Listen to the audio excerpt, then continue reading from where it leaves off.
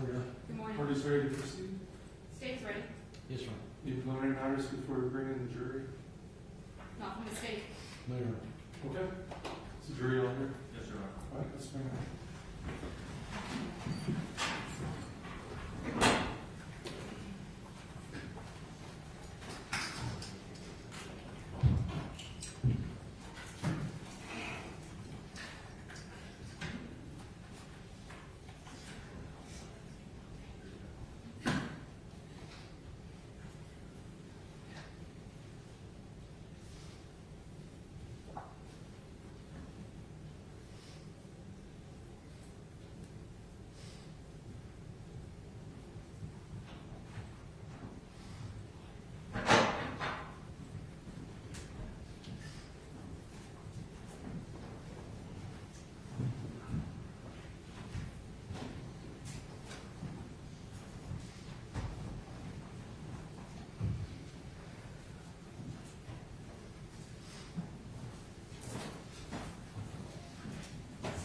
You can be seated.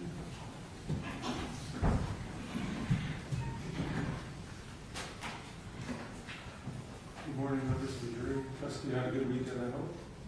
And we'll continue with our trial now. All right, stand and call your next witness. Barclay Stewart. All right.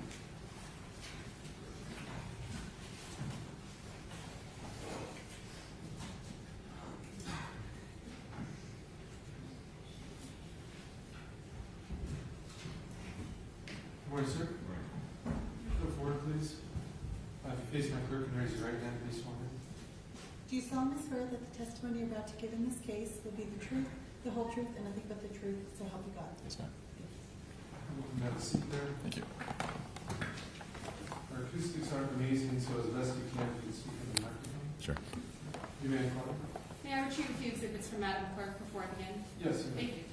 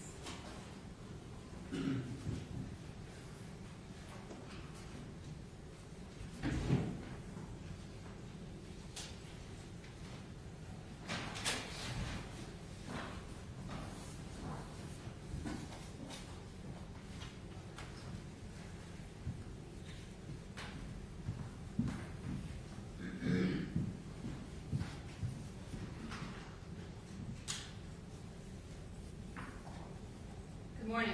Morning. Please state your full name and spell your last name for the record. My name is Barclay Stewart, Barclaystewart. How are you employed? I'm a surgeon at the University of Washington at Harborview Medical Center. And generally speaking, in what capacity do you work for Harborview? I'm a trauma and burn surgeon. Fair to say you're a medical doctor? Yes. Can you please describe your educational background? Sure. I went to college at Clemson University in South Carolina, in the medical school at the Medical University of South Carolina. I have graduate degrees from London School of Hygiene and Tropical Medicine and Stellenbosch University in Public Health, and then went to the University of Washington for my residency training. Was your residency in a particular area of medicine? In general surgery. And following your residency, did you go on to do additional training? A fellowship in trauma and burns and critical care surgery And where was that? at the University of Washington at Harborview. Do you hold any other postgraduate trainings in any particular specialties? No. Do you hold any board certifications? In general surgery, critical care surgery, which includes trauma, burns, and intensive care. Would it be fair to say that you're a specialist in a particular area? Yes, What would that be? both trauma and burns. And is this a particular area that you presently practice in? Yes, How long have you been specializing in the area of trauma and burns? for 6 years. Do you currently see patients within your specialty? Yes, And is that on a daily basis or near daily basis? Near daily basis, yes. Can you briefly describe what kind of facility Harborview is? Harborview is a very large regional level 1 trauma and burn center for both adults and children. We see patients from Washington, Idaho, Alaska, Montana, and Wyoming with complex injuries and burns. What does it mean to be level 1? It's a certification granted by the either American College of Surgeons, Committee on Trauma, or the State Department of Health, and it represents a certain amount of resources that must be available 24/7 for care of injured patients. And would level 1 be the highest and the best level? Yes. Do you also teach within your area? Yes, we teach residents and medical students as well as postgraduate fellows specializing in trauma and burns. And is that because your facility is associated with the university? Yes. Do you publish or write in this area? Yes. Do you also review others who publish and write in this area? Yes, for medical journals. Are you a member of any professional organizations? Yes. What are those? The American College of Surgeons, the Committee on Trauma, which is our national body for trauma surgeons, the American Burn Association, and the International Society for Burn Injuries. As part of your ongoing training, do you stay current in your field on the research that others are doing? Yes. Have you ever testified as an expert before? Yes. I'm going to ask the court too if I can approach the witness. May Jason.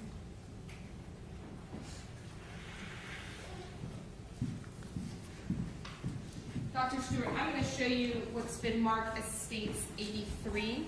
Do you recognize this? And Yes. feel free to look through it if you need to. Yes, I recognize it. That's my CV. Does that appear to be, looks like it has a date up at the top, does that appear to be relatively recent and up-to-date resume for you? Yes, ma'am. Move to it and it states 83. No objection. States 83 is submitted.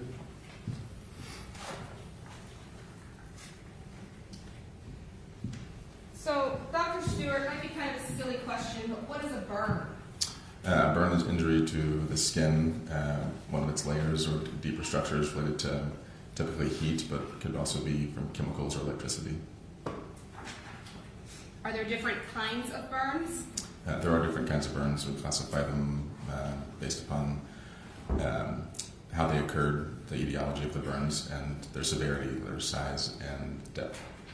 What is the purpose of classifying burns?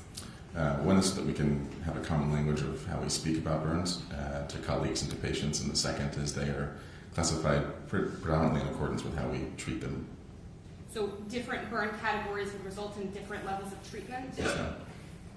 And fair to say that different burns have different levels of severity, Yes, ma'am. and then therefore different levels of burn would have different levels of associated pain to the victim. Yes, correct. Generally speaking, can you kind of give us a breakdown of that burn differentiation? Sure.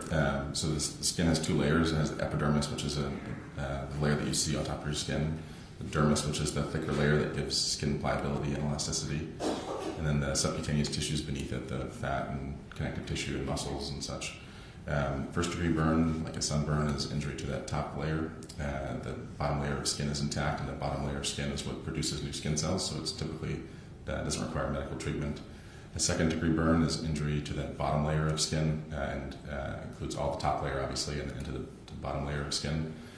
It results in a wound that usually takes a period of 1 to 3 weeks to heal, and it heals again from the cells inside that bottom layer. That's things you get from typically scald burns. And then a third degree burn is all the way through both layers of the skin and into the fat or its deeper contents. And that's some rare scald burn injuries, and things like flame burns, electrical burns and such generate those deep injuries. Does a second degree burn result in the need for medical treatment?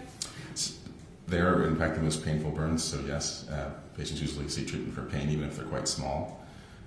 Large second degree burns can be very physiologically important for us to treat. They can cause people to have severe dehydration and burn shock and get sick from having large wounds that can get infected.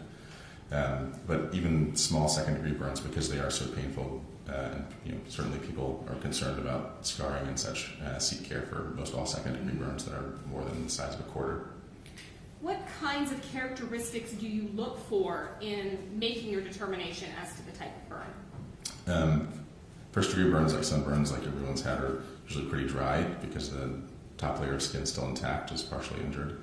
For second degree burns, once it gets into that bottom layer, they're wet and red and weepy as the fluid from our bodies leaks out without having that top layer of skin to protect it.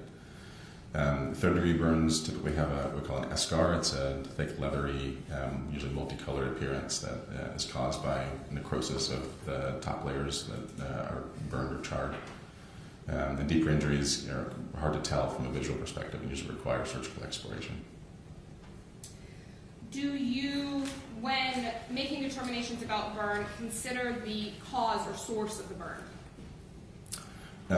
Yes.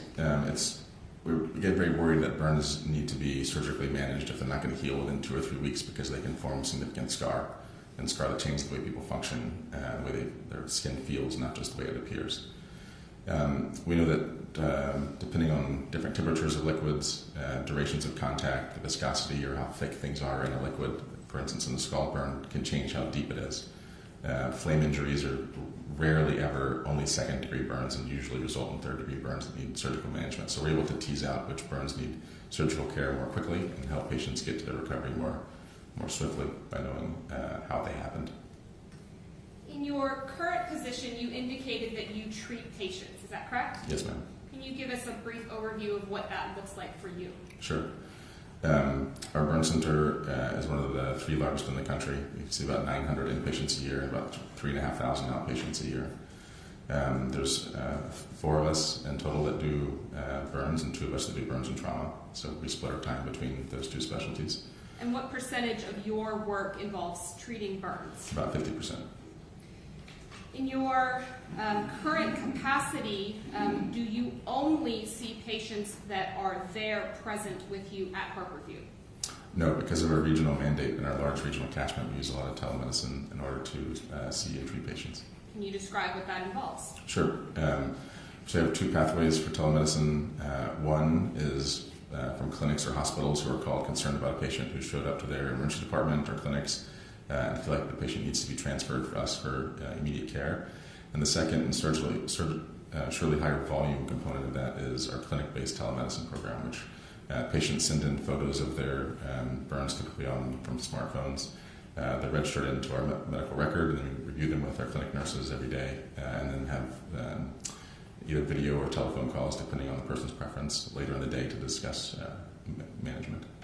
So would it be common then for you or other experts in your field to rely on data that was generated by other doctors in rendering an opinion?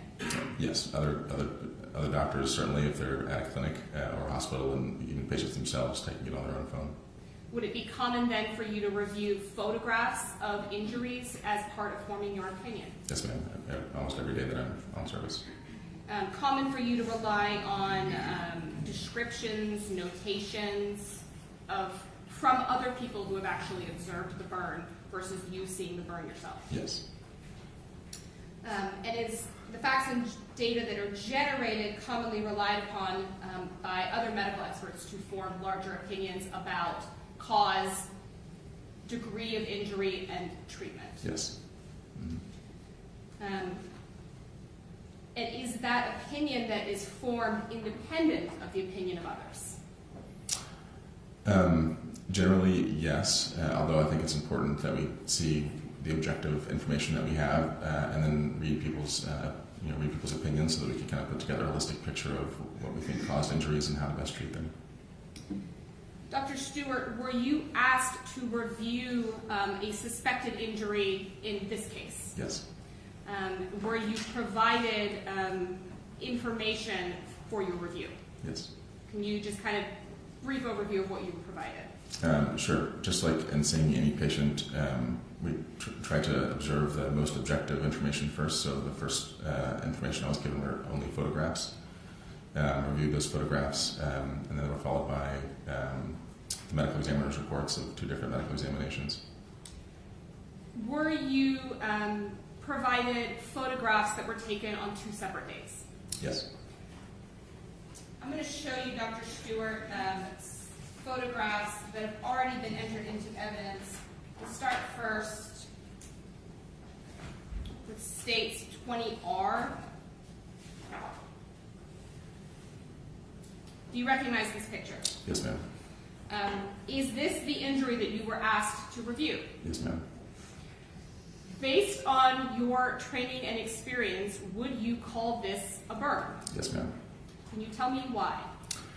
For several reasons. One, it has just a very kind of classical Gestalt image of a burn. Specifically, it looks like there's loss of the epidermis, that outer layer of skin. When you see that, it might not project too well, but if you look closely at the image, it looks like a bit of a step off from where the skin is normal and intact down to where the injury happens, and that loss of skin is pretty characteristic of a burn injury. The base of the wound is red, which is often what a deep second degree burn injury looks like at its base.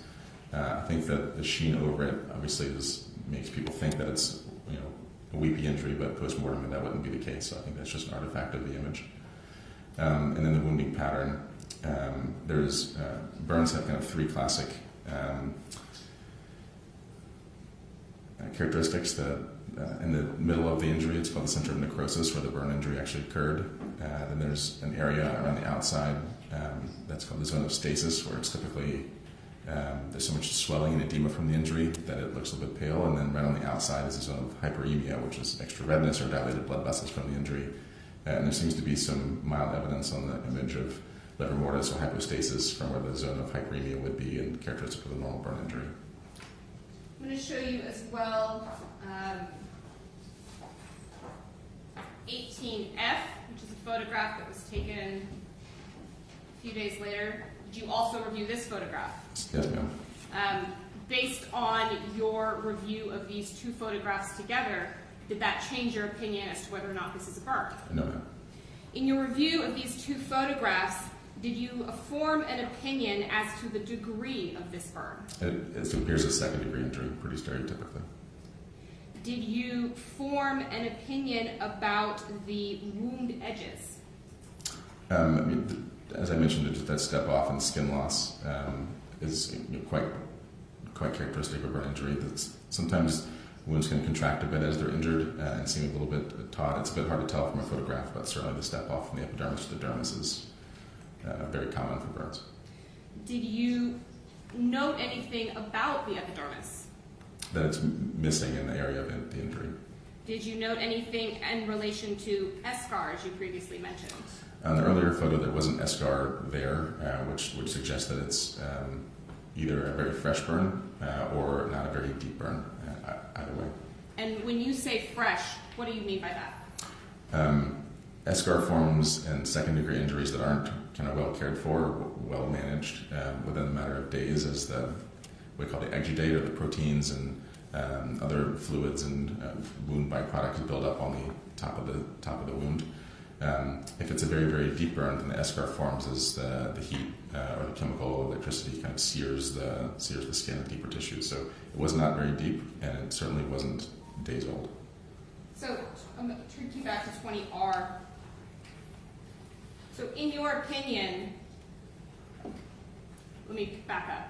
Based on the information you received, you were aware that this was a injury that was present on a body that was deceased, correct? Yes, ma'am. Based on your review of this injury, are you able to form an opinion as to whether or not this was sustained before or after death?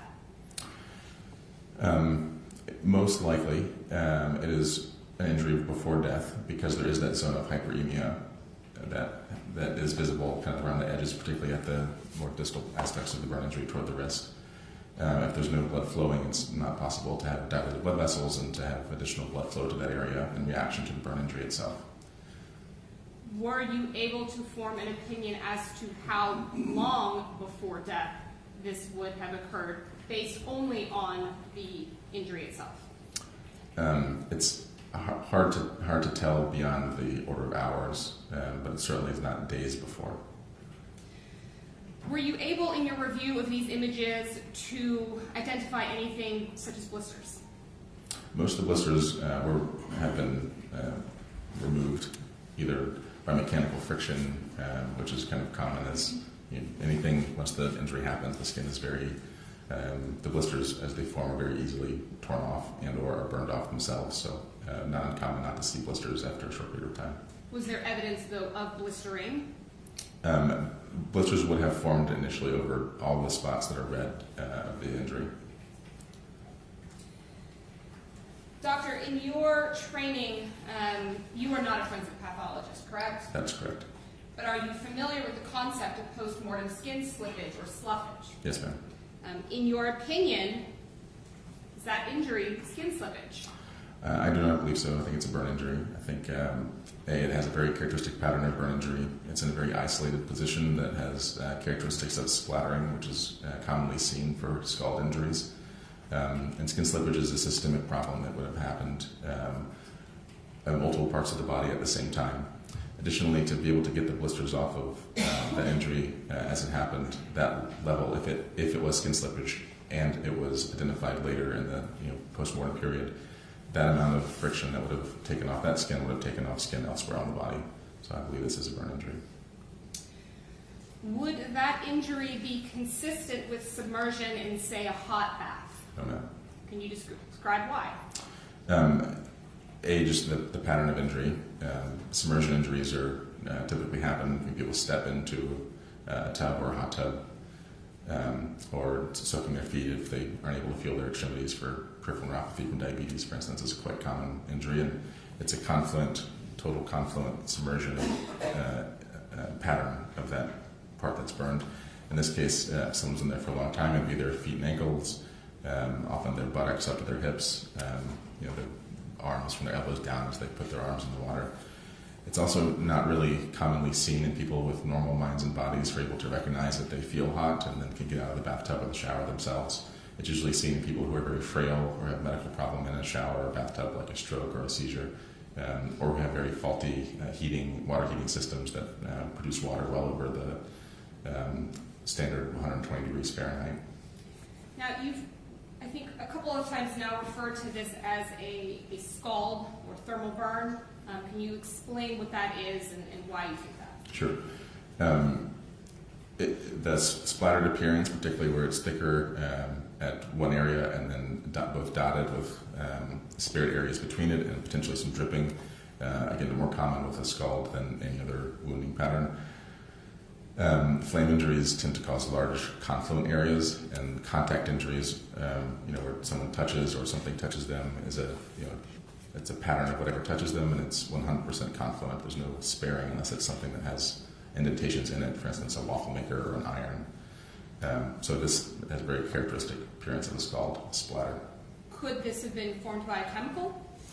Unlikely. Chemicals produce both acids and alkali injuries. Both cause a very characteristic coagulation necrosis pattern of the skin that leads to eschar very quickly and very early, even if it's not a very deep injury, and that wasn't present on these images. Was there anything about the location of the injury that stood out to you? The injury was on what we call the medial and volar side, or the inside of the arm. That's usually a place that's protected and hidden from the outside world. So that was a little bit a unique place to find it. Usually when people are cooking or managing something, they get injuries on their hands and fingers, on the back of their hand or the top of their arm as they move things off of a stove, for instance. So to see injury on the inside of the arm, on the inside of the flank, inner thighs, inside the armpits are just very bizarre areas for wounds to occur if it's just a normal interaction with the world. In your review of this case, were you provided images from the scene? Yes, ma'am.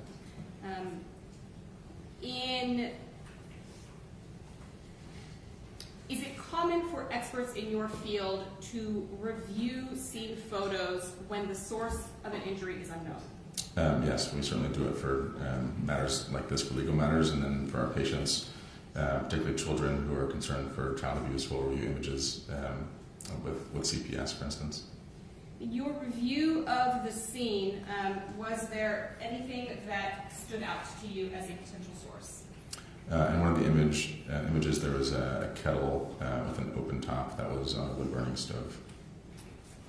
I'm going to show you what's already in evidence as states 63.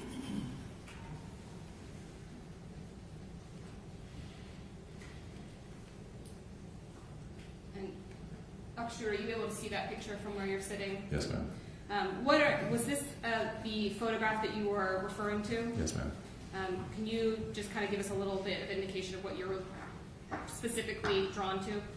Sure. Just a kettle in the bottom left corner of the image that was on the stove that was also seen in another image. The kettle doesn't have a top, which I'm not saying that this was or wasn't the cause of the injury, but it was just something that I noticed as part of a potential source in the images I received. Would hot water from a humidifier kettle potentially be able to cause an injury like this? Sure. Any water that's hot enough to generate steam can certainly cause a scald injury. And again, doctor, I'm going to show you 63D. Is this the stove that you're referring to? Yes, ma'am. Dr. Stewart, were you also able, in your review of the photographs, to observe where the victim in this case was found? Yes, ma'am. I'm going to show you 16G. Was there anything about this that drew your attention? Obviously lots, but what regarding the burn injury itself, people who have burn injuries typically have a very hypersensitive wound, and it's sensitive to things as minimal as air blowing across it, and any variation of liquids above or below their body temperature. So to soak inside of a bath immediately after burn injury would be a little bit unique. People usually try to keep it clean and avoid getting it submerged, avoid exchange of temperature, and certainly would seek care for an injury that size, just given how painful it would be. Would soaps or bubble baths potentially serve as an irritant as well?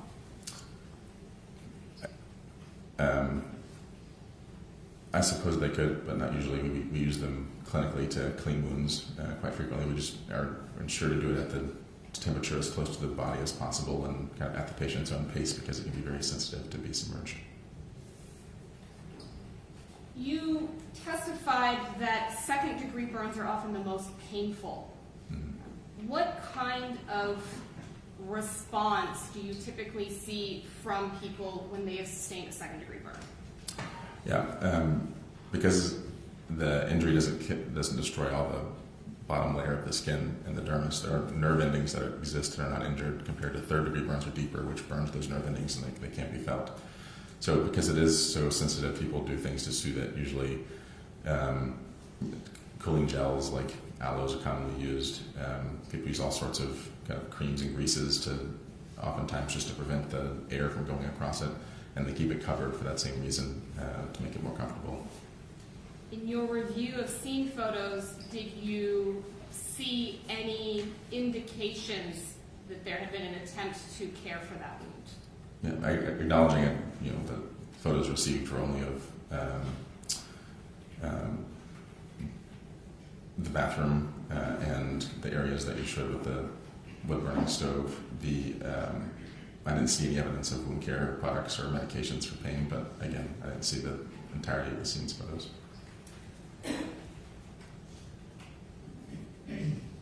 Dr. Stewart, would it have been extremely painful to get into a warm or hot bubble bath with that injury? Most likely. I would not have expected someone to have a fresh burn and then submerge it in the hot water. I don't have any other questions that Mr. Johnson will. Thank you. Cross-examination? You good, Brooke?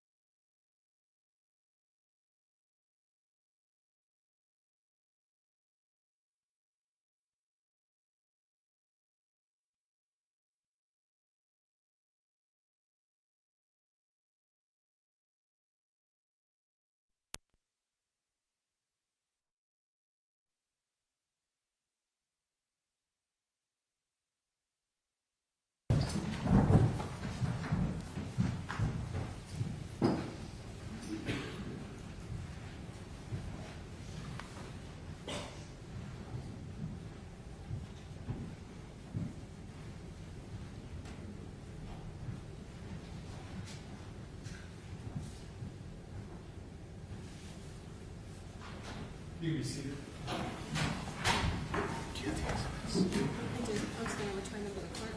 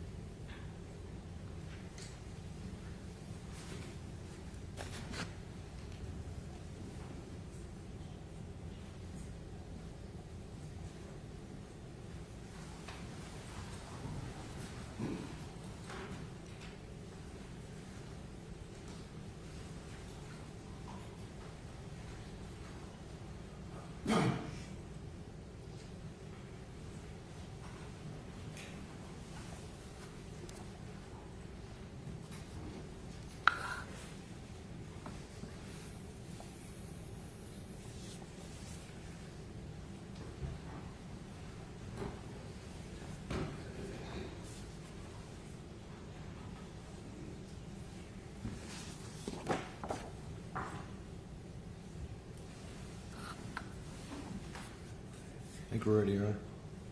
Okay. Let's bring the jury back.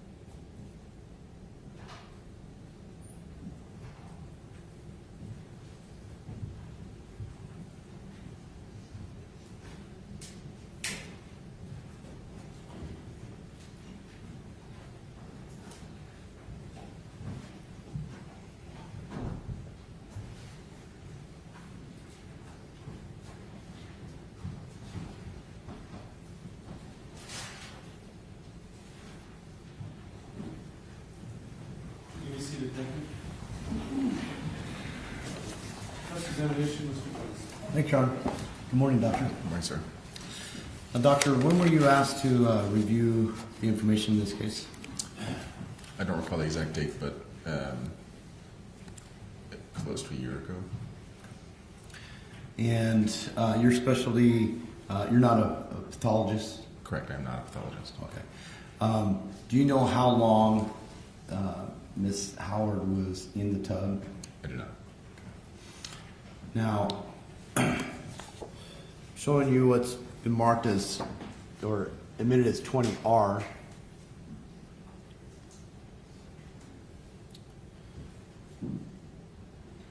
And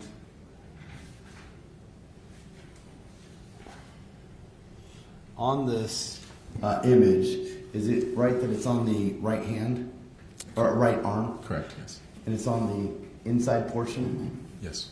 Okay. Now, in your opinion, if this was a burn, it could happen anywhere to up to hours before her passing, correct? Correct. And you believe that it was some sort of liquid, to include possibly oil, correct? Correct. Yes. Okay. And do you know if Miss Howard was right or left-handed? I do not. These type of burns could occur, for instance, throwing chicken into a hot skillet of oil, correct? Potentially.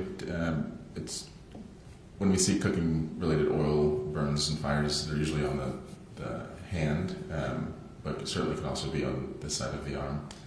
Oil burns tend to cause a rather early eschar as well. It turns white pretty quickly after the injury and then fades to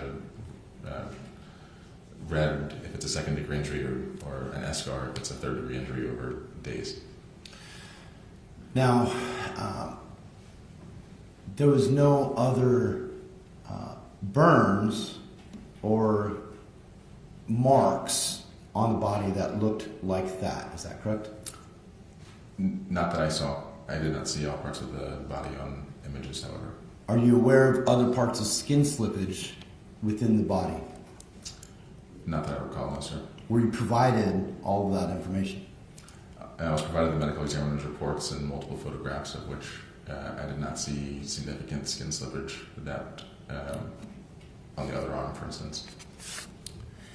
Now, you were shown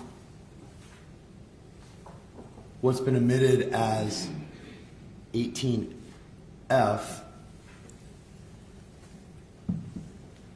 Apologize, there's a little lag.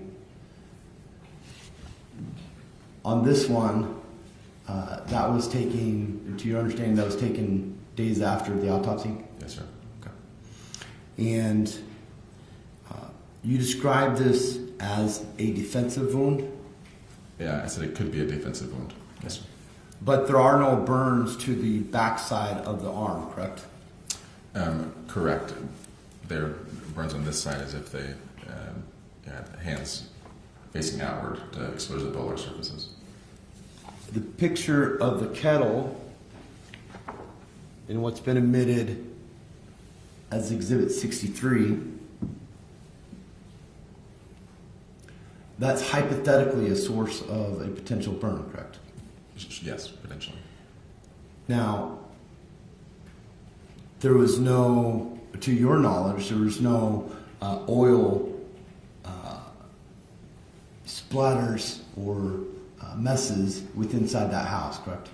Correct. Not that I was made aware of. There was no evidence of any liquid being thrown within that house, correct? Objection beyond the scope.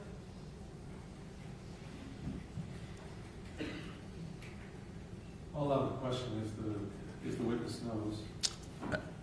In the photos I saw, I did not see any additional evidence of splatter or hot liquids being thrown. This burn or whatever it is did not cause Ms. Howard's death, correct? Correct. I have no further questions, Your Honor. Redirect? Briefly, Your Honor, may I first, Madam Clerk? You may. Dan approach and return exhibits, Your Honor. You may.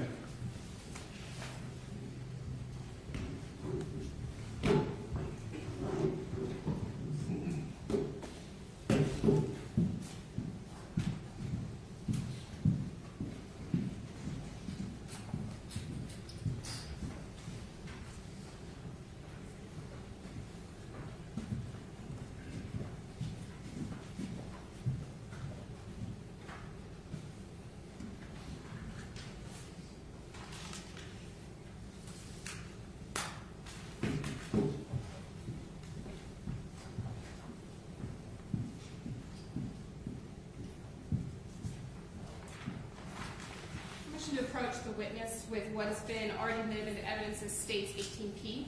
You may do that. Thank you. Dr. Stewart, I'm going to show you a photograph that's already been admitted as states 18P. Do you recognize this picture? Not off the top of my head. No, ma'am. You previously testified that you were provided photographs from both the medical examiner as well as the coroner. Yes. And when you were provided those photographs, were you only provided pictures of the arm or were you provided pictures of the whole body? I was provided a large number of photographs, not necessarily of the entire body, but a large number of photographs. In this particular photograph, I'm going to be drawing your attention to this area up here. I'm going to go ahead and show this on the larger screen so that the jury can follow along.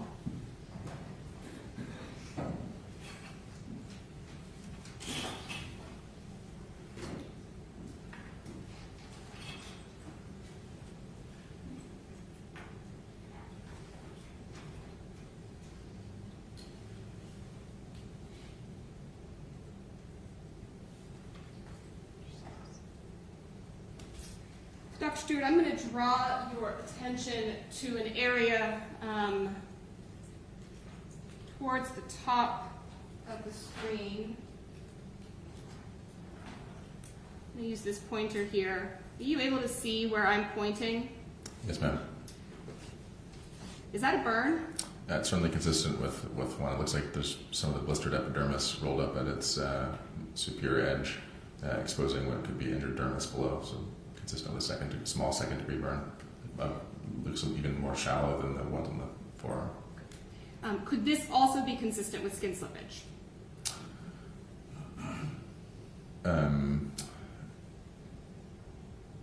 Less likely. Okay. Am I allowed to ask a question? Sure.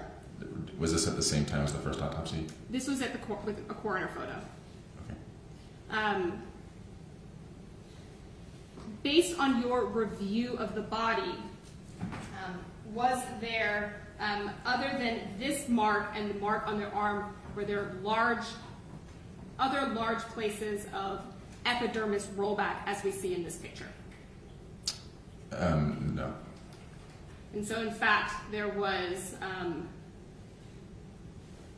very little epidermis rollback except for in specific areas. Correct. And skin slippage often happens where there's higher amounts of friction that can cause the skin to slip from its two layers, which would happen, for instance, on the back of the buttocks, which are not as affected as that area on the hip. And if a body were, say, to sit in a bathtub for a long period of time, in water, would that not result in large areas of the skin? Objection outside of scope across. Overruled. If a body were, say, to sit in, submerged in water for a long period of time, would that not result in large amounts of the skin receiving that same treatment of being submerged in water for a long period of time? Correct. Skin that's submerged in water for a long time does tend to slip in and of its own self. We see that with trench foot, not uncommonly. People who are unhoused with wet socks or feet of their skin, the skin of their feet will slip off. Just that example. And that occurs in large Swaths. areas. Yes. Thank you, Dr. Stewart. No other questions? Did you want a cross on that last section? No, Your Honor. Thank you, sir. You just said that. Permission to return this to Madam Clerk? You may.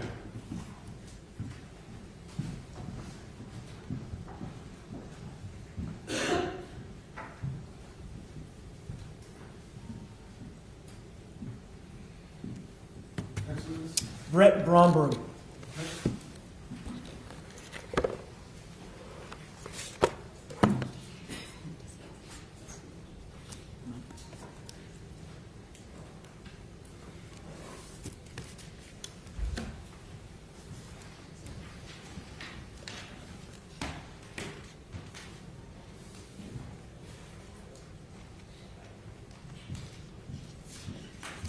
Good morning, sir.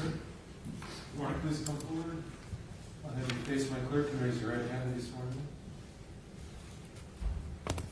Do you solemnly swear that the testimony you're about to give in this case will be the truth, the whole truth, and nothing but the truth, so help you God? Yes. Thank you, sir. If you'd have a seat there at the witness stand. And as best you can, I'll ask you to speak into the microphone. You may inquire. Thank you, Judge. Sir, can you say your whole name and spell the entirety of it? My full name is Brett Bromberg Martin. My last name is a hyphenated last name. I'll spell the whole thing now. The first letter of my name is B as in Bumblebee. R-E-T-T. My last name Bromberg is spelled B as in Bumblebee. R-O-M-B-E-R-G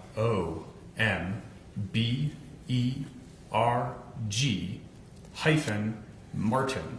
M as in monkey. A-R-T-I-N. How are you employed? I'm the supervising forensic scientist for the Washington State Patrol Crime Lab Firearm Toolmark section at the laboratory located at 580 West 7th Street in Cheney, Washington. How long have you been working there?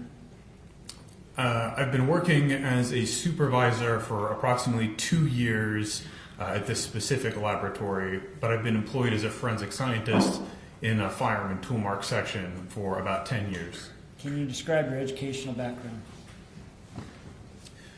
I have a bachelor's of science in biology with minors in chemistry and psychology, and I also have a master's of science degree in forensic science with coursework specific to the job that I currently work now.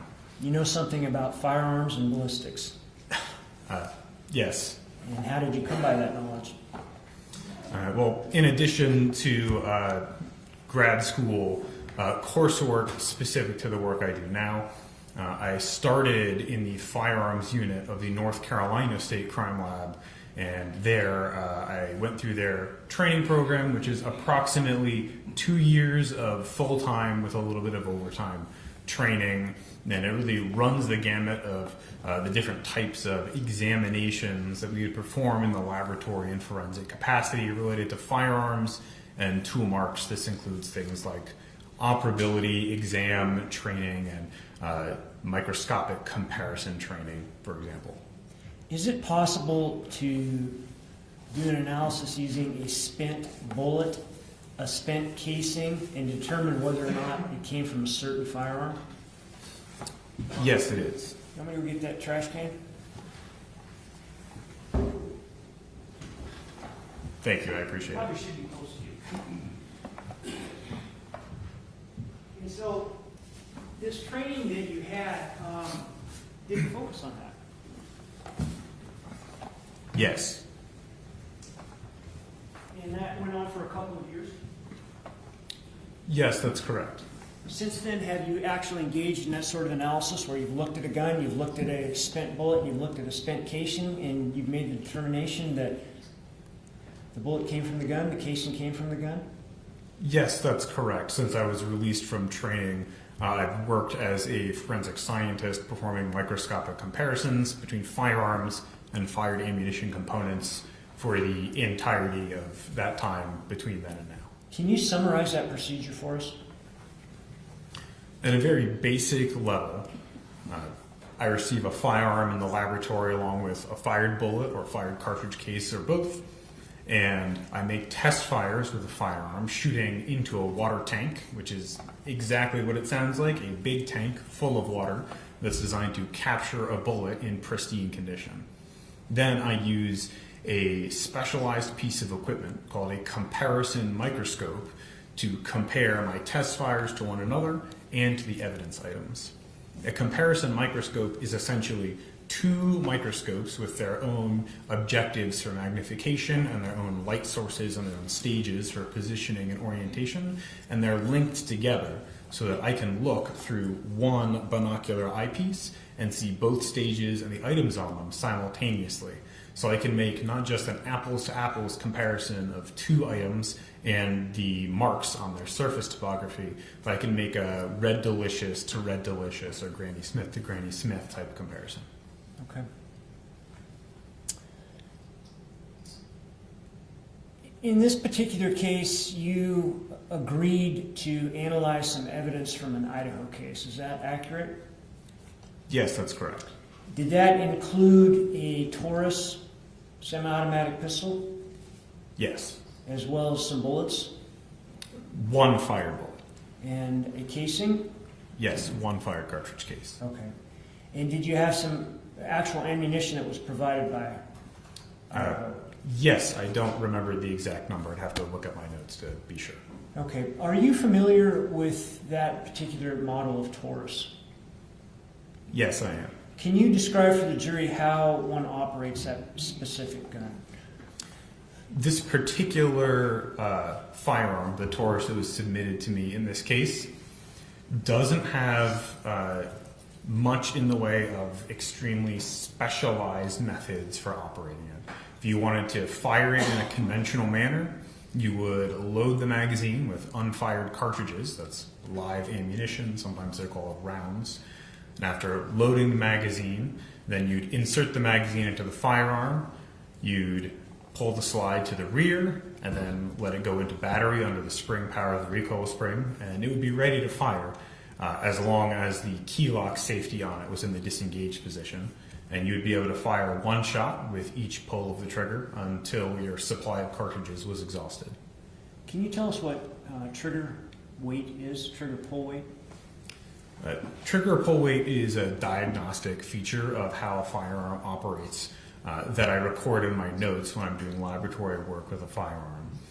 I assess trigger pull weight by what's called a dead hang weight. So with the firearm oriented with the muzzle of a firearm pointed toward the ceiling and a weight hanger through the trigger guard onto the trigger, I use weights that are calibration checked, so I know that they're a specific weight. They are the weight they say they are. And then very gently raise the gun upward until I find the weight that fully depresses the trigger. And then I'll go backwards a little bit and remove some weight to make sure that one weight down, that is, a pound or a quarter of a pound or whatever I have on the dead hang weight hanger, does not depress the trigger. And then in my notes I record the weight that was the minimum amount of weight to fully depress the trigger every time I test it. Did you determine the pull weight of this Taurus? Yes, I did. I don't have it memorized, but it's written in my notes. We're looking at your notes. Refresh your memory about that. Yes. Could you do that for us, please?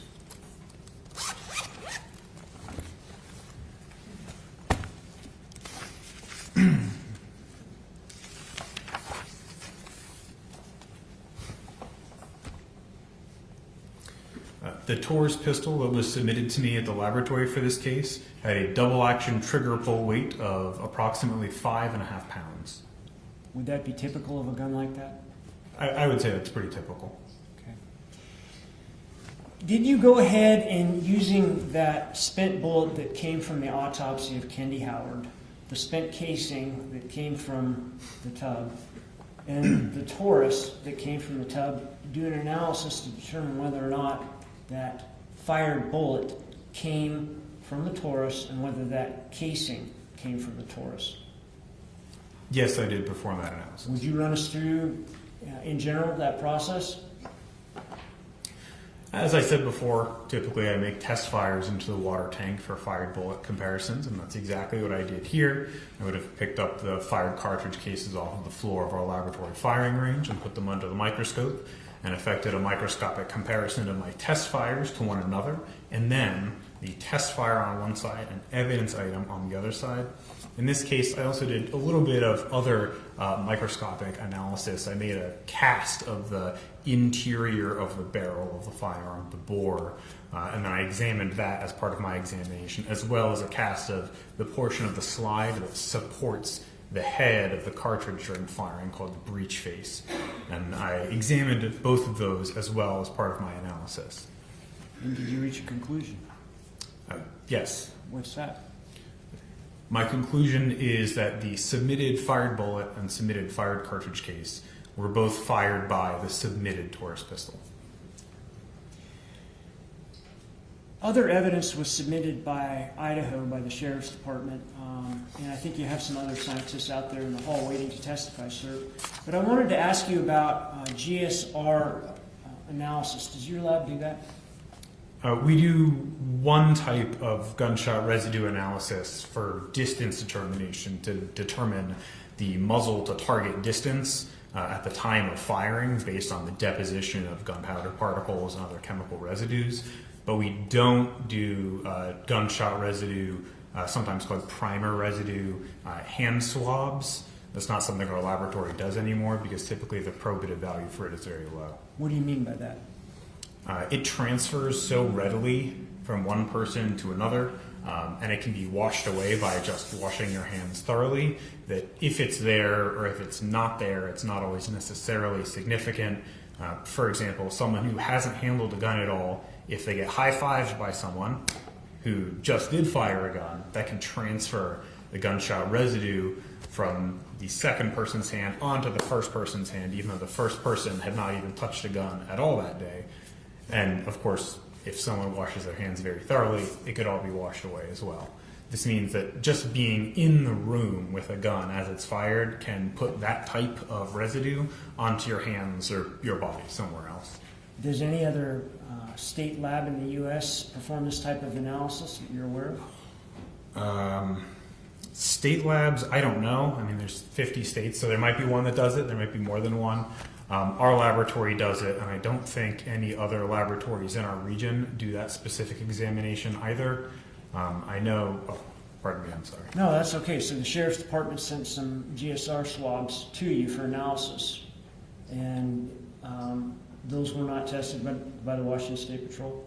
That's correct, and if I was a supervisor at the time they were submitted, it would have been me who declined them for analysis. Basically for the same reasons you've described here today? Yes, that's correct.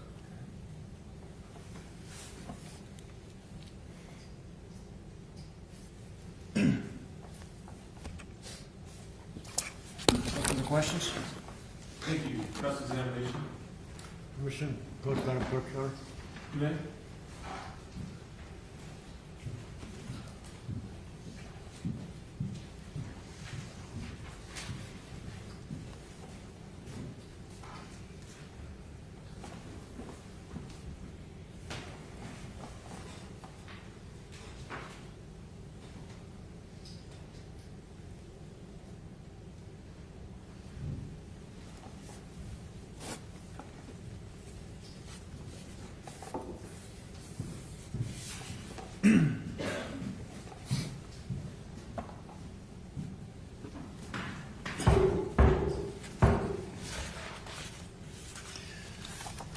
Good morning. Good morning. I have put up there what's been admitted into exhibit as a exhibit number 58, which is a blue gun or replica gun. Can you go ahead and look at that? Is it okay if I handle it Yes. directly? Yes, please. Do I need to wear gloves for this? No, this is not, this is a replica gun.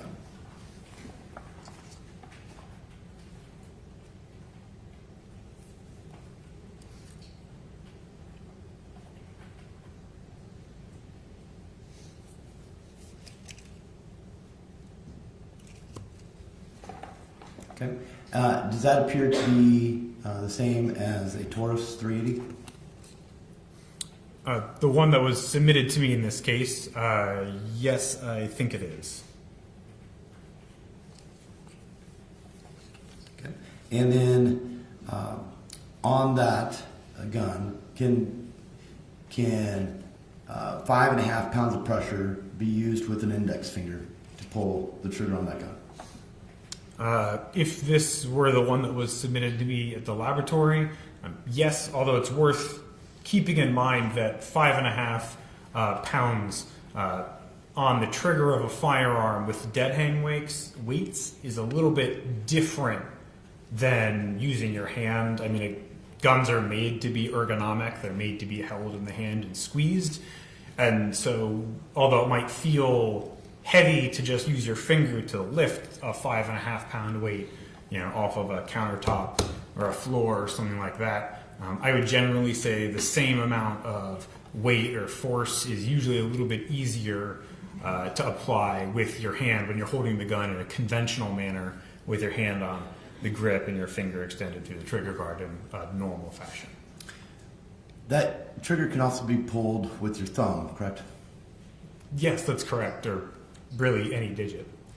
Now, when working with outside agencies, when you communicate whether or not GSR was not going to be conducted, if that local agency still wanted it conducted, would you do the test? Nope. And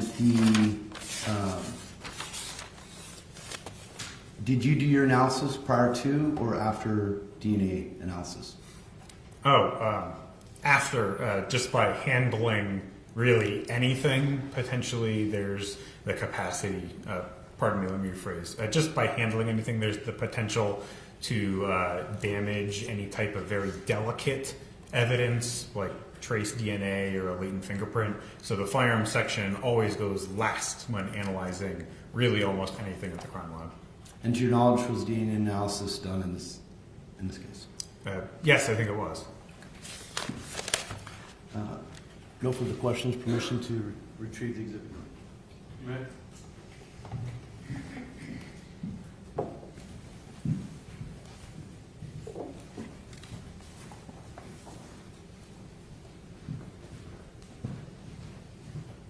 Read right. That, nope, sounded pretty firm. Why are you so adamant about not testing GSR even if some other agency wants it? Specifically with reference to hand swabs, since our laboratory is held to international accreditation standards, that means we have to maintain procedures and technical manuals and instrumentation and personnel to be able to do those types of exams, and then all of that would be time and effort and money we could have spent preparing to do other exams, and that particular one just isn't usually very useful for any given case. I know there's a very small number, or relatively small number, of private laboratories in the United States that do that type of examination, but what it can tell you in any given case is usually pretty limited. Thank you. No further questions. Thank you, sir. You may step down.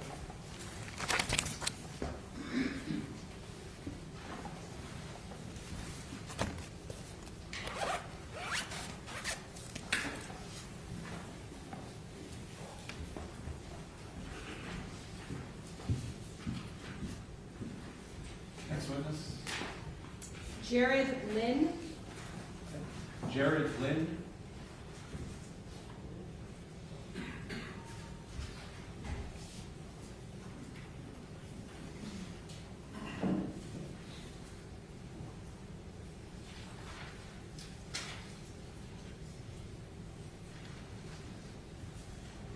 Good morning. Sir, if I could have you step forward, please. You face my clerk and raise your right hand this morning. Do you solemnly swear that the the testimony you're about to give in this case will be the truth, the whole truth, and nothing but the truth, so help you God? I do. Thank you, sir. If you'd have a seat there, the witness stand. And as best you can, please speak in the microphone. Thank you. You may inquire. When you're ready, would you please state your full name and spell your last name for the record? It is Jared Lynn, Lynn. Did you know an individual by the name of Kendy Howard? Yes, I did. How did you know her? She worked in my department at Kootenai County. And when you say my department, what department was that? I worked in the supply chain receiving department. And what was your position when you were there? So I had a couple different positions. I was a supervisor for a while, and then I took the manager position also. Were those your positions when you worked with Kendy? Yes, both. How long did you know her? So I knew Kenny about 5 years. When you held those positions and knew Kendy, were you her direct supervisor? So for the first pretty much 4 years, 10 months I was, and the last 2 months I took a manager position, so then my supervisor kind of took over as the direct report.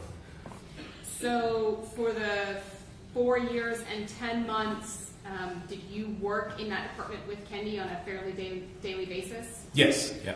And then in those last 2 months, who took over that direct supervisor position? So Carolyn took it over. You know Carolyn's last name? Carolyn Farnsworth, yeah. And so for those last 2 months, did you continue to know Kendy and see her around? Oh, absolutely, yeah. So the way our the two positions, leadership positions worked, we're right there working in the department. Our office is right there, right next to receiving, and the flow of the department. So it was nice. Still saw her pretty much every day? Oh yeah, every day. Over the course of that 5 years, did you get to know Kendy? Yes. Could you describe her general demeanor at work? She was fun to work with, right? She kind of made the day fun. She would come in the door, ready to work, ready to be there. She would like to go, deliver and kind of hang out with all of our customers, which is like all the nursing floors and departments and whoever we worked with. But yeah, it was good. She was good to work with. Can you kind of just describe generally what Kendy's day-to-day responsibilities were? So Kendy was a receiver, so we basically took anything that came off the dock, so anything that came from our main distribution center, FedEx or UPS, we would take those boxes and we would receive them, check them in, and they would go out and deliver them around the hospital in the afternoon. Was it a physical job? Physical, yes. I mean, I'd say more active than physical. Definitely a lot of steps. I think we used to try to have challenges of who was going to walk the most. I think 25,000, 30,000 steps was pretty common. But now, as supervisor or manager, was it ever your responsibility to deal with injuries in the workplace? Oh yeah, yep, absolutely. And can you kind of give us just a breakdown of what that might look like?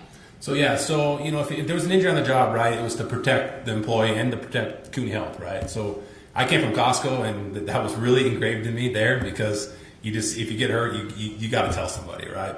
And then we would always have a process to report it, and we talked about it weekly in our huddles, and then if somebody got hurt, we'd use that as a learning kind of a learning part and kind of build off of that.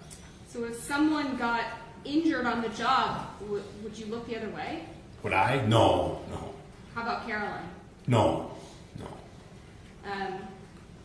If someone came into contact with, say, a hazardous chemical and sustained an injury, would you guys look the other way? Absolutely not. Did you often, or should I say the receivers, did the receivers often come in contact with something that might burn them? Burn? No. Somebody, a box fell on them, or they sustained something that might leave a significant bruise, would that rise to the level of being reported to a supervisor?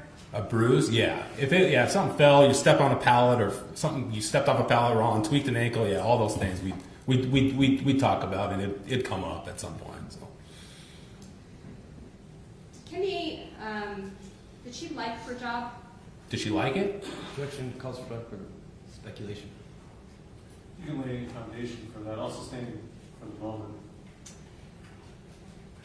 Did you and Kendy ever discuss her satisfaction in her job?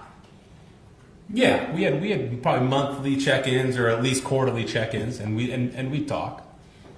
And in the 5 years that you knew her, were you aware whether or not Kendy had worked there before you got there?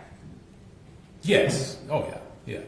Fair to say Kendy had worked there for quite a while? Oh yeah. She was one of the ones in the apartment that she'd been there for at least. Oh, I'm not going to say a number, but a while. Yeah. And in your monthly check-ins, did Kendy express to you whether or not she liked her job? Yes. Yeah. Was there a point in time where Kendy indicated to you that she was thinking about leaving the job? Yes. Can you describe that? So it kind of came about when Kootenai Health acquired 2 new hospitals. One was in Clearwater and one was in Orofino. And I know she was from there, but she talked about kind of taking a job at that new hospital down there. Even though that's smaller, right? Quite a bit smaller than the hospital up here at Kootenai Health. And so we were looking at job applications, and now that kind of rose interest in her that, we had acquired, Kootenai Health had acquired them. And hey, they have a materials management department. Hey, they do receiving. Maybe I can go down there and do that. So we kind of talked about that and looked at the job bank and stuff. Do you recall approximately how long before her death you had that conversation? I would say probably 3 or 4 months. And in that time, that 3 or 4 months before her death, what was her demeanor? She seemed more excited. I think something, she needed a change. I think, and you could feel it. And all my team members knew that I always supported them, always used me as a reference. And she knew that, and that's why she came and we talked about it. And I was like, yeah, I mean, they're not as big as us, but hey, yeah, I can talk to somebody down there, and we can see if you're be a good fit. I think she was excited about it. So. Thank you. I don't have any other questions, but Mr. Johnson will. Thank you. Cross-examination, Mr. Johnson? Good morning. Hey. Would you describe this as a physical job that Ms. Howard had? I'd say active. And in your conversations, were they primarily about work-related activities? No, I'd say a combination of both. Yeah. Did she discuss her relationships with you? Some. So did she express the affair that she had been having? No. If a person gets injured at home, would they report it to work? If it affects their work, yes. Do you think a bruise would affect a person's work? Depends on where that bruise is at. I have no further questions. Any redirect? No, Your Honor. Thank you, sir. Yeah. You may step down.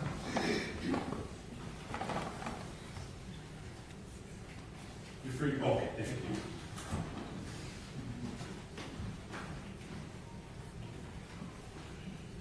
Next witness. Caroline Farnsworth.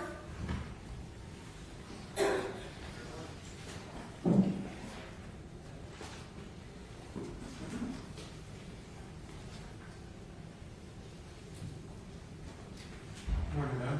Will you come forward, please? I'll have you face my clerk, and please raise your right hand if you swear. Do you solemnly swear that the testimony you're about to give in this case will be the truth, the whole truth, and nothing but the truth, so help you God? I do. Thank you, ma'am. If you'd have a seat there, please stand.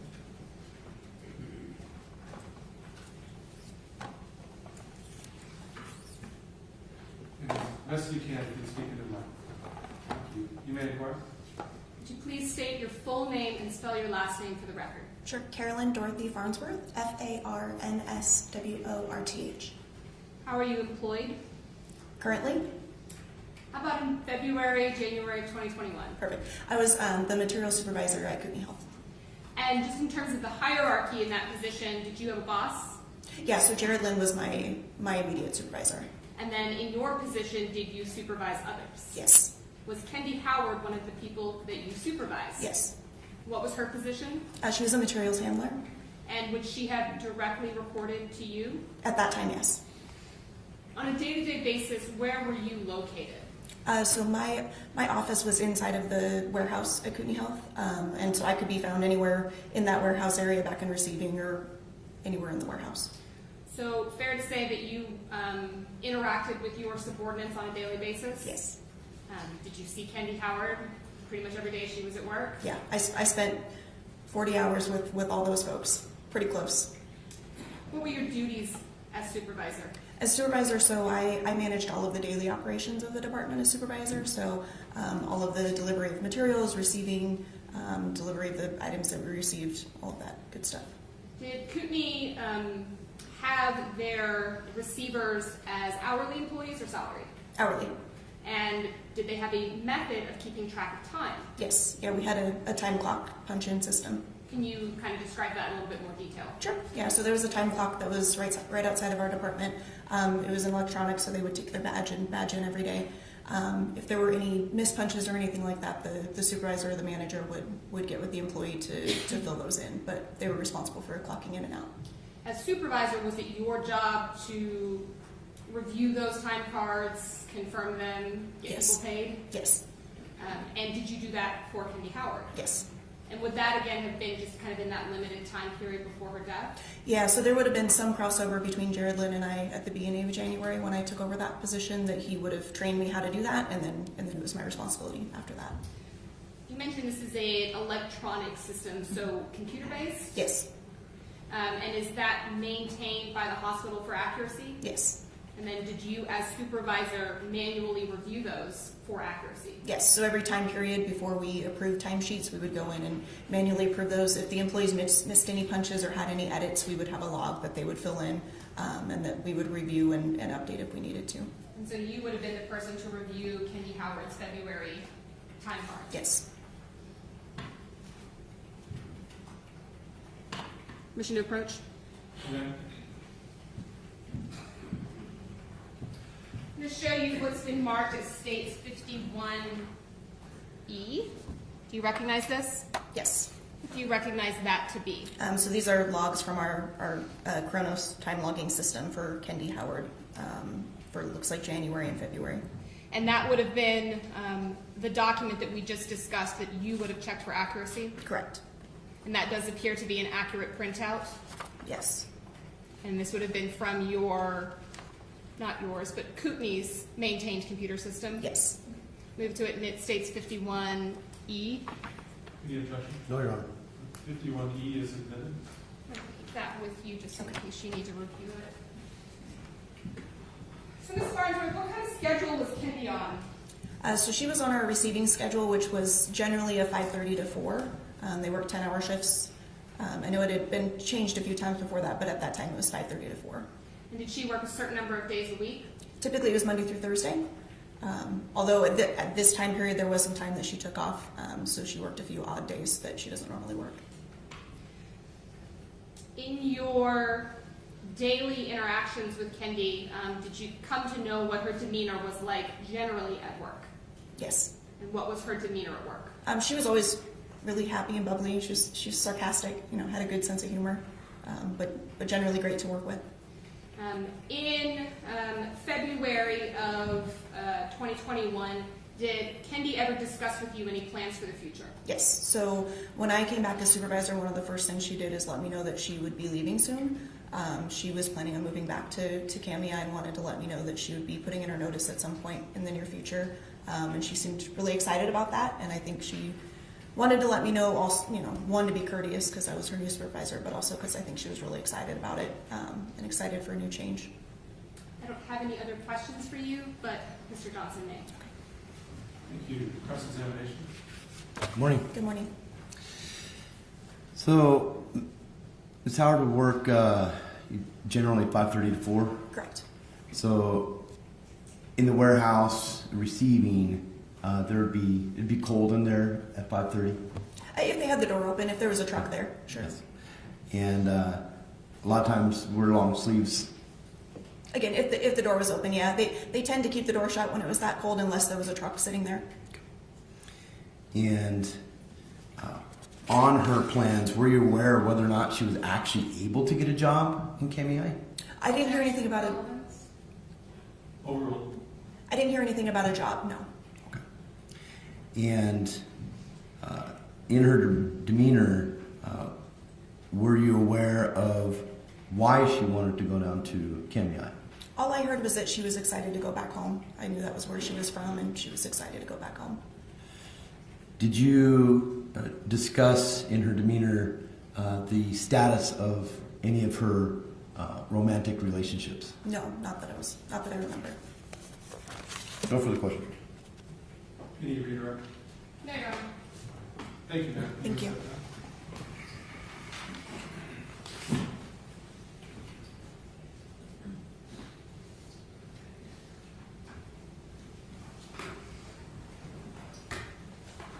Next witness, Jody Dewey. Michelle, can you grab the exhibit? Yes.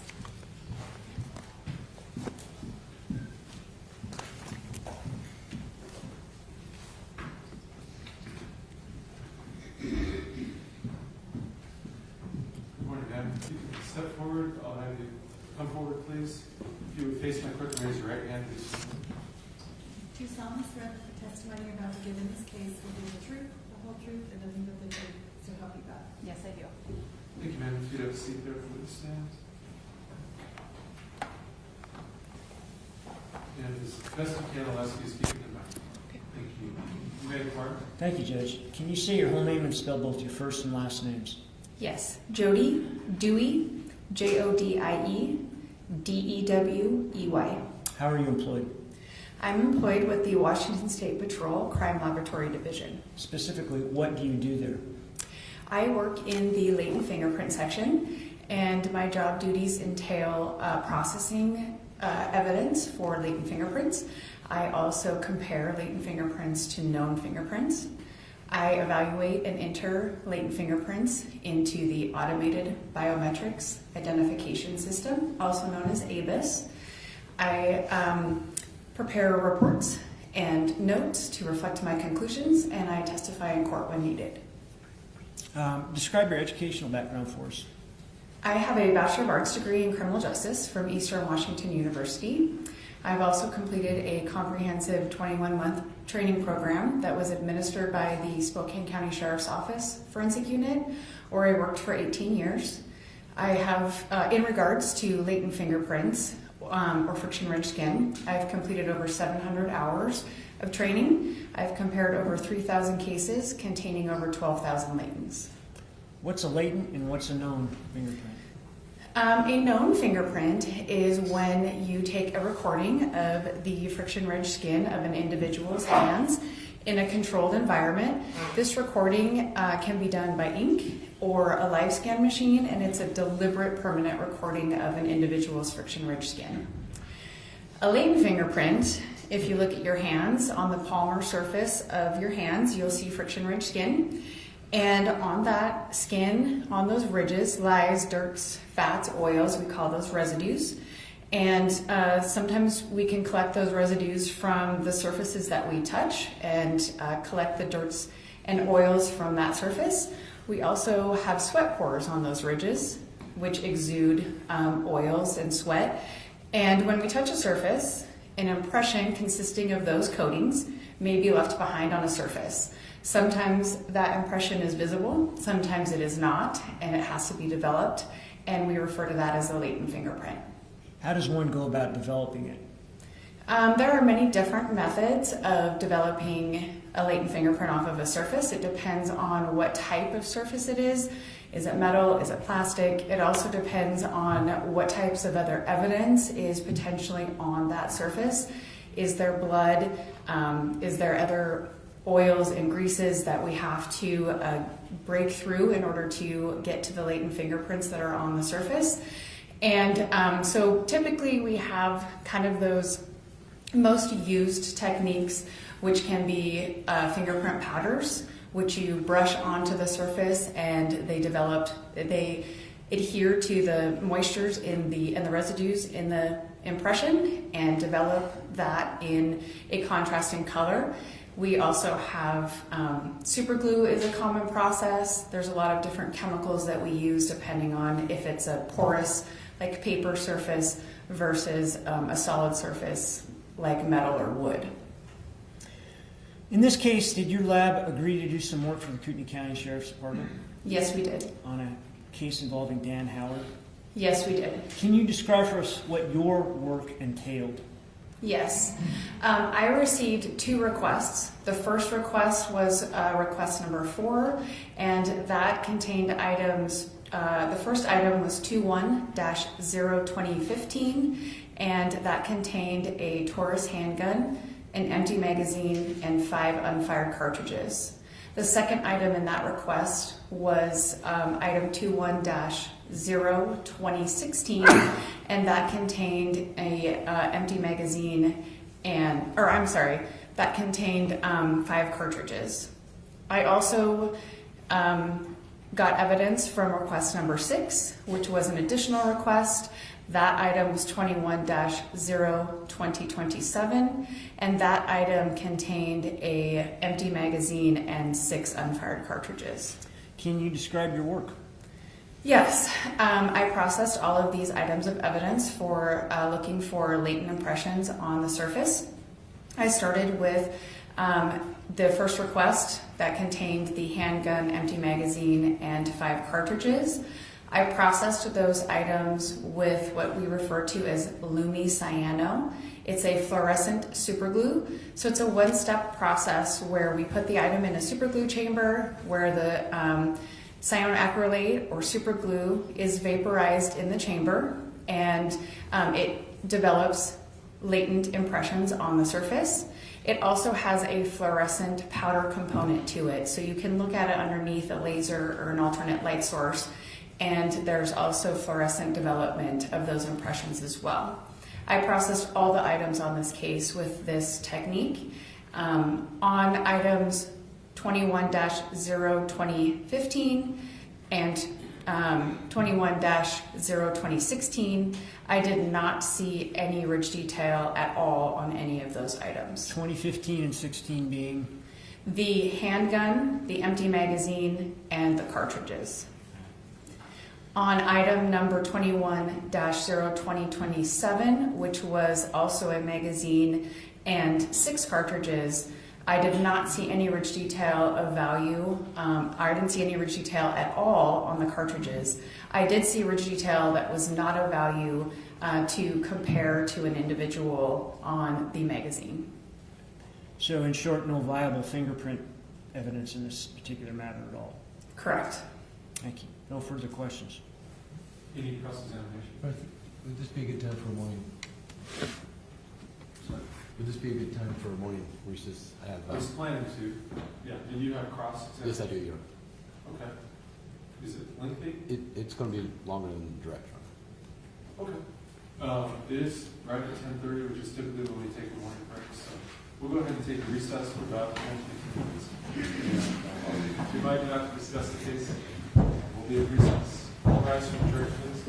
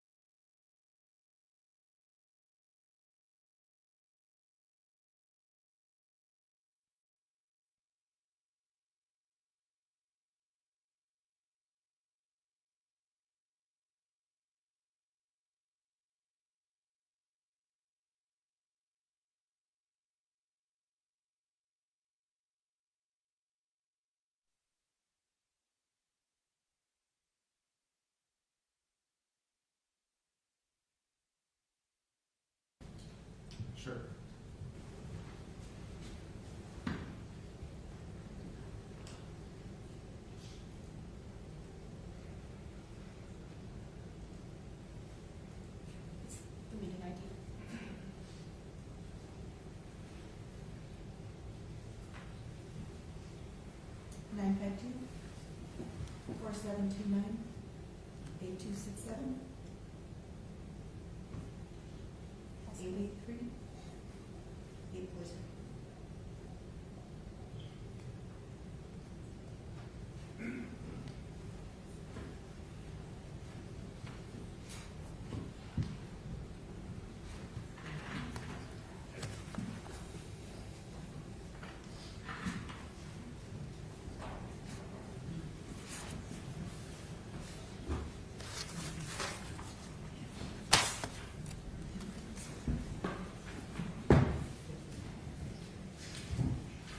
Yes, we can.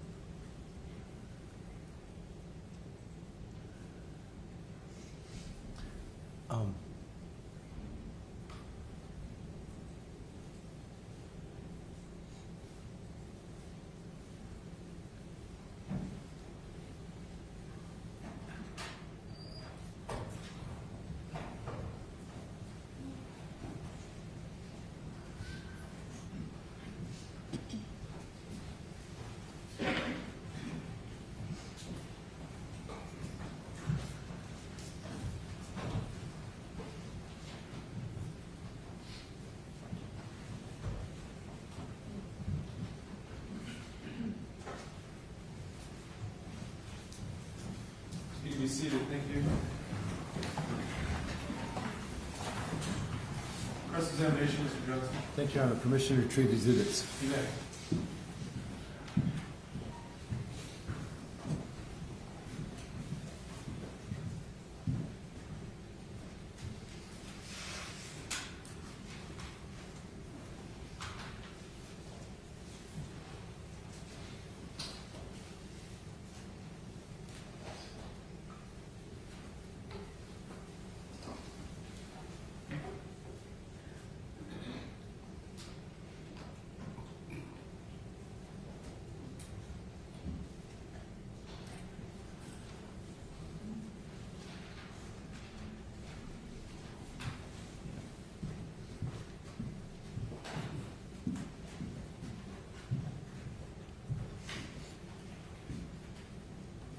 Good morning. Good morning. You mentioned earlier that there were 6 requests that your department or Washington State Patrol Crime Lab received. I'm not sure in total if there was 6. I believe there were more than 6. I just know that I worked request number 4 and number 6. And that's because 4 and 6 had to deal specifically with fingerprints? Correct. And in both of those, you were not able to make a good comparison, is that correct? That is correct. I wasn't even able to move into the comparison phase because I did not find any latent impressions of value. I'm showing you what's been marked and admitted as, there's a little lag. Marked and admitted as Exhibit 16E.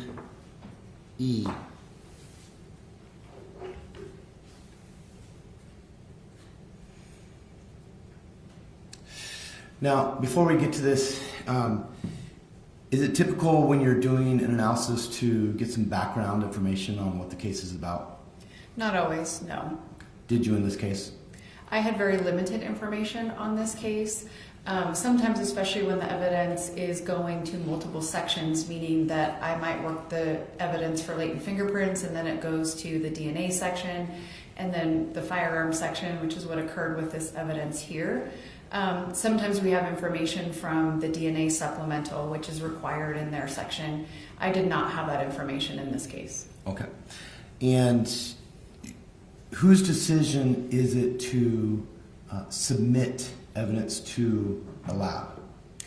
Typically, the decision is made by the agency, so there's an agency rep, whether or not that is the chief or a detective or even an officer or deputy, they can all make that decision to submit evidence to our crime laboratory. In this case, it was a little bit different because it's an Idaho state case where obviously we work in Washington state. So that had to come from the administrative level, meaning my director or my commander, the forensic laboratory services director, and the chief himself. Okay. So, to your knowledge, did you receive any requests to analyze the purse that any purse that was found on the scene?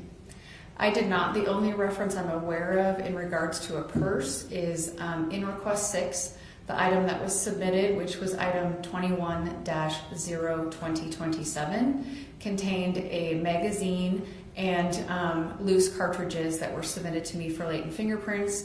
In the item description, it was described as coming from a purse. Okay. So, now touching on that item, the magazine and the cartridges were analyzed additionally for DNA, is that correct? Correct. So that occurred after I was done with the latent fingerprint processing. So it's fingerprint analysis first and then DNA? Typically, yes, and in this case, yes. Okay.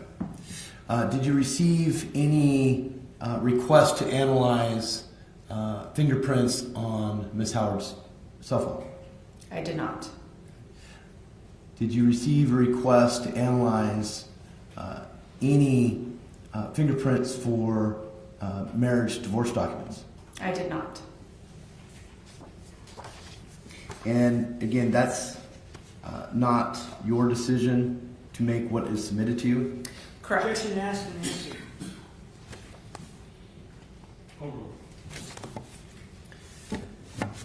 Now, in your position, do you ever have to go on scene to analyze fingerprints? Not in my current position, no. But have you in the past? I have at when I worked for a different agency. Okay. Were you asked, or to your knowledge, was any fingerprint analysis done at the scene? I am unaware of whether there was or not. And you did not conduct the DNA analysis in this matter? That is correct. Thank you. I have no further questions. Your Honor, may retrieve the exhibits. You may.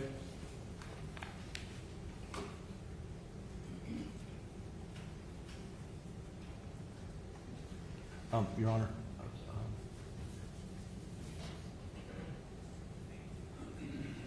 I don't know how to get that on. Can we close that screen?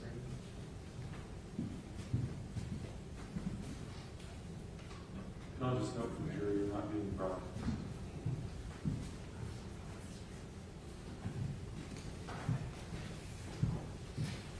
Can you redirect Mr. Bernard? No, thank you.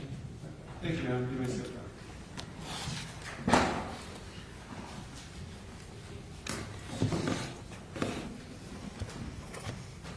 Next witness. Tyler Staples.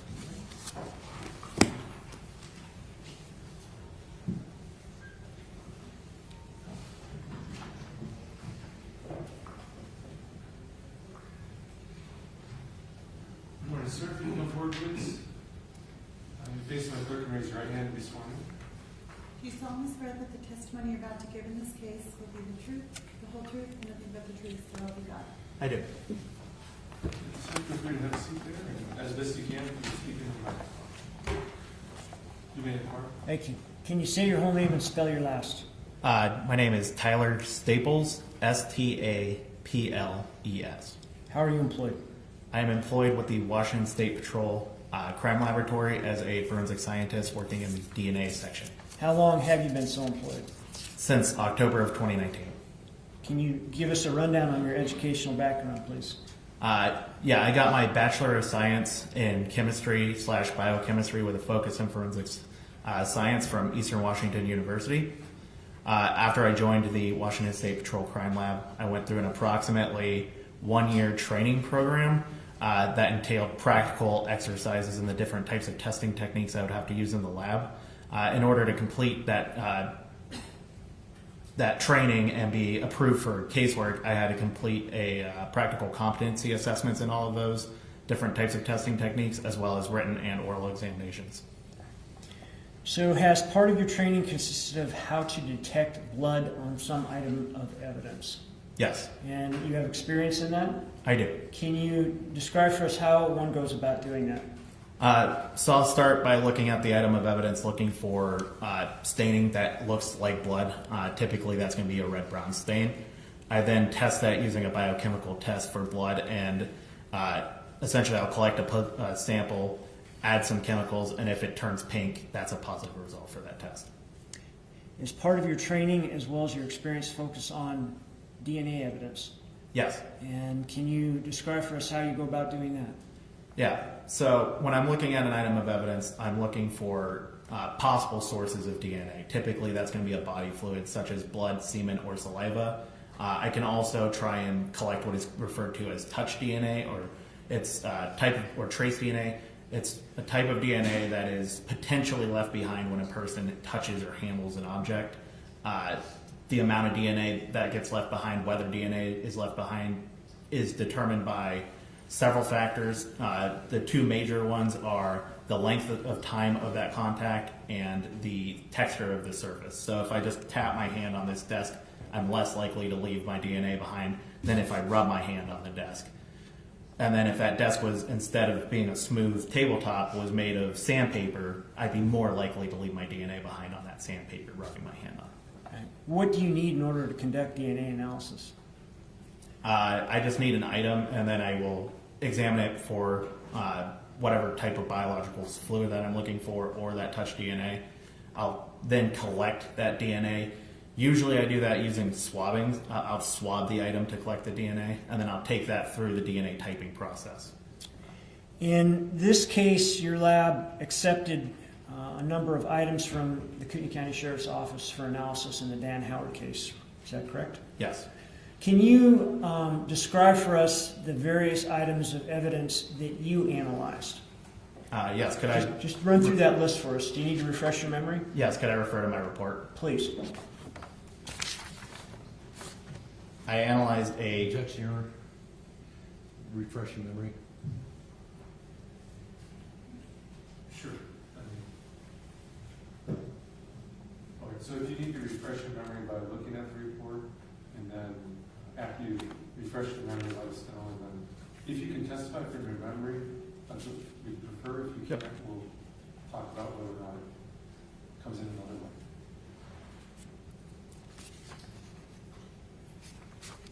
Okay. I examined a green bath towel.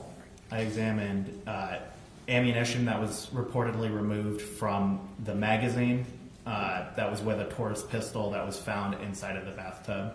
I examined that Taurus pistol.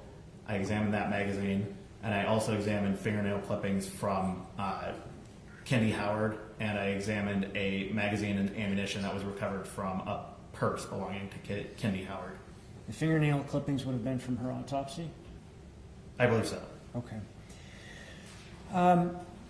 Let's kind of break this up, starting with the green towel that you got. Can you describe what sort of analysis you did on that green towel? Yes, I was looking at that towel for possible blood. I tested several stains that appeared consistent with what I would expect from blood, and I got negative results for that. So no blood was detected on that item.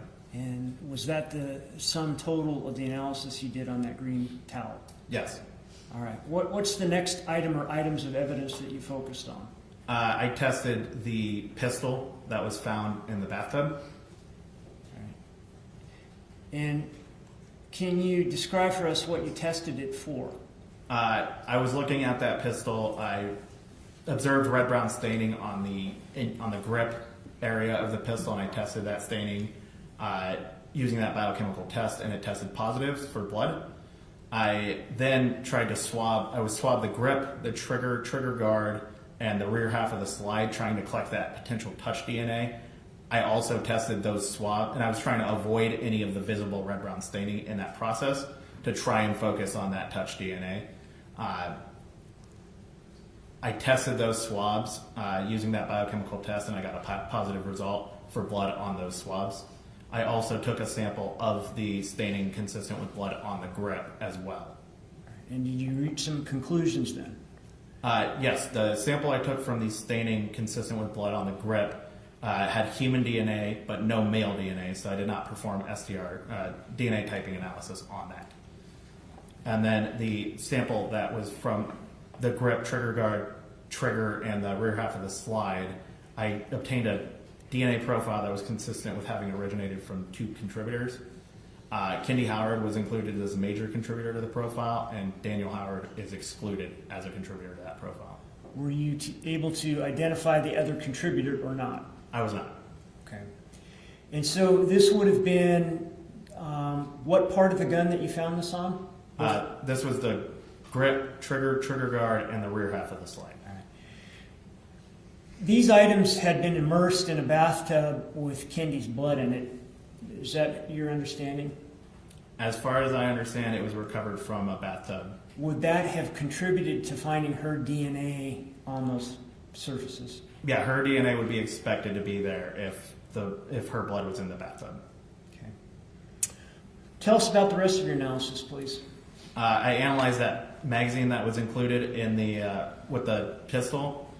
There was a stain consistent with blood on the base of the pistol, and I swabbed the the base of the magazine, and I swabbed the rest of the magazine for that touch DNA, avoiding that stain on the base of the pistol. I took that forward through the DNA extraction process, and I detected human DNA, including male DNA, that was not in an amount suitable for further analysis. Did you do any work with the bullets that were inside of that magazine? Yes, there was a separate item that was submitted that was reportedly the ammunition, the cartridges that were removed from that magazine. I swabbed those. I tested those swabs for blood and got a negative result. And then I took that forward through the DNA typing process. I got a profile that was consistent with having originated from 2 individuals. Kendy Howard was included as the major contributor of that profile, and Daniel Howard was excluded as a contributor to that profile. Lastly, did you perform some analysis on a magazine and bullets that were in Kendy's purse? I did. Tell us about your findings there. Once again, I swabbed those looking for that potential touch DNA. I didn't see any staining on that, so I didn't test it for blood. I ended up getting a DNA profile that was consistent with having originated from 3 contributors. Kendy Howard was included as a contributor to that, as a major contributor to that profile, and she was assumed for my analysis since the magazine came out of her purse. Daniel Howard was included as a possible contributor to that profile. Assuming 3 contributors and Kendy Howard as one of those contributors, it is 130 quadrillion times more likely to observe that DNA profile if it originated from Kendy Howard and Daniel Howard and 1 unknown contributor, rather than if it originated from Kendy Howard and 2 unrelated individuals selected at random from the U.S. population.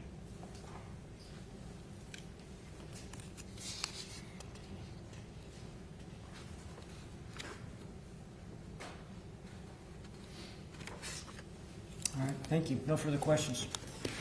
Thank you. Cross-examination. Thank you, Ron. Good morning. Good morning. You just talked about likelihood. Is it true you use what's called a likeliness ratio? Yeah, the statistic I generate is called a likelihood ratio. And so what that is I'm comparing 2 alternate explanations for that DNA profile. One of those explanations was that the profile originated from Kendy Howard, Daniel Howard, and 1 unknown individual. And the alternate explanation is that the profile originated from Kendy Howard and 2 unrelated individuals selected at random from the U.S. population.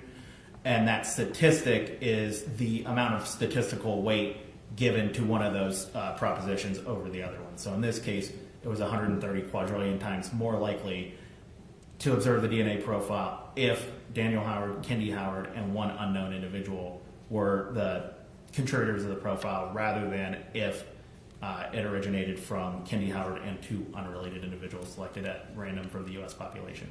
And just to be clear, you're talking about the magazine that was found in the purse, correct? Correct.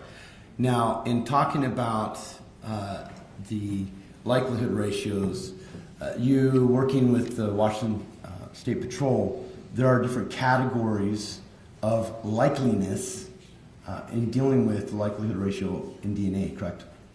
There are different verbal qualifiers that are recommended by a governing body, a body called SWGDAM, which is the Scientific Working Group for DNA Analysis Methods, I believe. And those verbal qualifiers, based on the range in which the statistic is, it's a verbal qualifier to help give a verbal weight along with that statistical number. So that verbal weight, for instance, if it was 0 to 400, it would be likely, correct? No, if it was 0 to 99, that would be, or 2 to 99, that would be limited support for inclusion.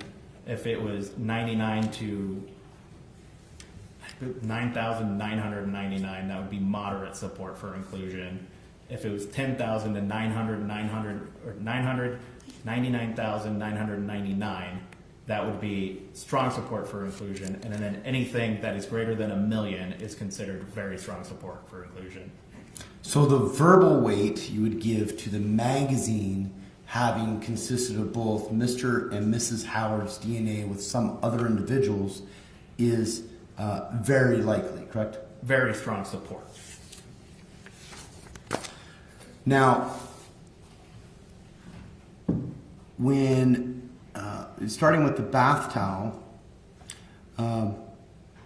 did you review, when you're doing your DNA analysis, do you review any police reports or any information regarding the contents of the analysis? I usually get a DNA supplemental that has kind of a summary of what the allegations in the case are, and that allows me to have an idea of what types of body fluids I might be looking for, or what I might be trying to look for in the case. Because in a case where say it's a stabbing or something, or an assault, I'm not necessarily going to be wasting my time looking for semen in that case. So, with the bath towel, it was your understanding that this is the damp bath towel found in the bedroom? All I knew was that it was a green bath towel. I don't recall where it was located from, and I don't believe I had that information. Okay. You received both the left and right fingernails? Yes. Clippings? And that was from the autopsy? I believe they were collected at autopsy, yes. You also received gunshot residue kit that was collected at autopsy? I received a gunshot residue kit. It was submitted to me as autopsy samples. I opened it up just for inventory purposes because I was making sure, I thought that it was going to have the reference sample for Kendy Howard. Once I realized that it was the gunshot residue collection kit, I resealed it and let the detective in the case know that I needed the other samples, the reference sample for her. Okay. So, human, well,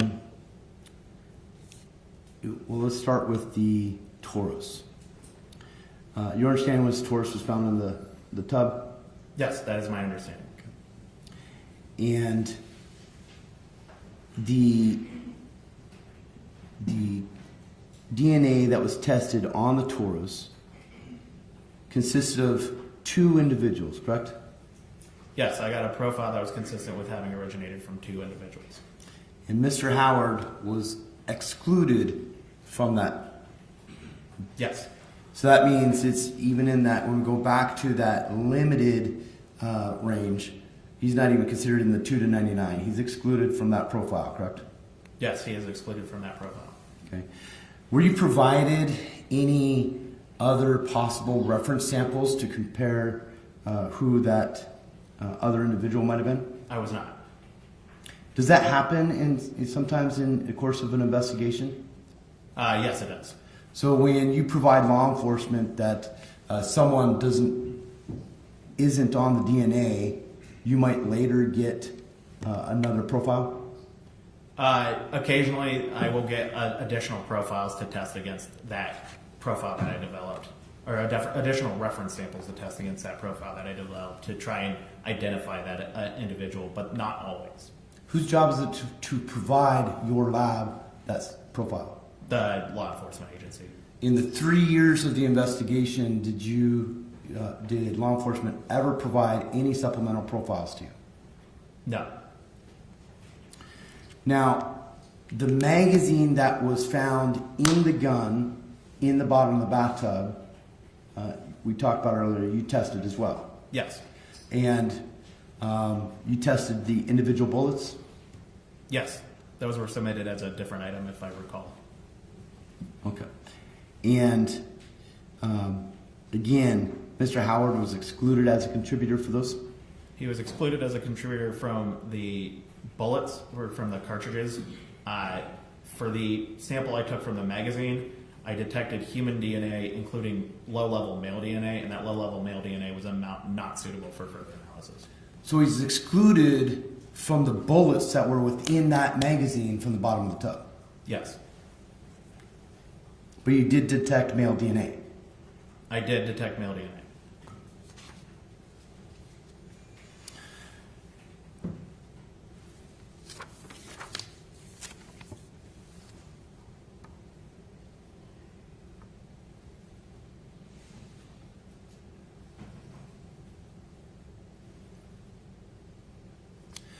What did you do with the fingernails?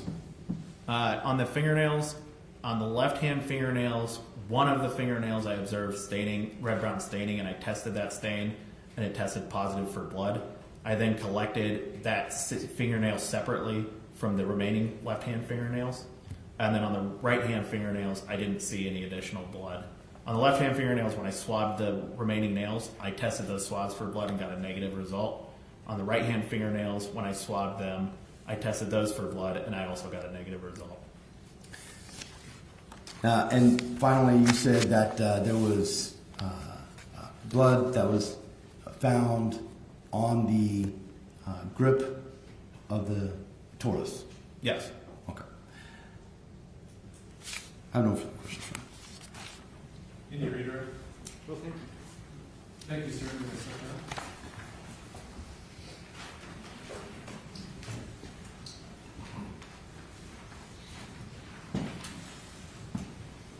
Next witness. Anna Myers.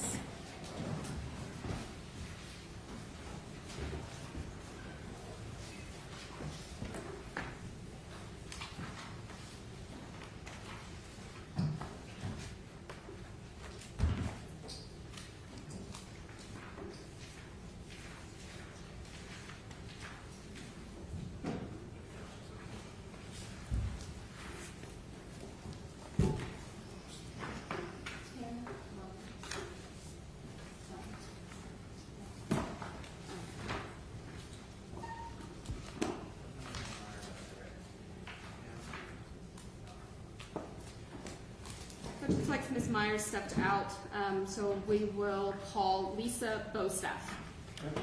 Your Honor, may we? Oh, I apologize. Mr. Johnson wanted to address the court prior to Ms. Bostaff's testimony. I see. Okay. All right, members of the jury, I'll have you take a recess while we address that. So, reminder not to discuss the case. Mr. Eisen, jury.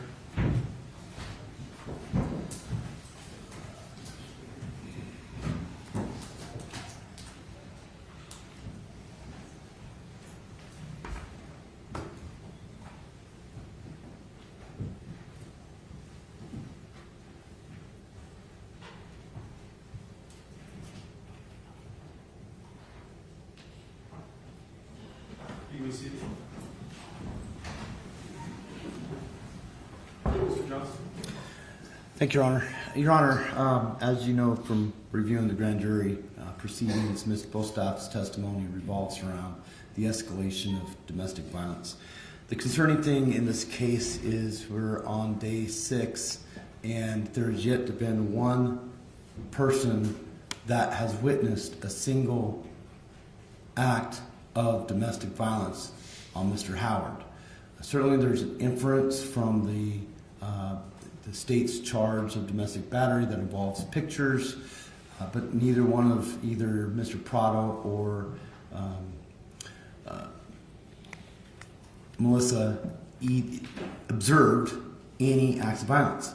I think it's significant that Brooke, who not only lived growing up, but lived for 5 years in the home, described maybe some name calling, but did not describe a single act of domestic violence.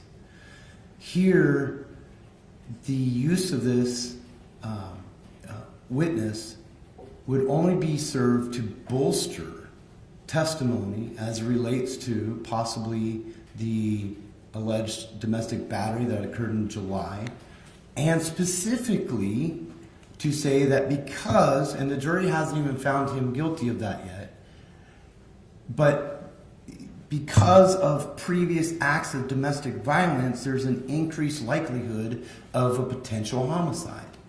And the state can't have its cake and eat it too. It is used as propensity evidence. Right now, if they call this witness, there's no factual basis as of yet of prior domestic violence. It does not assist the trier of fact to determine A, whether a battery did occur in July of 2020, or B, whether this was a staged suicide in February of 2021. It does not help them other than for propensity. It is greatly jeopardizes Mr. Howard's rights to a fair trial, and I don't think it is proper to call her as a witness. Thank you. Ms. Shostak? First and foremost, Judge, this has already been litigated. And so Mr. Johnson is attempting to relitigate a 12B motion that was already well considered, well argued, and well decided by Judge Meyer. Second of all, I would caution this court from accepting Mr. Johnson's representations as to history of domestic violence. The state is limited in its ability to offer certain types of evidence, as it would be hearsay without a viable exception, or 404B, that the state did not believe that it could get presented to this jury. And so simply Mr. Johnson's representations do not perhaps accurately reflect the history of this case. Regardless, Dr. Bostaff is not here to comment on the history of domestic violence in this case. Dr. Bostaff is here to educate this jury as a blind expert on the dynamics of domestic violence. That is what she is here for. That is what has already been argued, discussed, and considered and ruled upon by this court, and we would ask this court to let this ruling stand and allow Dr. Bostaff to testify. Thanks, Your Honor. And again, as counsel is likely aware, that the standard for 12B, while it is a complete different standard, that is constitutional issues that we attached some, what we figured or what we determined were significant errors and or issues with the grand jury, and they were coupled with our 12B motions. A 12B dismissal of evidence or otherwise is a separate standard than at the time of trial. Certainly if I don't make this objection, I have to make a record and preserve it. But still, there is, and the state says that there's this evidence of 404B. Well, we had 404B hearings. If they wanted to make a case to then have an expert come in and talk about propensity evidence, we should have had a 404B hearing on that. But as of now, when they chose to call Dr. Bostaff, there is nothing before this court other than the charges alleged about escalation of domestic violence. I think it is improper bolstering. I do think it was improper for the grand jury, but I definitely think it's improper right now. And it would only be used in propensity. And so we would ask that the court not allow Ms. Bostaff to, again, it does not, her testimony does not assist the trier of fact on whether those two events occurred, and it only has the option of bolstering the state's theory.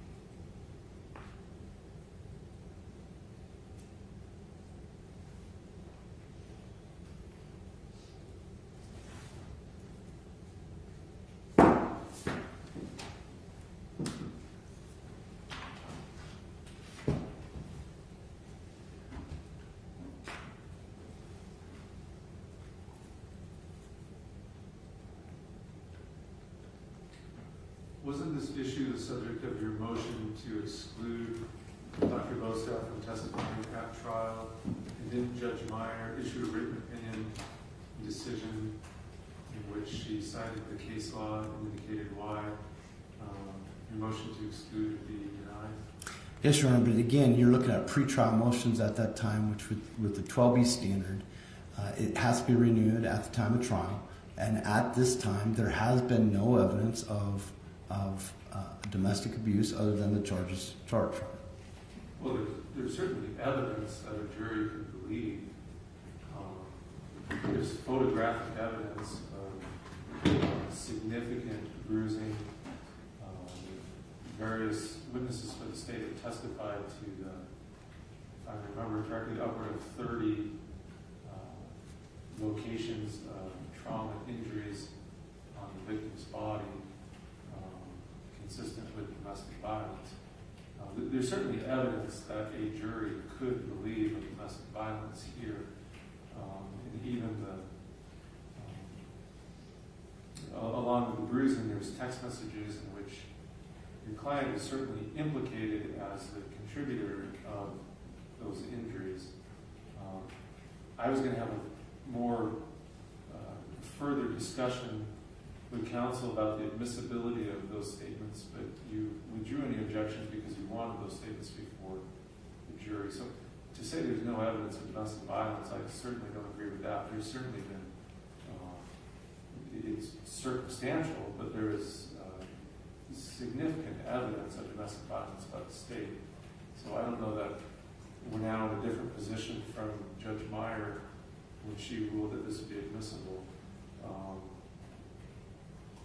And so I just wanted to be clear, because I do recall this being an order on a motion to exclude this testimony from trial. And I think I also addressed this as well. And so I won't go into a lengthy explanation, because again, Judge Meyer already provided a written decision on this.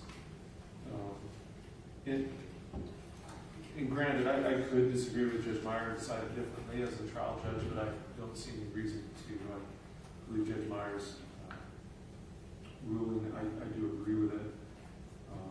And as I believe I indicated, well, in counsel, I'm sorry, I don't have it immediately in front of me, but I believe I also ruled on this and indicated the admissibility.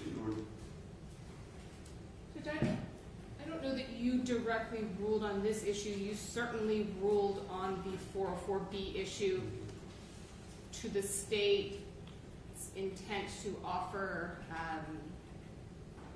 the actions of degradation and the verbal abuse that Ms. Howard sustained within her home. I don't specifically recall, Your Honor, directly ruling on Dr. Bostow. Again, I think because the state believed that that was well-settled law.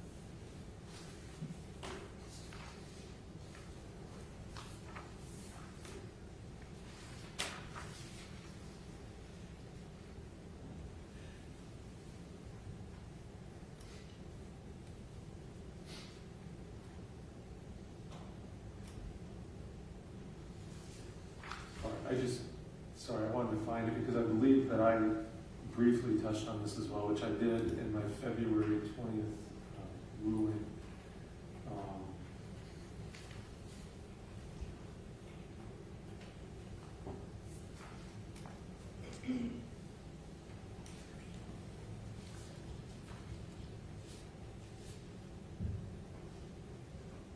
And so I am going to allow the state to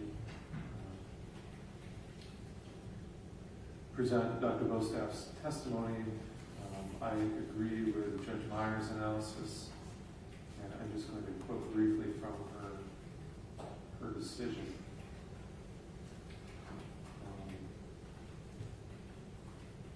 Second from the, well, I'm going to summarize. I'm not going to exactly quote, but the Idaho Supreme Court agreed with the district court that expert testimony general to the characteristics of domestic violence and the reaction of victims to such violence was admissible. Expert testimony which addresses the general progression of a victim or witness, as well as the behavior and characteristics of victim and offender during the progression through those phases, may be admissible. This is especially the case where the expert does not link the general progression of the domestic abuse to the particular circumstances of the case. And they're referencing a case called State v. Gutt, 139 Idaho 99. And they note that the expert didn't tie the circumstances in the progression to the case itself, but rather spoke as what they call a blind expert, spoke as an expert generally. In that case, they held the district court did not abuse its discretion because the generalized testimony gave the jurors specialized knowledge that could assist them in evaluating the victim's credibility. The expert did not testify concerning matters outside her demonstrated expertise. In this case, what we'll call a blind expert's testimony is to educate jurors about the dynamics of domestic violence, the effects of domestic violence on victims, the reaction of victims to such violence, as well as to disabuse jurors of commonly held misconceptions about domestic violence.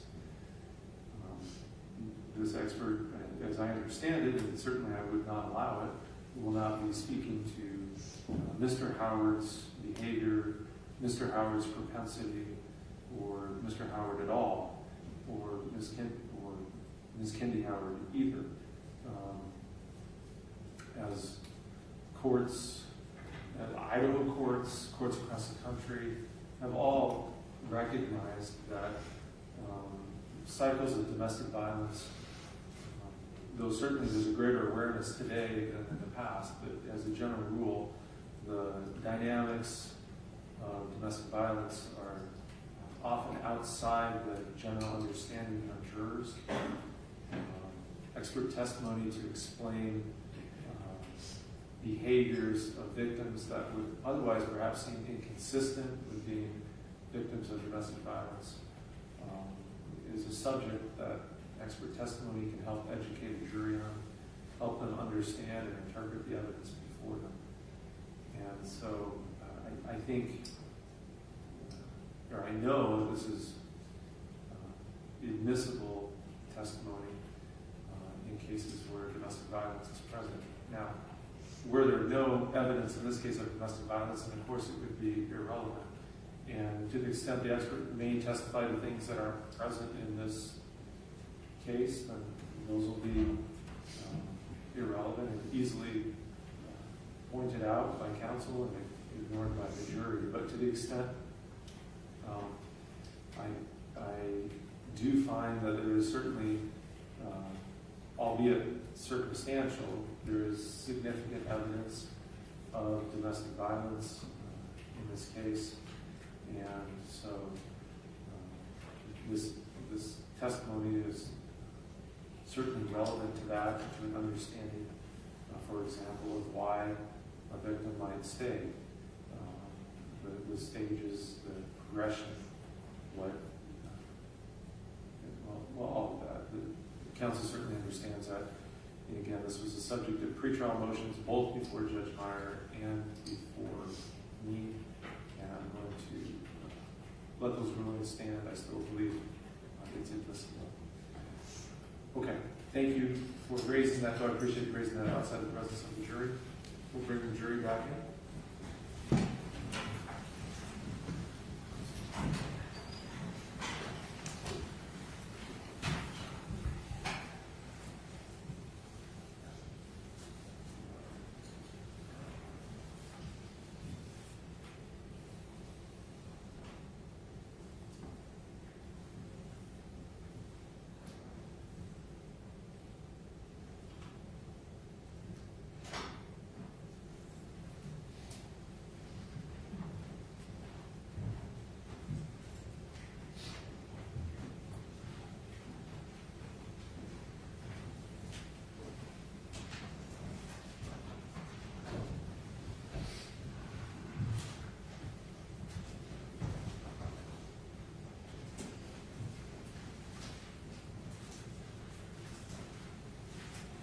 You can be seated. Thank you. All right, your next witness. Judge, given our rapid approach towards lunch and that Ms. Myers is now back in the hallway, could I flip-flop on the court again and call Ms. Myers? Sure. Thank you. No problem. Hannah Myers.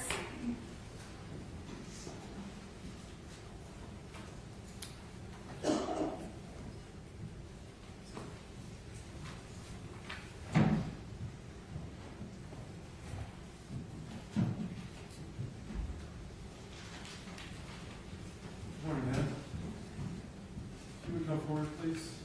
I'll have you face my clerk and raise your right hand and be sworn. Do you solemnly swear that the testimony you're about to give in this case will be the truth, the whole truth, and nothing but the truth, so help you God? Yes. Thank you, ma'am. Do you have a seat here at the witness stand? And as best you can, if you would speak to the microphone. Hi, You may- Tana Myers, You may inquire. Could you please spell your last name for the record? Meyers, And do you have a maiden name? Hendren, Can you spell that as well? Hendren. Did you know an individual by the name of Kendy Howard? Yes. How did you know her? We were friends since elementary school, but better friends in adulthood. So did you grow up in a particular place? Yes, we grew up in Kootenai, Idaho. And did you know Kendy throughout your childhood? Yes. Back when you were children, did you go to school together throughout your childhood? Yes, we started about in the 5th grade when she moved to Kootenai. Is Kootenai a large place?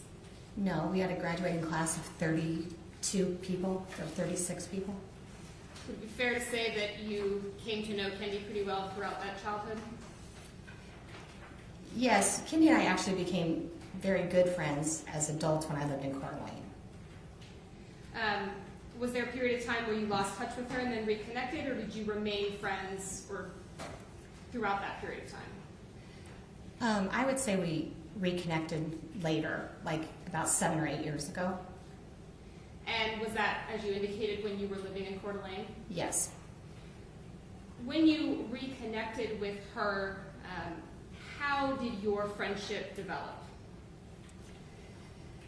Well, since I moved to Coeur d'Alene, I didn't know anyone, and she reached out to me, and we started having happy hour together and going shopping and having coffee. Would you communicate with Kendy on a fairly regular basis? Yes. And what methods would you use to communicate with her? We would normally use the Instagram Messenger app. Would you also communicate on the phone with phone calls? Yes. Occasionally on the phone, but mostly Messenger. And would you, again, as you indicated, also get together in person? Yes, we would have marathon happy hours where we would meet for like 6 hours and have a gab fest or go to shopping and see what sales we could hit at the mall. During the time that your friendship with Kendy developed, would you have characterized that friendship as close? Yes. What was Kendy's demeanor during this period of time? Well, when we got together, it was just always happy because we were having a good time as women, you know, chatting and getting to do whatever we wanted and having our coffee or maybe a cocktail. In the period of time closer to her death, so 2020, 2021, did you remain in close communication with Kendy? Yes. Had you continued to reside in Coeur d'Alene at that point in time? No. I had moved to Scottsdale, Arizona. And despite that move, did you continue to communicate with her? Oh, yes. During that period of time, did Kendy share with you any plans for her future? Yes, she did. Did she indicate to you whether or not that future included her husband, Dan Howard? For a couple years, she had talked to me about her plans to get a divorce. Did those plans solidify closer to her death? Yes, they did. Permission to retrieve Exhibit 40 from Madam Clerk. You bet.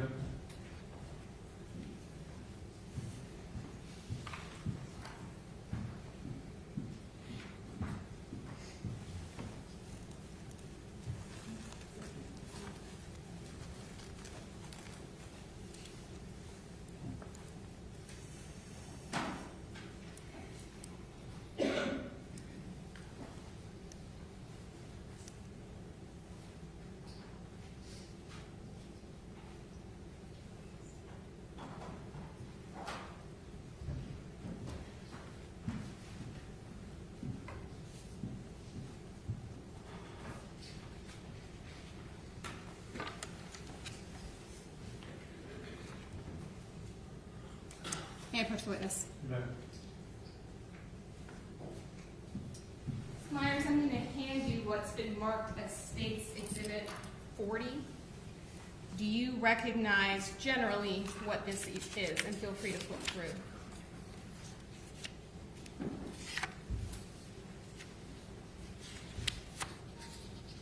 Yes, this is our text messages on Facebook Messenger.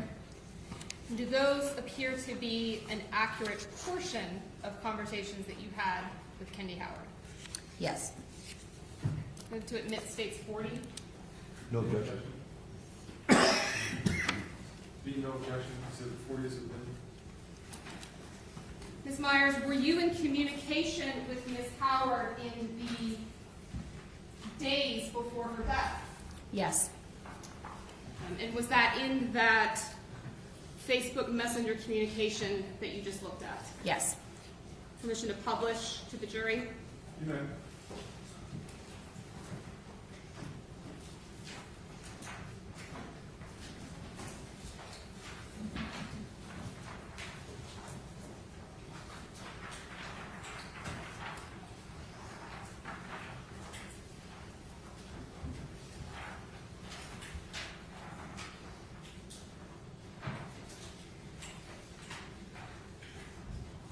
Are you wanting the jury's opportunity to read it now? I think so.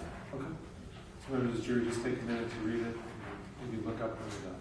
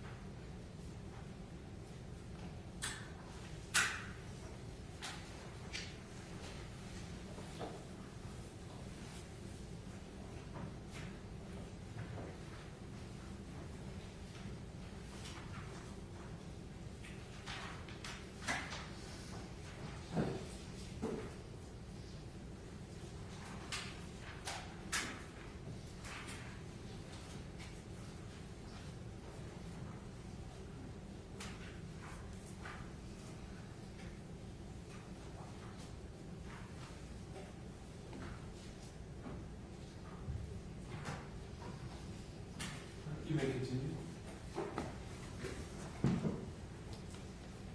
Myers, what do you do for work? I'm a housewife now.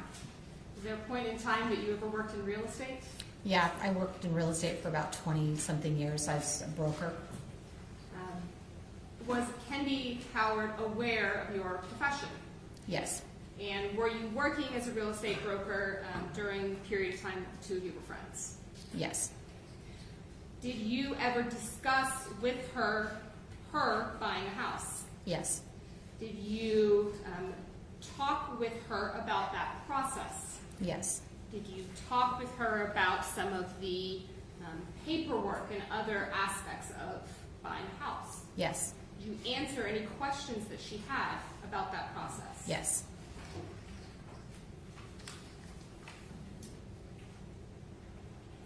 In your conversation with her about buying a house, what was her demeanor? She was extremely excited. In your many years of friendship with Ms. Howard, did you come to know her opinion of guns? Yes, What was that? Kendy didn't want to handle guns. Her and I had a very long conversation about it just prior to her death, because I previously had dated a state cop for 7 years, and her husband was a state cop, and we. And I'm gonna stop you there because I don't want Okay. to get into anything that might be inadmissible per the rules of the court. But generally, did she like or dislike guns? She didn't know how to use a gun, and she didn't like them. In your years of friendship with Ms. Howard, did you come to know her opinion of her body? Yes, Did Kendy ever express to you dissatisfaction with the way her body looked? yes, because she was constantly on a diet, and she also talked about how her husband talked derogatory about Objection, her. hearsay.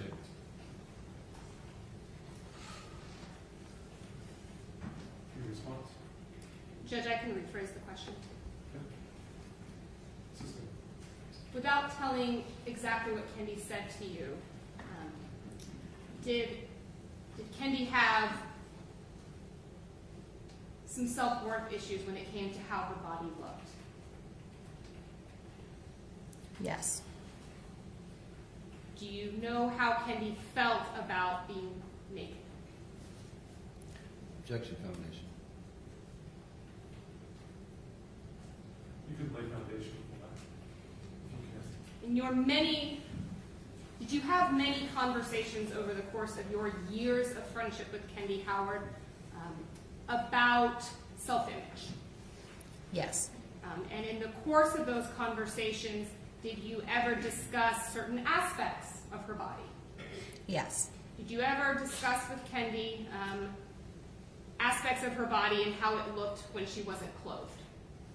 yes, During those course of those conversations, did you come to understand how Kendy felt about being naked? yes. What opinion did Kendy hold about being naked? She didn't want to be naked in front of anyone. I don't have any other questions, but Mr. Johnson will. Cross-examination.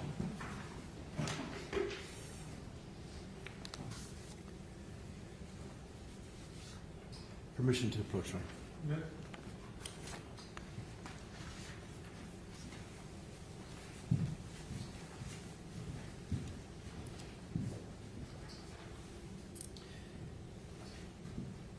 Ms. Myers,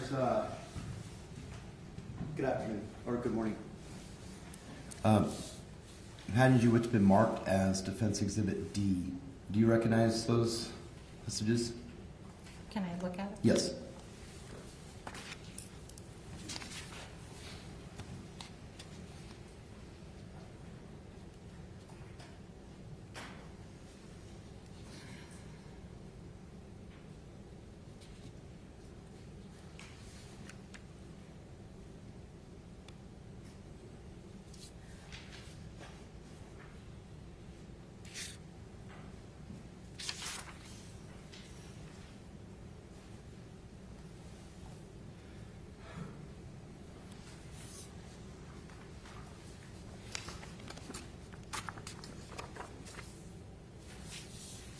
Yes.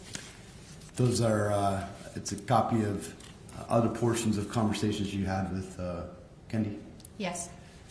Your Honor, move to admit defense D. Any objection? Yes, Judge, I am going to object. Certain portions of that messages are inadmissible hearsay. I object also on the grounds of foundation. Supervisor, copy?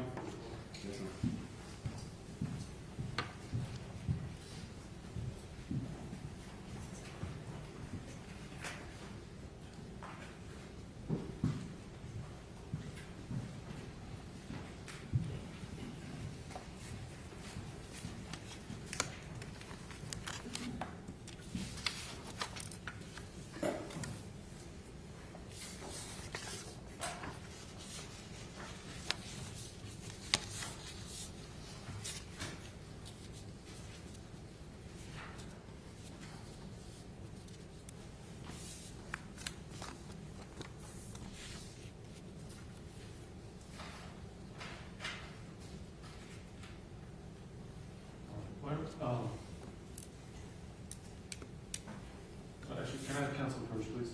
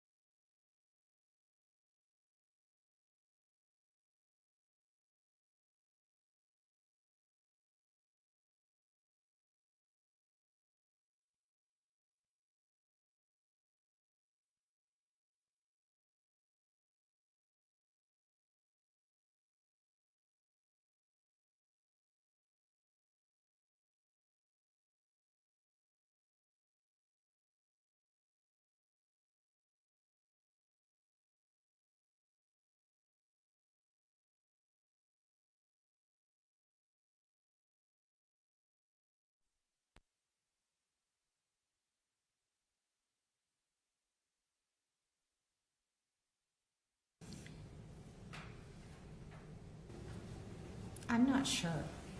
Are you aware whether her son and Dan have fired that gun? I have no idea.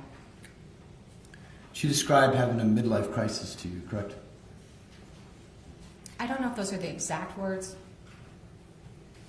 Do you still have Exhibit 46 in front of you from the state?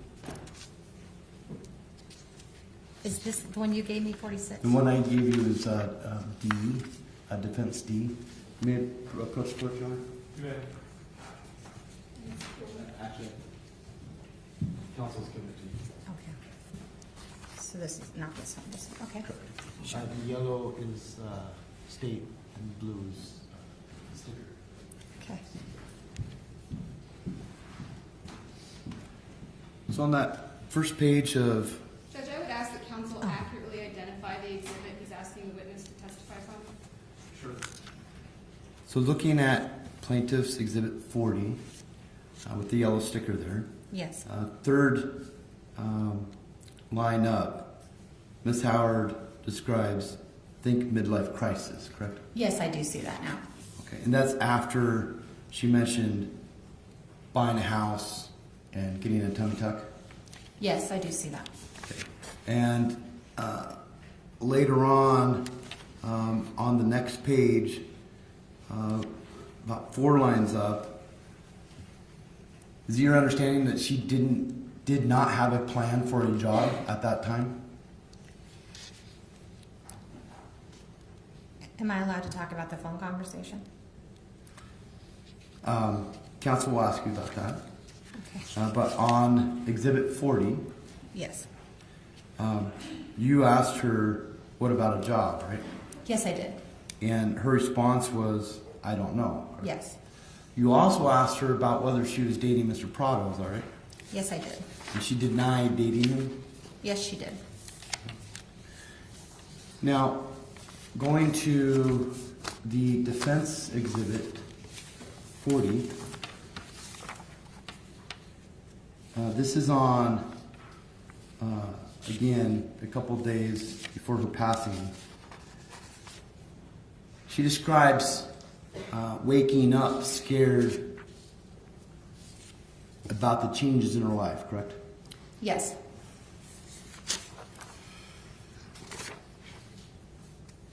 The last message on the last page, do you see how it says author, sent, and then the body of the text?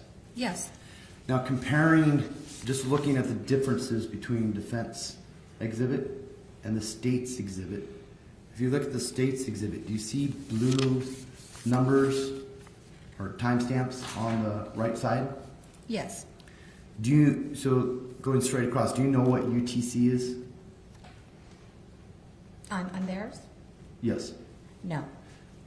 So there's been testimony that the state, Ms. Marhofer, Object to counsel informing the witness as to what other people have testified. it's not offered for the truth, Your Honor, it's context. Overruled. There's been testimony that Ms. Marhofer has created those blue date stamps to recreate the actual time in our time zone. You see how they're about 8 hours difference? Oh, yeah. Okay. So turning back to the defense exhibit, the last page,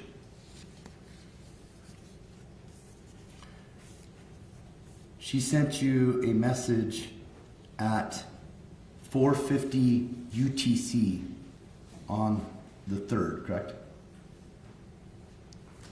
Yes, but that's not the time. It would be 8 hours earlier. That would be about 8:50 our time zone. Yes, that's the correct time. Because I have it on my phone and I checked as well.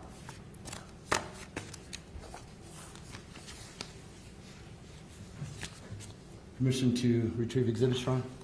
Amen.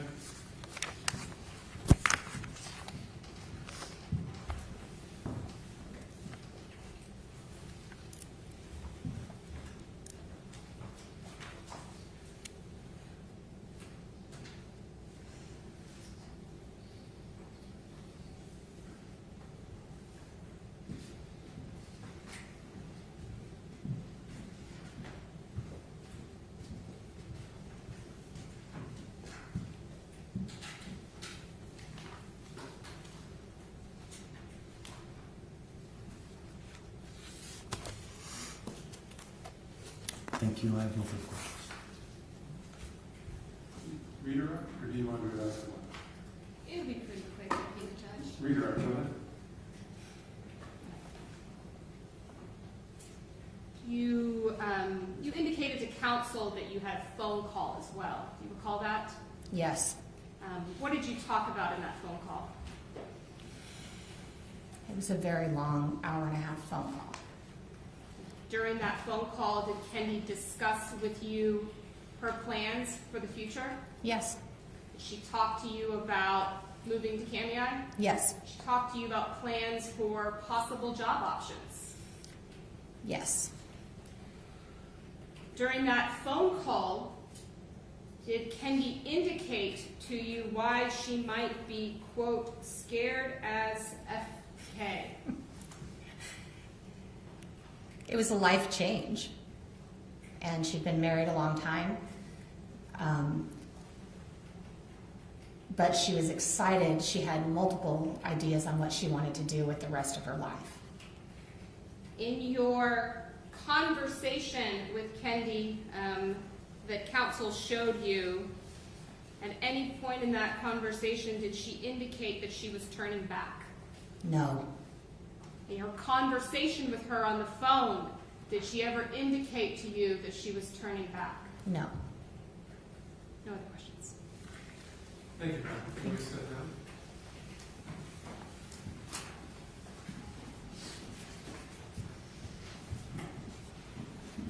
All right, we're at our noon break, so we'll be in recess. We'll see you back at 1:30. Reminder not to discuss the case. We'll be in recess at this time. Please rise for the jury.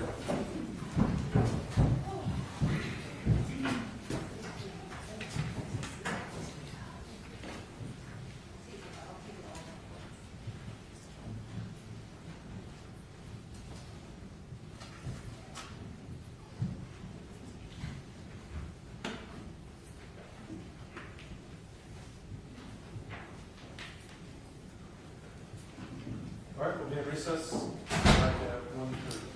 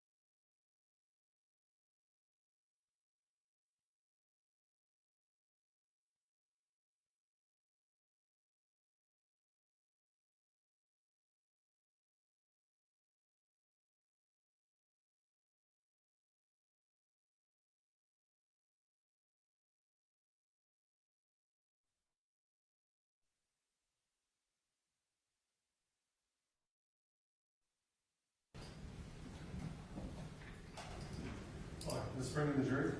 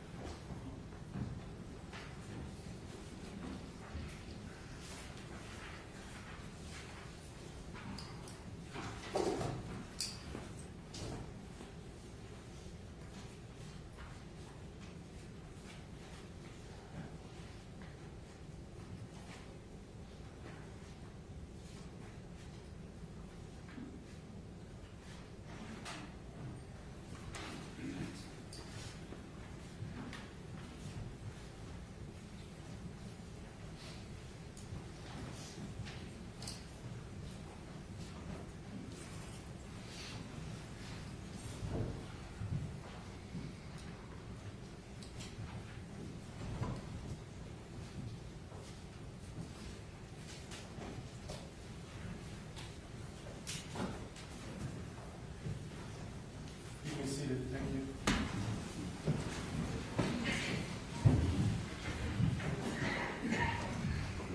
Jury back. Mr. President, your next witness. Lisa Bostaff. Okay.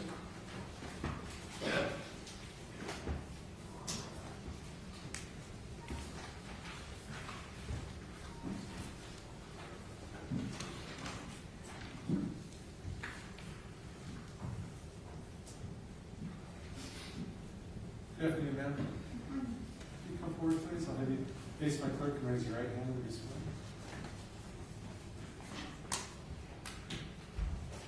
Do you solemnly swear that the testimony about to give in this case will be the truth, the whole truth, and nothing but the truth, so help you God? Thank you. Thank you, ma'am. If you have a seat there in the witness stand. And then I'll ask as best you can if you will speak into the microphone. You're welcome to adjust to the closer fingers. Okay, thank you. You may inquire. Would you please state your full name and spell your last name for the record? Lisa Marie Growett Bostaff, GROWETTEBOSTAPH. How are you employed? I'm a professor of criminal justice at Boise State University. In your current duties, do you teach? I do. Is that your primary duty? It's one of my primary duties. How long have you worked in your current position? This is my 21st year at the university. In your 21 years at the university, have you primarily focused on a particular area of criminal justice? Domestic and sexual violence. Do you hold any education that allows you to work in this field? I hold a PhD in criminal justice. Did you go through some education before you got to that point? Yes. Can you describe that education for us? The PhD program at the University of Cincinnati, where I got my degree, requires 2 years of coursework on the criminal justice system, on theories of criminal offending, on investigations, depending on your specialty, some electives that you get to choose, and then you spend a year taking comprehensive evaluations to test your knowledge in the areas, and then you spend probably another 2 years conducting a research study and writing a dissertation. Have you also worked at other places in the area of criminal justice? I have. Can you give us a brief rundown on that? I started my career in criminal justice at the Northeast or Arrowhead Regional Corrections Agency, ARC, in Duluth, Minnesota, working in the Department of Probation, where I worked on a special project. And I went from there to the Duluth Domestic Abuse Intervention Program, where I worked as a liaison between batterer treatment for domestic violence offenders and the court system.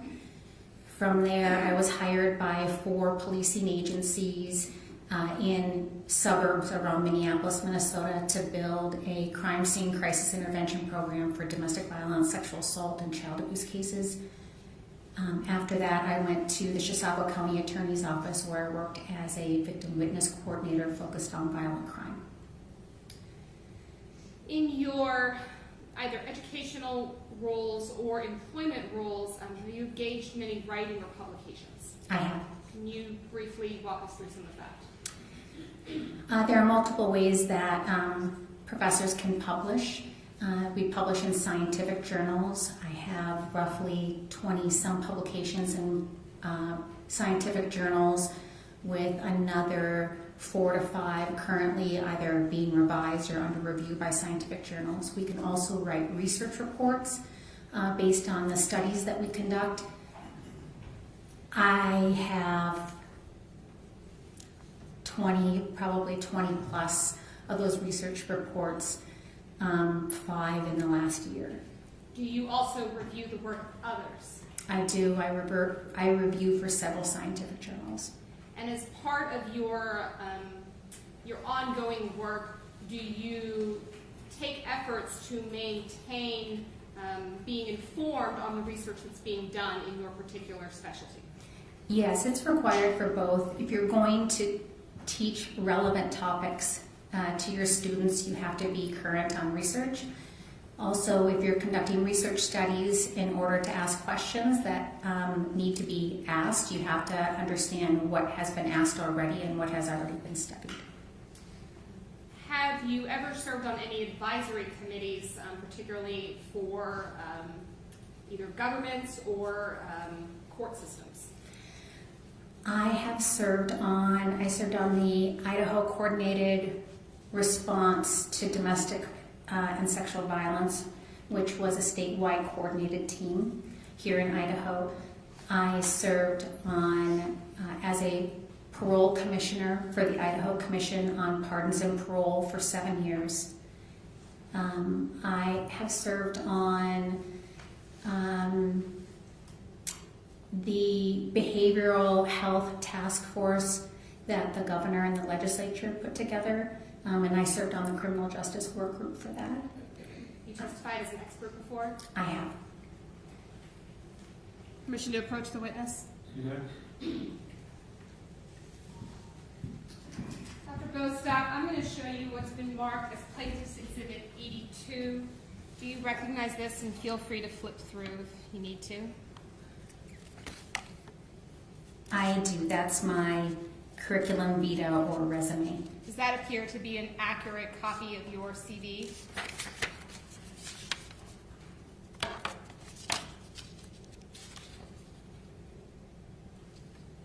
It's not the most recent copy. Have you actually done more work than what's just included on this? Yes. Does this appear to be accurate within, let's say, the last year? Yes, with the additions of the last year, yes. You have to admit states 82. No objection. 82 is a good.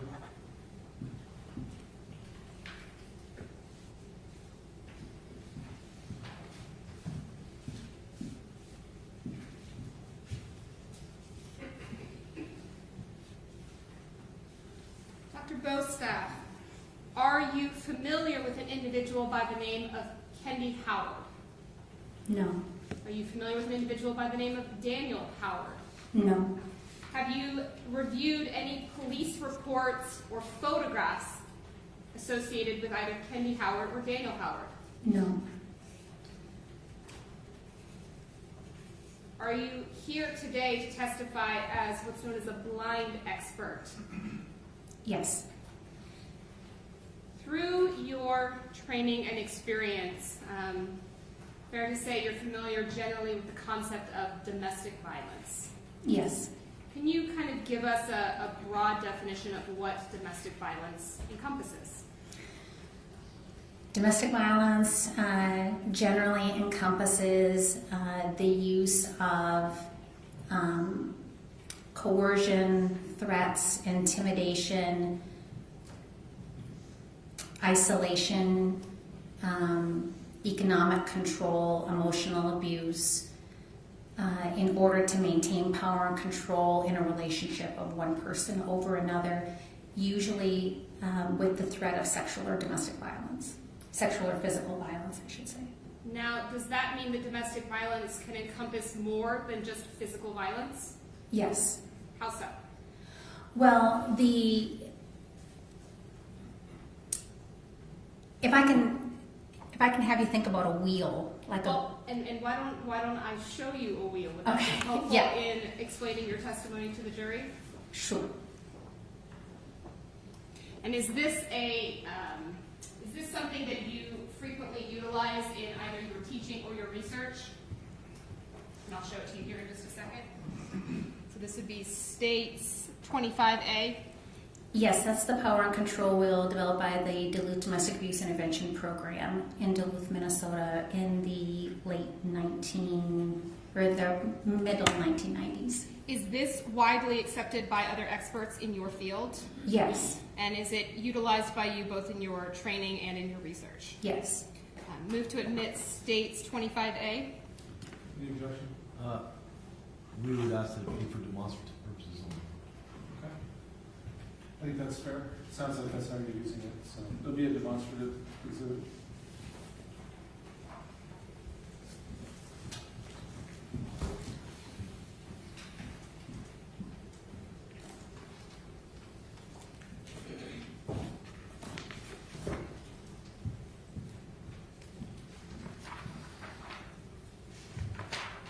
Just so that you know, so when I say it'll be a demonstrative exhibit, that means that both the back will be considered as part of the evidence. It will be used in court for this witness to help explain their testimony.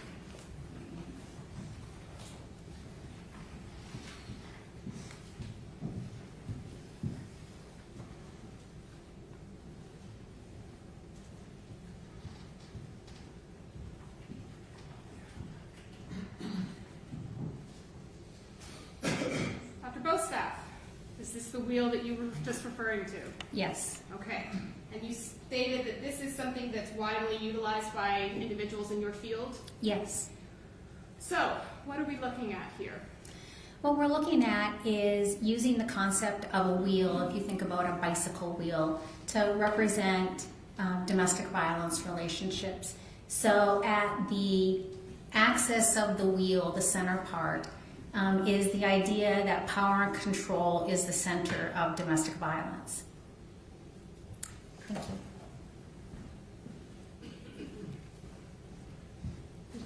If you need to step out to see better, you're welcome to, or if you're able to testify better, that's fine also. Okay, I think I'm fine here. Otherwise, I'll pace. The center of the wheel here, the axis of it, represents power and control, which is, as I said, considered to be the basis, the primary reason for domestic violence in the situation, in the relationship, that one person aims to have power and control over another person. Just wanting power and control, of course, isn't enough. You have to actually do something to gain that power and control. And so these spokes of the wheel that you see here represent various tactics or ways that people who are engaging in domestic violence will try to achieve and maintain power and control in the relationship. So you have things like using intimidation, being intimidating, whether that's using a physical presence, whether that's using a threat. You can also see coercion and threats over here.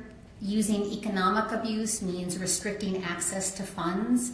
If someone wants to leave a relationship, generally you need to have some access to money to put a down payment on an apartment to rent or to put gas in your vehicle or buy a vehicle. And Dr. Bostaff, just let me, so we don't get in trouble with Mr. Johnson, let me ask you a couple of follow-up questions. Sure.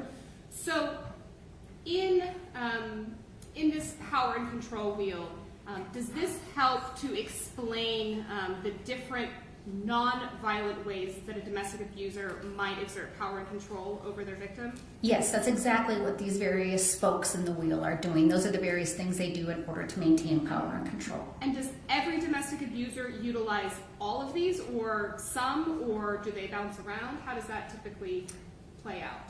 No, it's not every domestic violence relationship looks the same. In fact, every domestic violence relationship likely looks slightly different because some people will find that some of these tactics work fine in order to maintain power and control, while others will use some of the other tactics because either they prefer them or they've been found to be more successful in maintaining power and control in the relationship.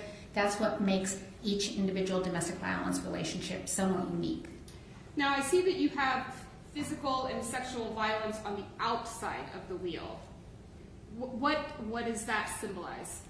So if you think about, once again, a bicycle wheel, you have the axis of it and you have all the spokes, but the wheel won't stay together unless you have something outside of it holding it together. And in this diagram here, the idea is that the use of physical or sexual violence or the threat of using physical or sexual violence is what holds all of this together. That these tactics work because of a presence that if I don't abide by what's happening with these tactics, then physical or sexual violence will be used against me. So does that mean that physical violence, actually acting on that physical violence needs to occur frequently in the relationship? No. How so? Well, if the tactics are working in maintaining power and control, then there really wouldn't be a need to use domestic or physical or sexual violence because the tactics are successful. If the tactics aren't successful, then an abuser resorts to physical or sexual violence to essentially hold up the threats that they've made. So within the wheel, these other spokes, such as emotional abuse or financial control, would these in and of themselves be considered abuse? Yes. And would these in and of themselves be designed to have an effect on the victim regardless of the physical abuse? Objection calls for speculation.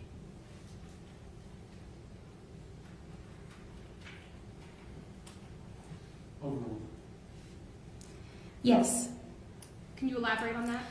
Well, for example, using emotional abuse, one of the points of emotional abuse, if you think about this, is if someone is continually running you down, tearing you down emotionally and psychologically, you begin to not believe in yourself. You begin to think of yourself as something less than. People who don't believe that they are capable of things are less likely to have the ability to get up and leave a relationship. It makes it harder for them to do that. The same thing with economic abuse. Restricting access to money further isolates a victim because it doesn't allow them to go or leave in many ways that they want to. In some extreme forms of domestic violence, victims have to request money to go to the grocery store. They have to produce a receipt to demonstrate how much money they spent on it, and they have to produce the exact change. Otherwise, the abuser believes that they are hiding money. So the purpose of economic abuse is to keep victims from being able to squirrel away money that they could then later use to leave the relationship. Now, Dr. Bostaff, do all of these forms of abuse within a domestic violence relationship result in victim behavior that can be counterintuitive? Can you say that again, please? Sure. So, the things that we are talking about, these are actions of a domestic abuser, correct? Correct. And you started to talk in your answer there about how that creates a feeling or an effect in the victim, correct? Correct. In your research and studies, have you found that there are behaviors that are exhibited by victims in domestic violence relationships that might seem strange or counterintuitive? Yes. What kinds of behaviors are commonly seen in victims of domestic abuse? Well, one of the primary things is that the latest numbers out of the National Crime Victimization Survey demonstrate that only 49.5% of victims of domestic violence ever report to the police. So if you're being abused, most people would think, well, it's reasonable that you would report to the police, but almost half of victims do not report to the police for a variety of reasons that may be due to religious beliefs about the sanctity of their relationship, may be due to fear that if they report, that the abuser will become even more abusive towards them, fear that the abuser could, if the abuser's made threats towards them, that the abuser would actually act on those threats against them. Are you aware of any research about that other 50%, whether or not they do report the first time they experience domestic violence?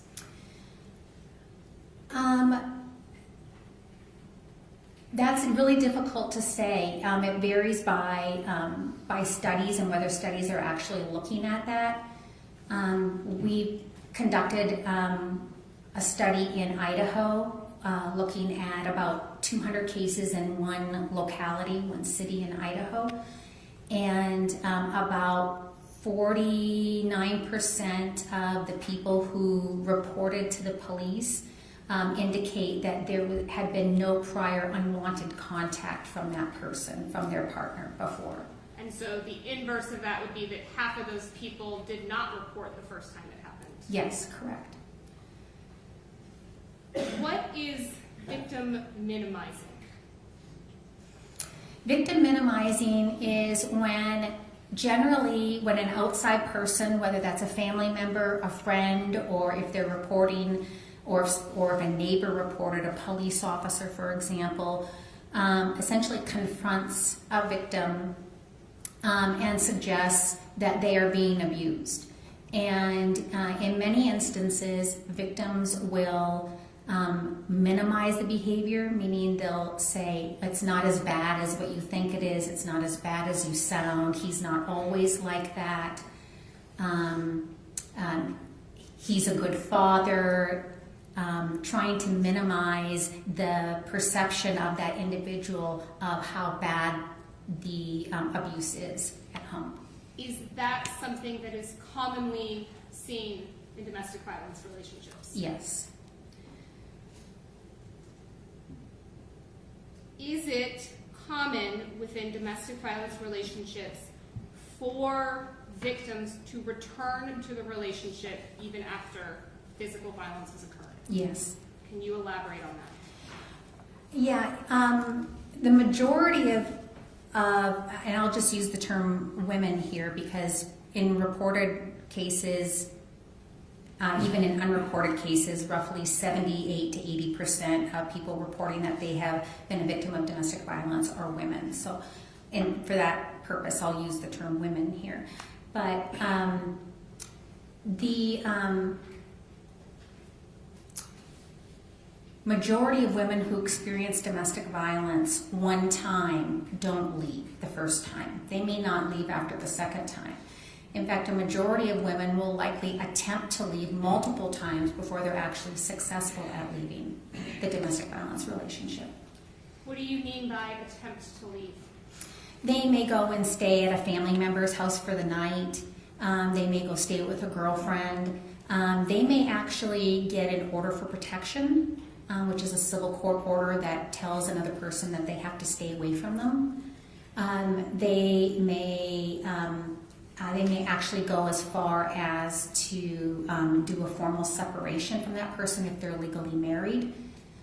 They may even say they're ending the relationship.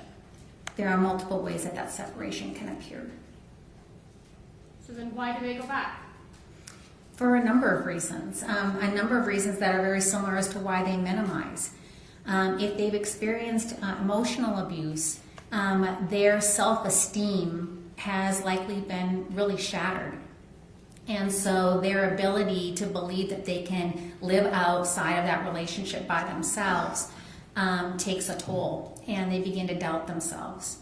Also, there are, as I said before, sometimes religious considerations. If they belong to a faith that doesn't support or accept divorce or separation, then they may feel as though their religious ties are really telling them to go back to the relationship. Other times, the threats and violence don't end. In fact, when a victim separates or attempts to separate from a relationship, the likelihood of further and significantly more dangerous levels of violence increase significantly after leaving the relationship, which is really counterintuitive to what most people would think, that once you get yourself out of that relationship, you're much safer, and that's actually really not the case for a period of time. So before we get a little bit farther into that topic, I wanted to ask you, though, a little bit more about that dynamic of leaving the relationship. Is it ever common that that the domestic abuser will return to some of these tactics, or even positive tactics, to try and get the victim to return to the relationship? Sure. When a victim separates, generally what's happened, right, is this victim is leaving this relationship where someone has really wanted to maintain power and control over that person, so that person's leaving. And the abuser says, okay, well, that's really not acceptable, so I need to get you to come back. And that can take various forms. It can take forms of using coercion and threats. All of those threats that I said to you before, I said I would, you'd really get it if you left me, that I would hunt you down. I'm going to do that unless you come back. Now, for a victim of domestic violence, they've lived with these if-then statements for a very long time. If you do this, then this will happen. Or more likely, if you don't do this, then this will happen. So, and most of the time, the abuser has lived up to those things. So they believe them. When an abuser makes a threat, the victim believes it. So they can use coercion and threats to get the victim to come back, with the victim perceiving that if I'm in the relationship, at least I can see the land in front of me. I can see what every day is like. Maybe I can predict what he's going to be like. Maybe I can see if he's getting more angry, but I'm there. If I'm outside of the relationship, I don't know where he is. He could be anywhere. And so in that frame of mind, staying in the relationship actually makes sense for my safety. Now, the other side is there can be what's called a honeymoon period after a victim leaves, where an abuser will return to actions that he took when they were courting to get the victim to come back. Generally, these include promises of going to treatment, if alcohol or drugs are involved, promises of sobriety, promises that things will be better. This could entail sending gifts, sending flowers, having intermediaries go and plead his case on his behalf, friends or family who are in common. There are a number of ways that that can happen. And given what you stated about victims frequently going back, are these tactics often successful? Yes, because victims return quite frequently. How does the presence or absence of a victim's social support affect whether or not they're successful in leaving?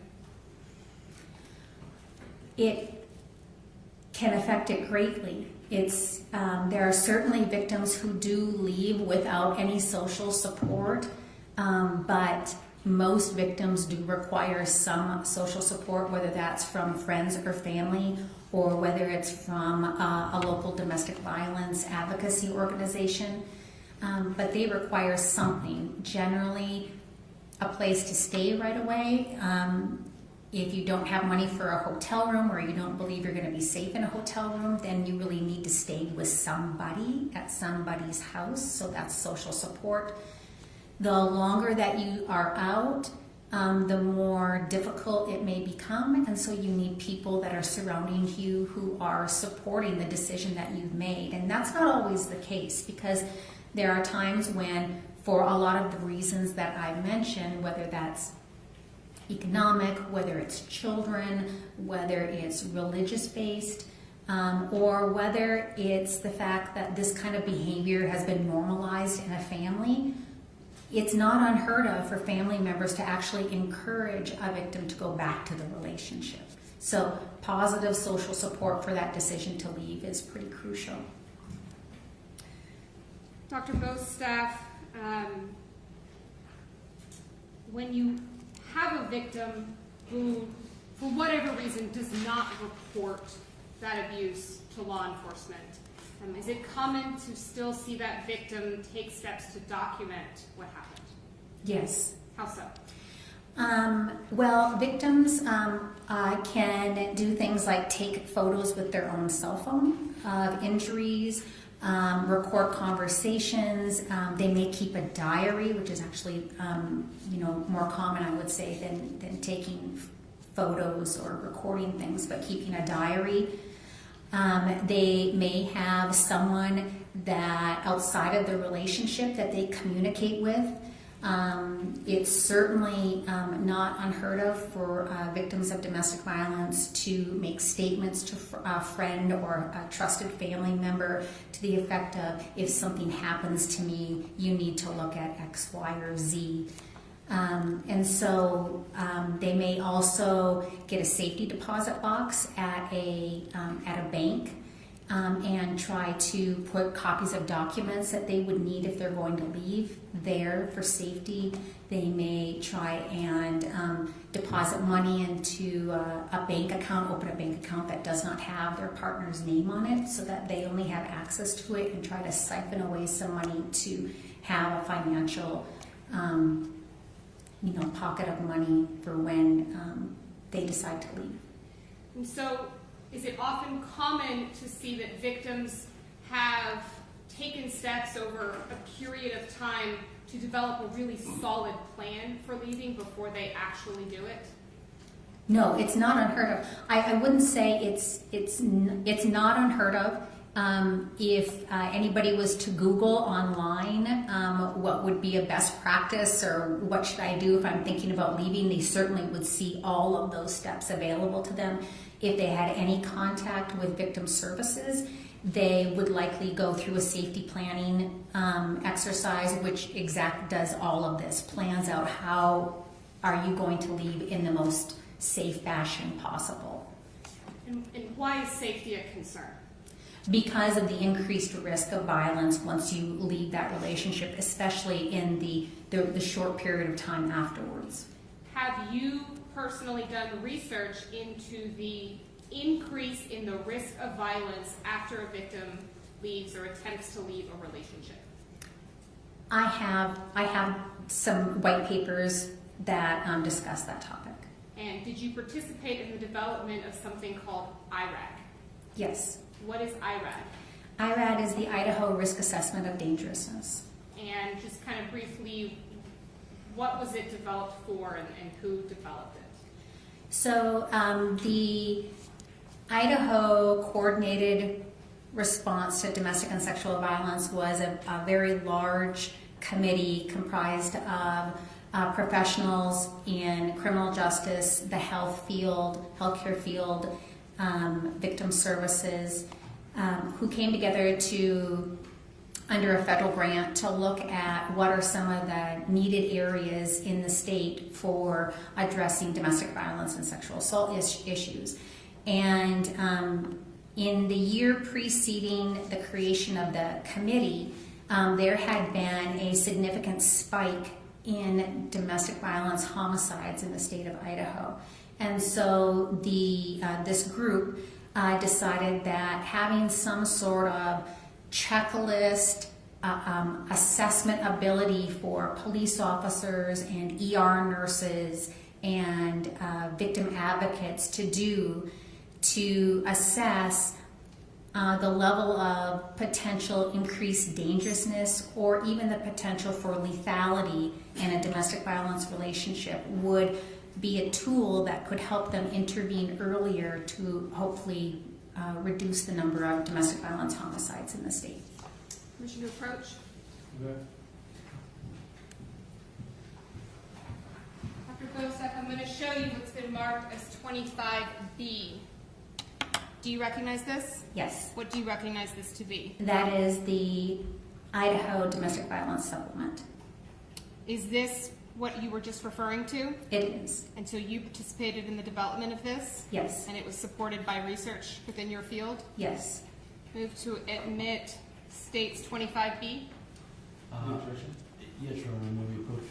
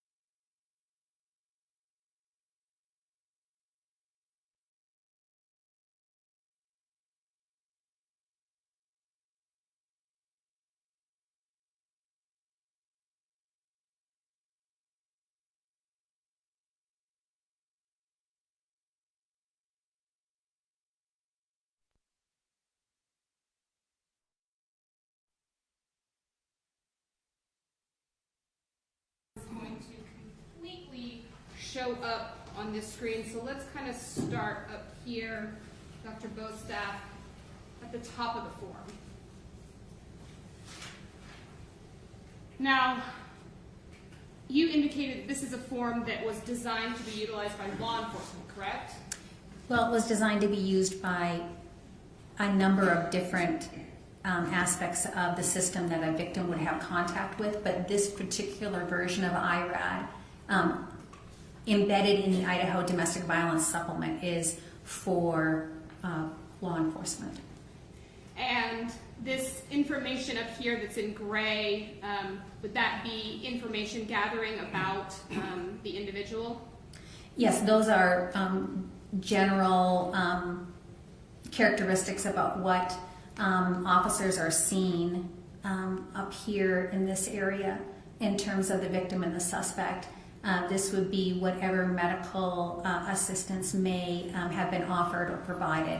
And then this has to do with whether there were children at the alleged incident. So moving down the page, we then, can you see that? We then get into a series of boxes that are in red. Why are these boxes in red? The boxes are in red to indicate that these are the factors that go into determining the level of risk of dangerousness and or lethality in the form. And so these are factors that law enforcement would be encouraged to ask about? Yes. And again, were these factors identified pursuant to the research of yourself and others? Yes. Now, looking within these boxes, there are certain words that are underlined or in red or in all caps. You see those that I'm referring to? Yes. Why are some of the options designated as such? Because the research has indicated that these factors or these elements are predictors of lethality, not just increased dangerousness. And just to be clear, so what do you mean by lethality? The likelihood that someone in the relationship could end up being killed. And so just kind of looking at what we have on the screen, it's like there's 4 factors that are identified as being associated with lethality: current stalking behaviors, forcing the partner to have sex, I guess that's 5, attempted strangulation, recent separation, and extreme possessiveness. Yes, and a more recent version of this just added abuse while victim is pregnant as a lethality factor as well. Thank you, Dr. Bostaff. So, if a person has engaged in a recent separation, and if that person is scared of their partner, why would that person go back? They would go back for a number of reasons. They may go back because they are scared. I know it's counterintuitive and it doesn't make sense, but once again, if you have lived in a domestic violence relationship where threats have been made against you while you were in the relationship, and maybe some of those threats were then later carried out while in the relationship, then threats towards you about what could happen to you if you ever leave the relationship are believed to be true because they have owned up to it in the past. They've done it. They've followed through on the threat. And so if I am outside of the relationship, again, it may seem more scary to be outside of the relationship than inside of the relationship. Because when I'm outside of the relationship, I don't know where the abuser is. I don't know if they're waiting out by my car. I don't know if they're going to break into where I'm staying in the middle of the night. I don't know where they are. I can't prepare. When I'm inside the relationship, I can see them, I know them. I have so far existed inside of that relationship. That relationship may seem like a much more familiar situation than if I'm outside on my own or outside with people who I love, and I don't want them to be hurt as well. I'm sorry. Does that feeling of if I'm close to the abuser, then I can see what they're doing, kind of keep tabs on them, is that often seen in situations where the victim is trying to obtain something like divorce papers or a custody agreement or something like that in order to get out of the relationship? I can keep them happy to get what I need. Yes, I mean, there may be various reasons why the victim wants to go back. It could be, for example, that they were unable to leave with documents that they really need. And so in order to get those documents, they have to go back to the relationship with the idea, I'll go back until I can get these documents and then I leave. Or if there are children involved, it may be that I need to be present in the home with my children, even though the abuser is there, because if I leave, then it is perceived that I've abandoned my children. And so I have to go back in order to be there so that I can eventually fight for custody for my children. It could be about a house. If I leave the home, then I may perceive that I am giving up rights to that home. And if there may be a divorce, then having left that home, I may not have a claim to that home anymore. And so it might make more sense for me to go back so that I can have access to that home and the ability to argue for that home. Dr. Bostaff, is it common that even when law enforcement might be called by, say, a friend or a family member, that even when that victim is speaking with law enforcement in a supposedly safe environment, that they still don't provide all the information? Absolutely. I don't have any other questions for you, but Mr. Johnson will. Thank you. Cross-examination, Mr. Johnson. Thank you, Your Honor.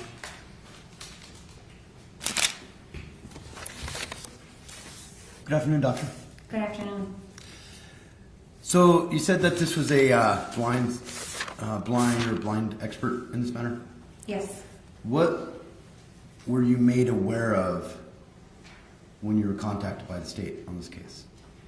That there was a domestic violence, what they perceived to be a domestic violence homicide. Okay. And you're obviously aware of the caption of the case, correct?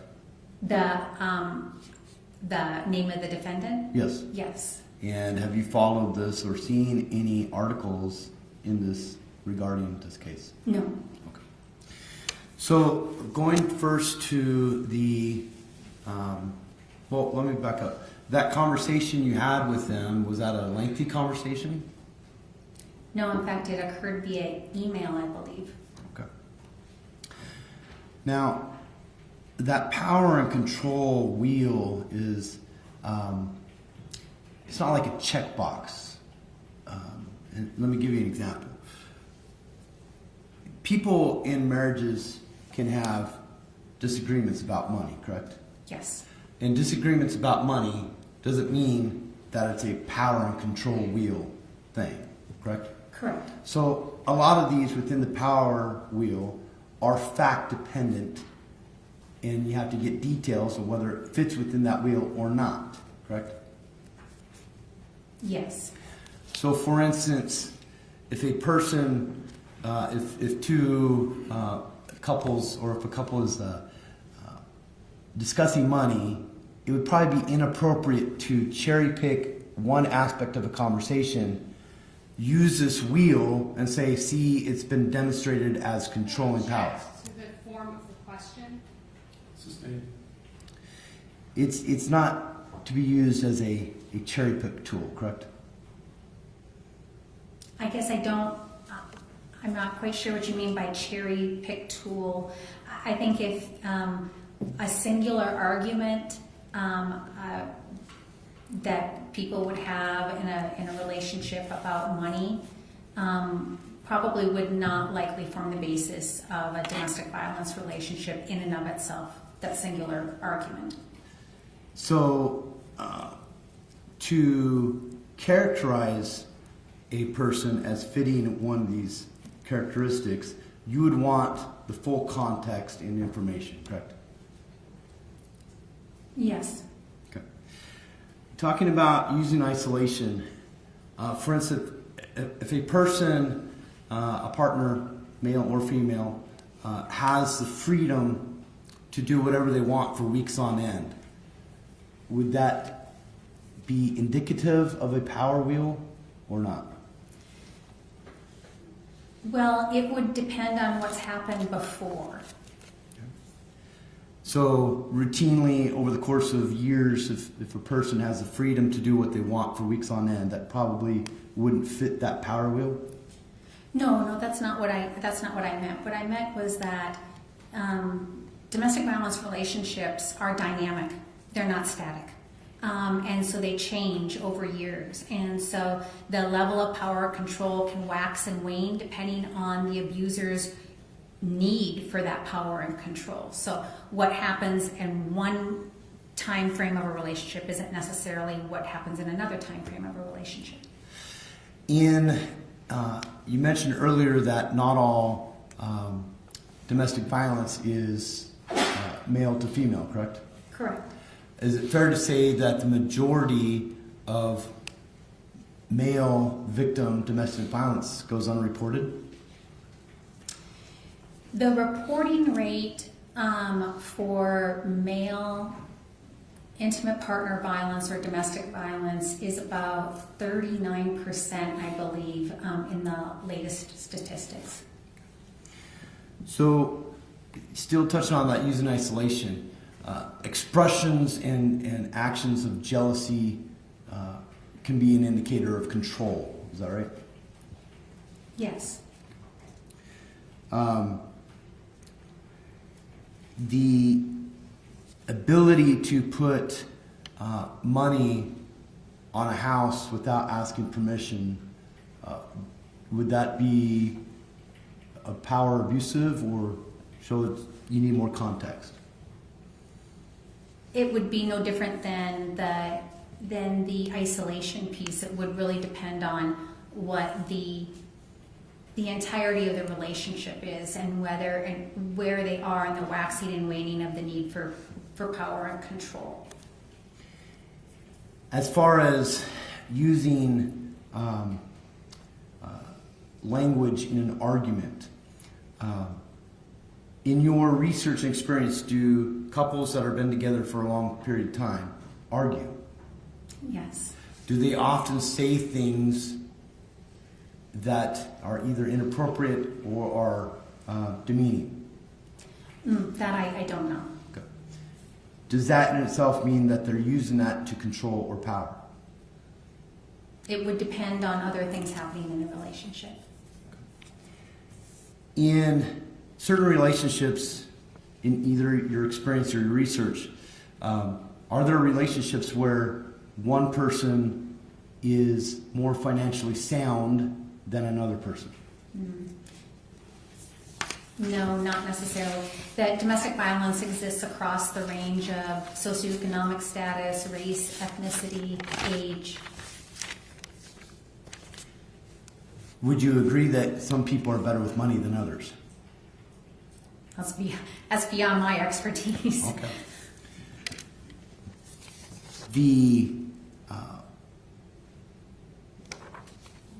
But hypothetically, if a person, the financial control has to do with having to get permission to make purchases, correct? Well, that's an example, one example of economic abuse or economic control. It's not the only example, but that is an example I gave. Now, this power wheel, just to be clear, you're not a psychologist. I am not. This power wheel doesn't touch on whether a person is going through a midlife crisis or not. No. Okay. Now, can using or referring to untrue police reports, meaning making a false police report, could that be a form of power control? No, object to the form of the question. Your response, Mr. Johnson? I think the form is proper. I can rephrase if the court wishes.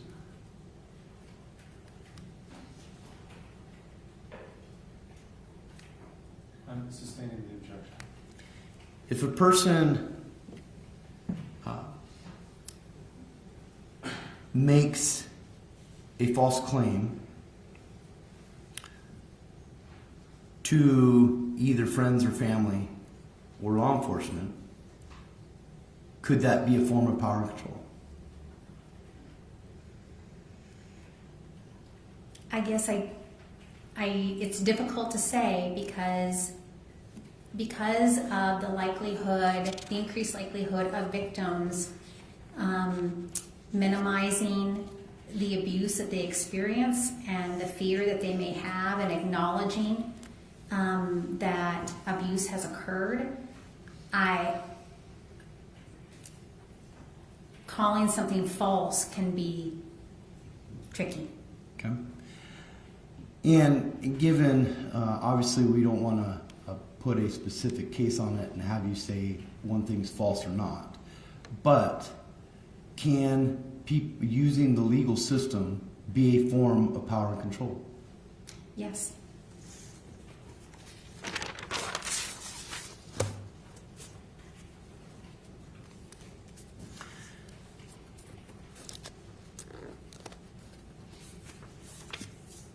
Now, as a blind expert in this matter, you can't say whether or not violence actually occurred in this case, correct? Objection to the form of the question, beyond the scope.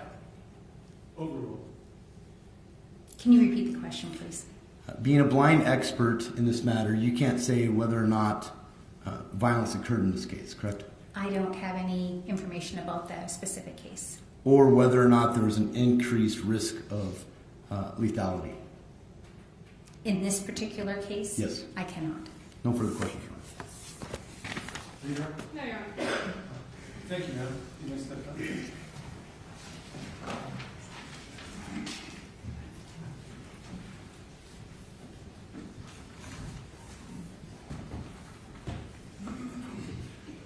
Next witness.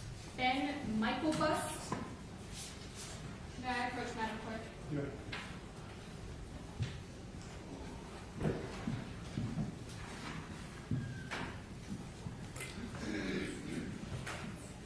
Yeah, good, sir. Just step forward here. Just hang on one second.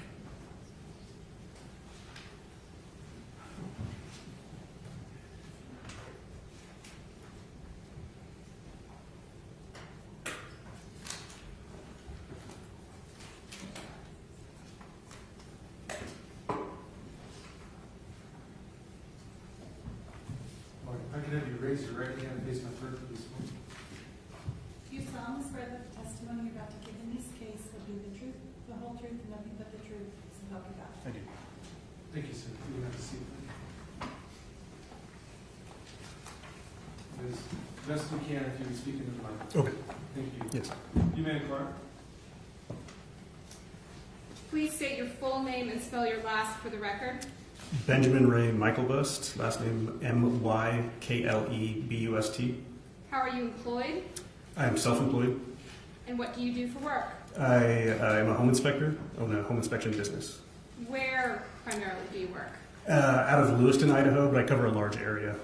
Do you ever do any work in Kootenai? Yes, I do. Were you so working in February of 2021? Yes. And at that time, did you have contact with a realtor by the name of Daniel Prado? Yes, I did. Is this a person that you work with on a regular basis?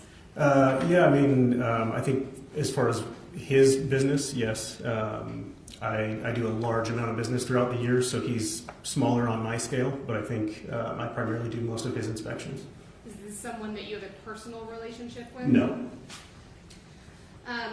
Back in February of 2021, did you perform a home inspection for Mr. Prado? Yes, I did. Do you recall what date you performed that inspection? Would have been February 2nd, 2021. And when you performed that home inspection, was Mr. Prado present? Yes. Did he indicate to you that he had a buyer for that home? Yes. And that was why you were there? Correct. At that point in time, was the buyer present? No. Did you ever have personal contact with the buyer of No. that home? No, I did not. Did Mr. Prado provide to you payment for your services? He did. Permission to approach the witness? Okay. Mr. Michael Bust, I'm going to show you what's already in evidence. It states 71B. Do you recognize this? Yes. What do you recognize this to be? Payment for the home inspection. Daniel Howard's name on it is on it. Kendy Howard's name is on it. It's Kendy Howard's signature, and my signature is endorsed on the back. And that's because you cashed the check. Correct. Did you subsequently inspect the home? Yes. And during the course of your inspection, did you uncover any major issues with the house? No. Did you author a report? Yes. Did you provide that report to Mr. Prado subsequently? Correct. Did you also, as you were there on the 2nd, doing your inspection, communicate with Mr. Prado about what you were seeing? Correct. And so at that point, did you indicate to him that everything was looking good? Yeah, overall. Yep. Was there anything that you observed about the house that would, in your experience, compromise the sale of that house? No.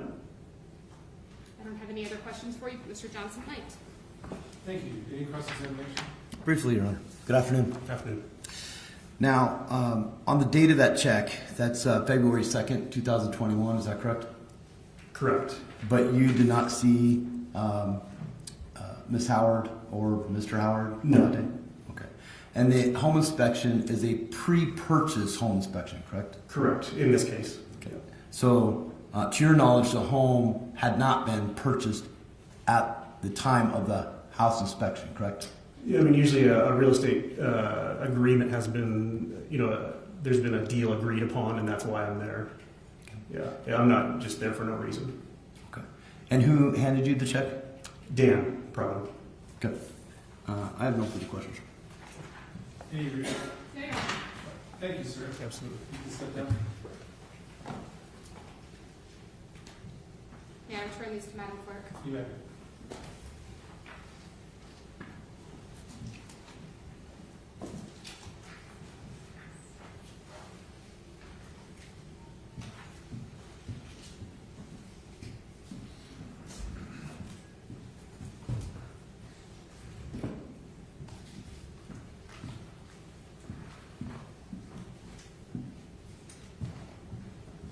Next witness. Heather Swenson.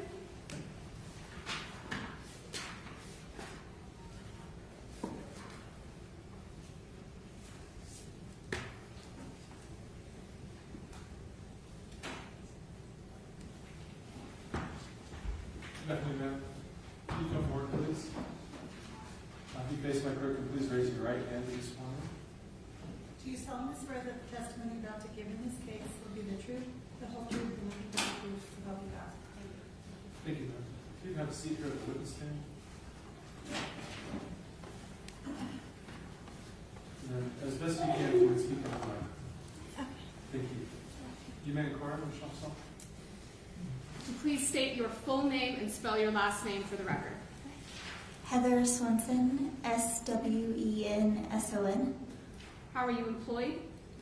I'm a loan officer at Freedom Northwest Credit Union. And where is that located? So the branch I work at is in Kootenai, Idaho. Were you so employed at that place and in that capacity in late 2020, early 2021? I was. Can you describe generally what the duties of a loan officer are? We gather the application information from borrowers, and then we do a summary of the application information, which we submit to our underwriter for approval. And then if it's approved, then we open up the title policy request, the evaluation or appraisal request, and then basically just follow it from start to finish on the transaction. And so, to summarize, is your job to assist your customers through, say, a home buying process? Yes. And you are so Freedom Northwest Credit Union, that's a bank, right? Financial institution, yeah. Do you guys do a lot of home mortgages? We do. And so this would be a process that you go through on a fairly regular basis? Yes. Does your financial institution utilize a system to keep track of all of these documents? We do. Can you briefly describe how that works? So it's the same system that we have for our accounts. It's just another aspect of it. And you just input all the application information, and through that system you're able to generate documents and like all the documents necessary for the loan process. And are there quite a few documents necessary for that process? Yeah, so there's different stages of documentation that are required. So let's kind of break it down. So if a customer walks into your branch and says that they're interested in going through this process, what's sort of the first part? So going through the application information. Do you take their information? Questions about their life, their finances?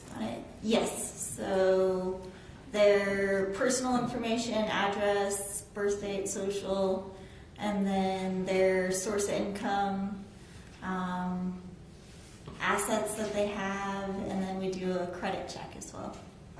And then, assuming that those things are provided to you, do you then move on to the next phase of the process? Yes. Okay, what's the next phase?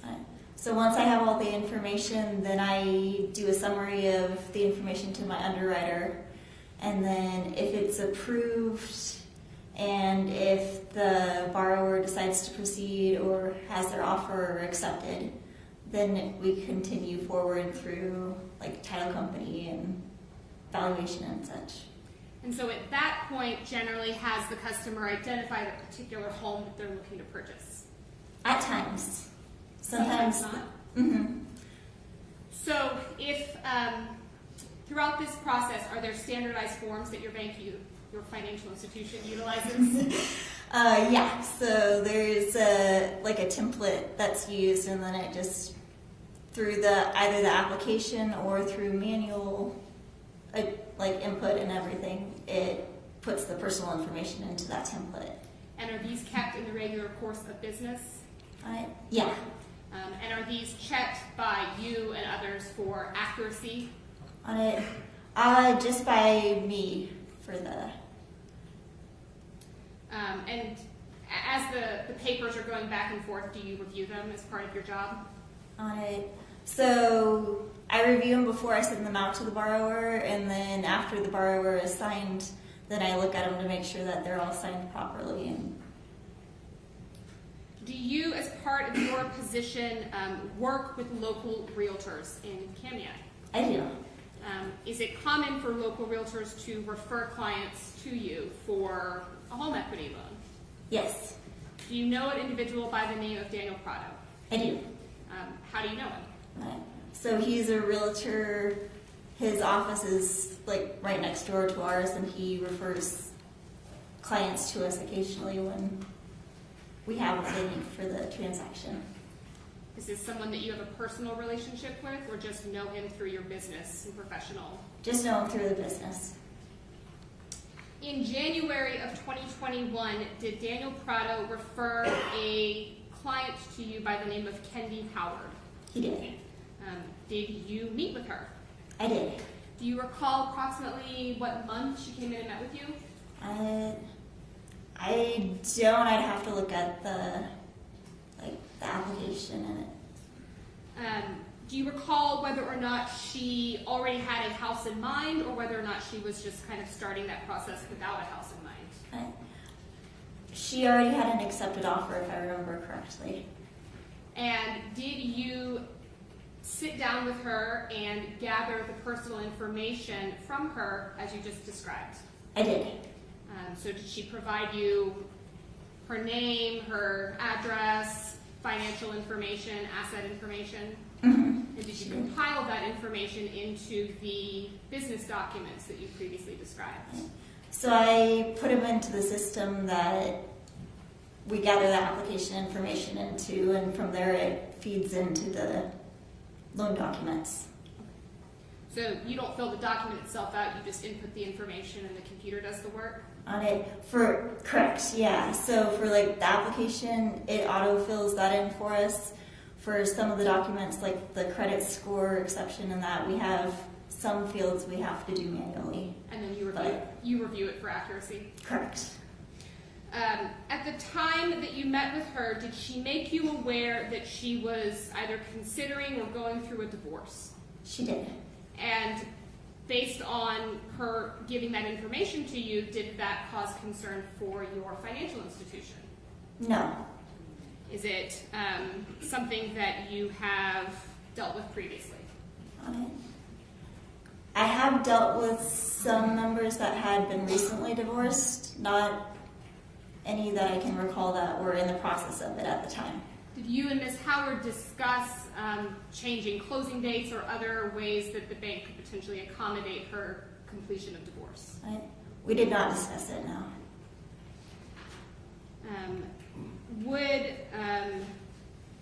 Would her answer indicating that she was going through divorce prevent her from completing the loan paperwork and moving forward in that process? No. And so did you follow the process that you previously described to generate that paperwork? So the preliminary documents I had generated. Did you then submit that to your underwriter? No, so the documents I didn't have to submit, the application summary I had submitted and it was approved. Okay.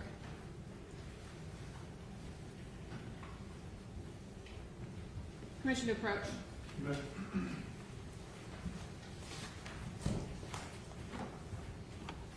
Okay, Ms.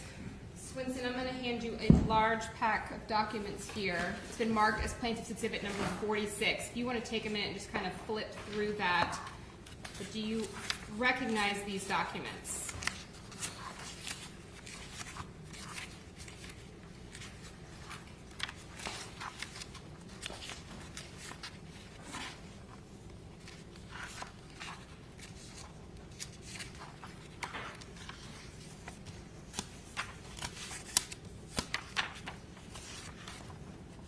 Yes.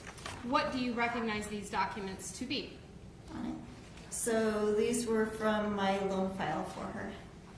Does that appear to be a complete packet of all of the loan documents associated for Ms. Howard? So these are all the loan documents I had at that point. We never got to the closing point, so. Okay, so let's talk about, well, based on where you and Ms. Howard got, does that appear to be a complete packet? It does. Move to admit states 46. Maybe approach, Ron. 46 is it? Maybe we approach. Yeah, sure.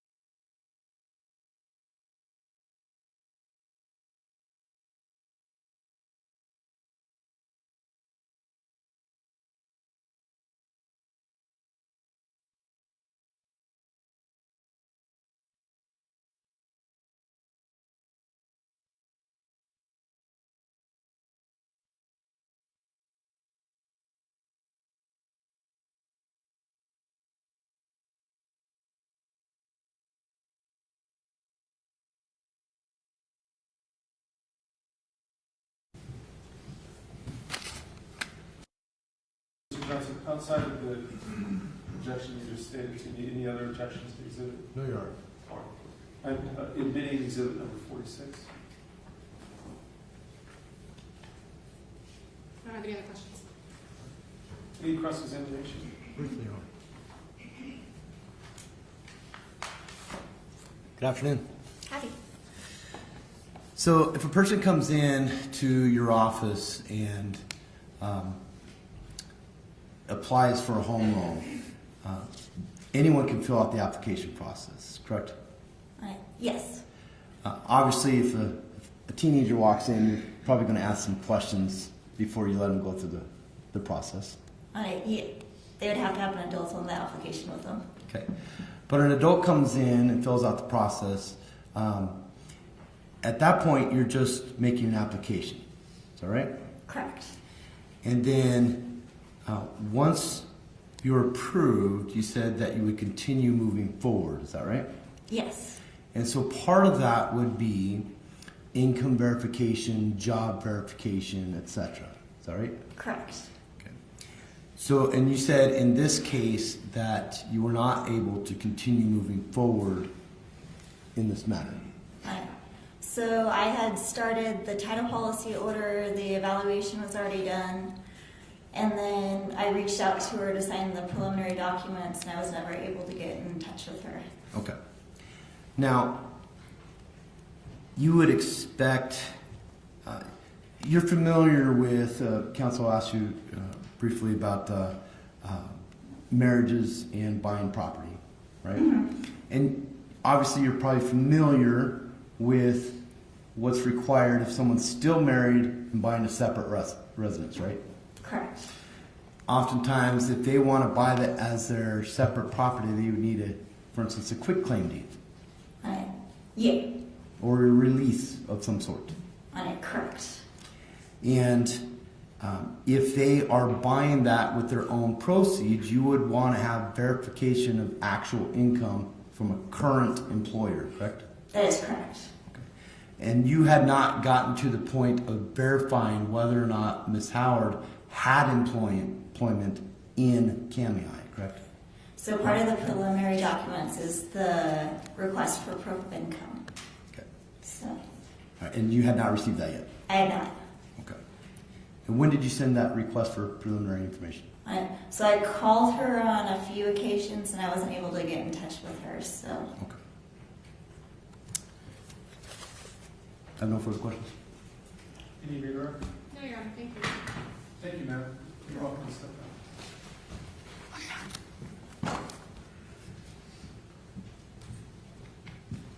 May I just? Yeah.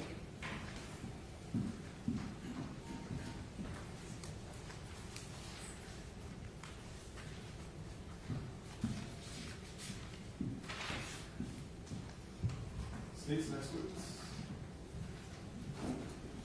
Zach Jones. Okay.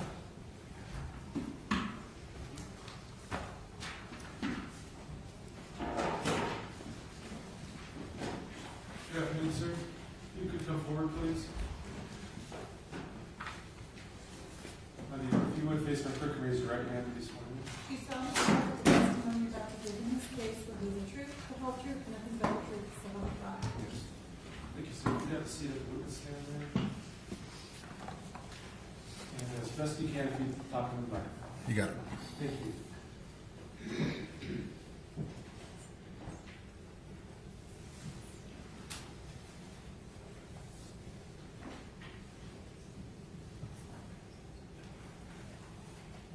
You may inquire when you're ready. Thank you, Your Honor. Could you please state your name for the record? Zach Jones? Is that spelled the traditional way? Correct. And Mr. Jones, how are you employed? I have a real estate brokerage here in town And how long have you been a real estate broker? since 2015. And as a real estate broker, do you ever participate or conduct in something that's called a valuation? Absolutely. And could you describe for the jury what a valuation is and why somebody would want one? Evaluation of property, just to know what their home might be worth on the open market, to know how many or how much money they can make if they're looking to sell or make some sort of move in their real estate world. So if somebody wants the evaluation of their property, how do you go about doing that? I pull recent comparable homes sold within the last 6 months, much like an appraisal, and we look at square footage, beds and baths, land, outbuildings, etc., and try to find what market value would be. Okay. So do you ever meet with the person or go to their property and look at what they have? Quite often, yes. Okay. And then you said you compare that with what's currently on the market? Or have sold within the last 6 months, yes. Okay. And then at the end of it, you come up with a number of what you think their house might be worth on the market? Correct. Okay. And how long does a process like this take? I can usually do it within a day or two. Okay. Yeah. And are you familiar with a Dan and Kendy Howard? Yes. And did you deal with a Kendy Howard through the course of your employment while conducting evaluation? Yes. And do you remember when that was? Not the exact date. Was it in January of 2021? Yeah. Okay. And did you know Kendy Howard before this? Yes. And about how long had you known Kendy already? Quite a few years. They're family friends of our family. Did you know Dan Howard as well? Yes. For the same duration of time? Correct. Okay. And how did you know Dan and Kendy Howard? How well? How did you get to know them? From family friends, boating, stuff like that. 4-H. My stepbrother bought a pig from them every year to raise for 4-H. Okay. And so in January, Kendy reached out to you for evaluation? Yes. Okay. Do you recall why she reached out to you for evaluation? She just wanted to know how much her home was worth and the value of a couple lots in Spirit Lake as well. And then just to see what her portion would be if she were to pursue a divorce. Okay. And how were you speaking with Kendy during this time period? Most everything was via Facebook Messenger. Okay. And have you had the chance to review those Facebook Messenger texts at some point? Yes. Okay. If you saw them again, would you recognize them? Absolutely. May I approach, Your Honor? You may. Mr. Jones, I'm showing you what's been marked as Plaintiff's Exhibit 43. If you take a moment and just look at that.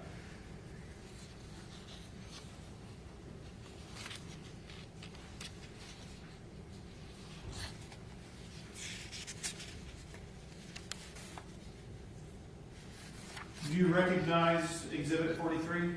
Yeah. And what do you recognize Exhibit 43 to be? My conversation with Kendy. Your Facebook Messenger texts? Correct. Okay. And just so the record's clear, I showed you a 3-page document, but the page numbers are 2, 4, and 6. Do these appear to be accurate representations of your messaging with Kendy Howard? Yes. Your Honor, I move to admit Plaintiff's 43 at this time. Any objection?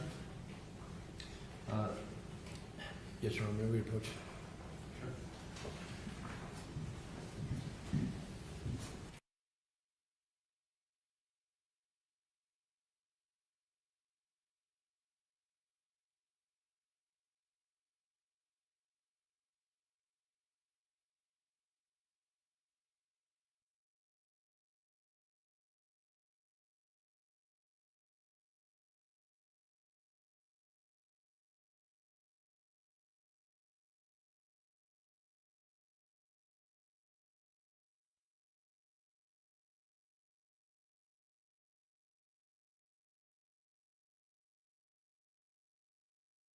To lay a little more foundation.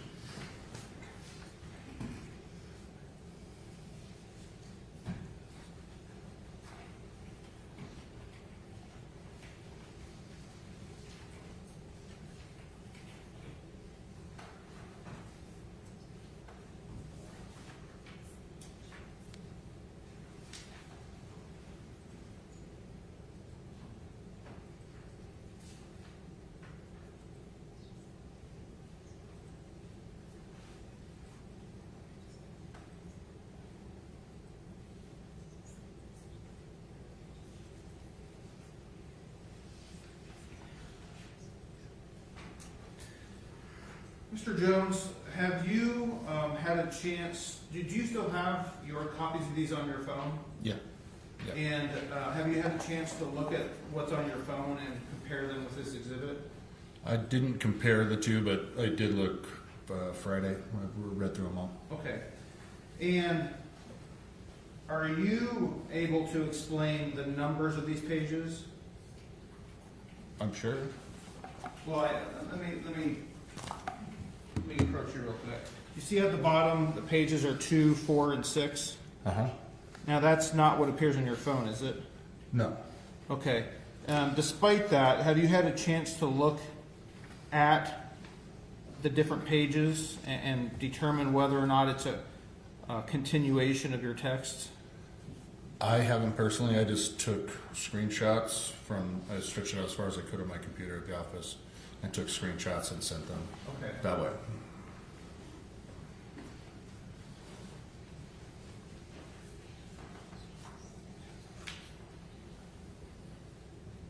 Mr. Jones, did you have a chance to read this in its entirety when I presented it to you earlier? I didn't read it in its entirety, but Look, I'm going to ask you to go ahead and take a moment to do that.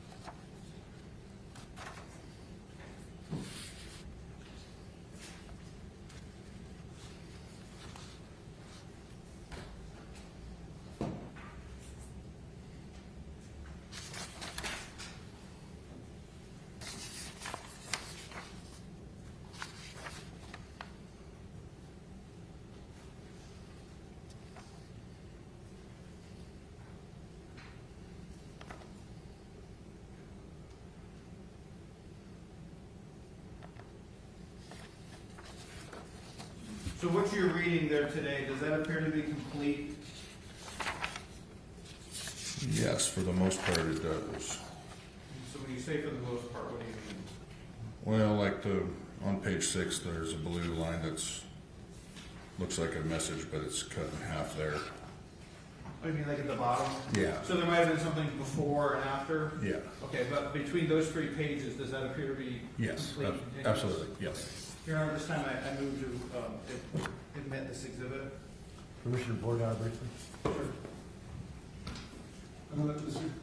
Hang on just for a second. So, Mr. Johnson can ask me any questions about. Go ahead. Good afternoon. How are you? You said you took screenshots and put them on your computer? Yeah. And saved them to a PDF? Yes. And then sent them to the prosecutor's office? Correct. Your Honor, may we approach? Yes.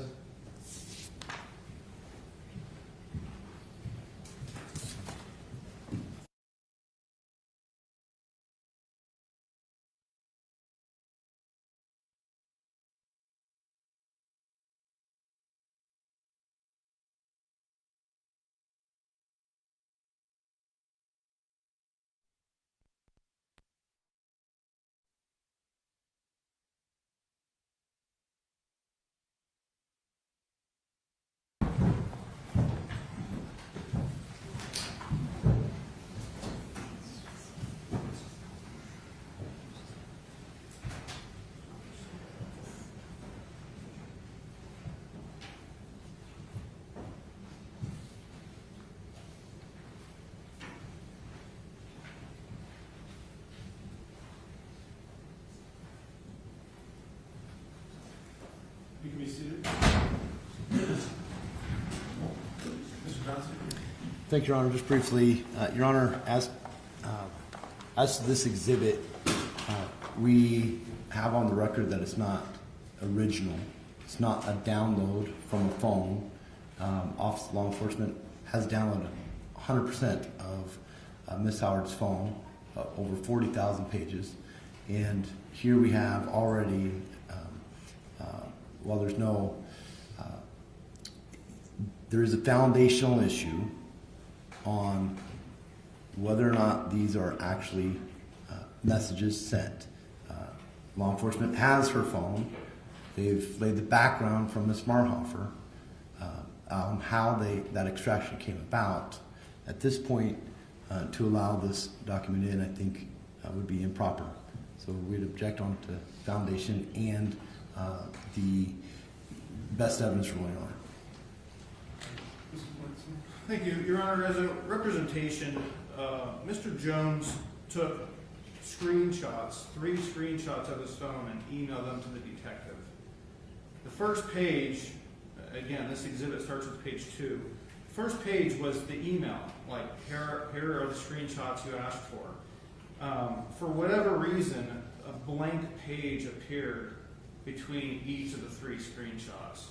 So page 1 is the email, page 2, 4, and 6 are the screenshots, and again, for whatever reason, page 3 and 5 was just a blank screen in the PDF. Now, of course, this witness can't explain that because he's not the detective, but what this witness did is explain that however these are numbered, these are a continuous message. He was able to confirm that on the stand.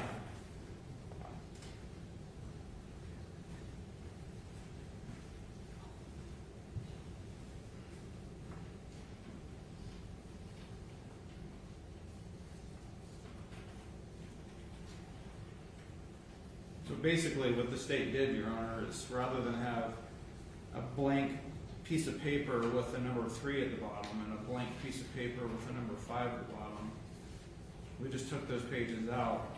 So we have a 3-page exhibit rather than a 5-page exhibit with 2 blank pages. So, and again, this witness testified that these 3 pages represent a continuous message from Kendy Howard and him. Okay. Mr. Johnson? Well, the state still hasn't addressed the best evidence rule, Your Honor. I mean, the law enforcement not only obtained Dan's phone, Kendy's phone, Kendy's mom's phone, they actually got her phone and did a download. The best evidence here would have had Mr. Jones say, can you stop by, let us do an extraction of this. We already have here on the record that it's been altered in some fashion. There hasn't been any testimony that the content is, but once it's altered in one fashion, it's on the record. The best evidence would be either obtaining it from Ms. Howard's phone or having done an extract of Mr. Jones' phone. And so it's concerning, particularly with the statements, comedic statements that are referred to in a case like this that we did have subject to 12 emotions, that the foundation has not been laid. Had this come in through the digital download of Ms. Howard's phone, we wouldn't have an objection. There would be no basis for an objection. May I respond, Your Honor? I don't think the defense understands what best evidence means. Of course, when people are texting or messaging, there's going to be 2 copies of the same thing. Just because the same thing exists on somebody else's phone doesn't mean when we pull it from the other person's phone, it's not best evidence. This witness took screenshots of his own phone and emailed them to detectives. Copies are included in the definition of best evidence. This is the best evidence. This witness testified that he looked at his phone on Friday, read what's on his phone, he read what's on this exhibit today. They're the same thing, and these pages are a continuation, even though they're numbered differently.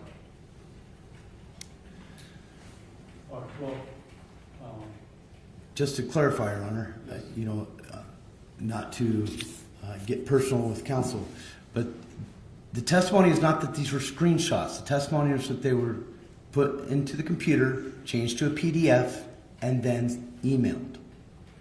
That is not best evidence. Best evidence is either a digital extraction from Ms. Howard's phone or digital extraction from Mr. Jones's phone, not an edited screen capture with the possibility of any edits and then emailed to a detective and then submitted at a trial in this case.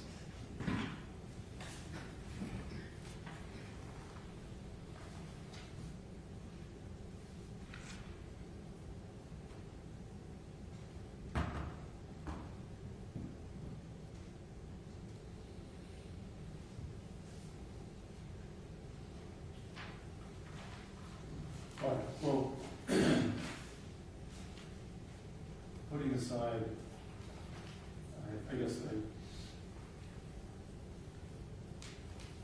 trying to kind of address it.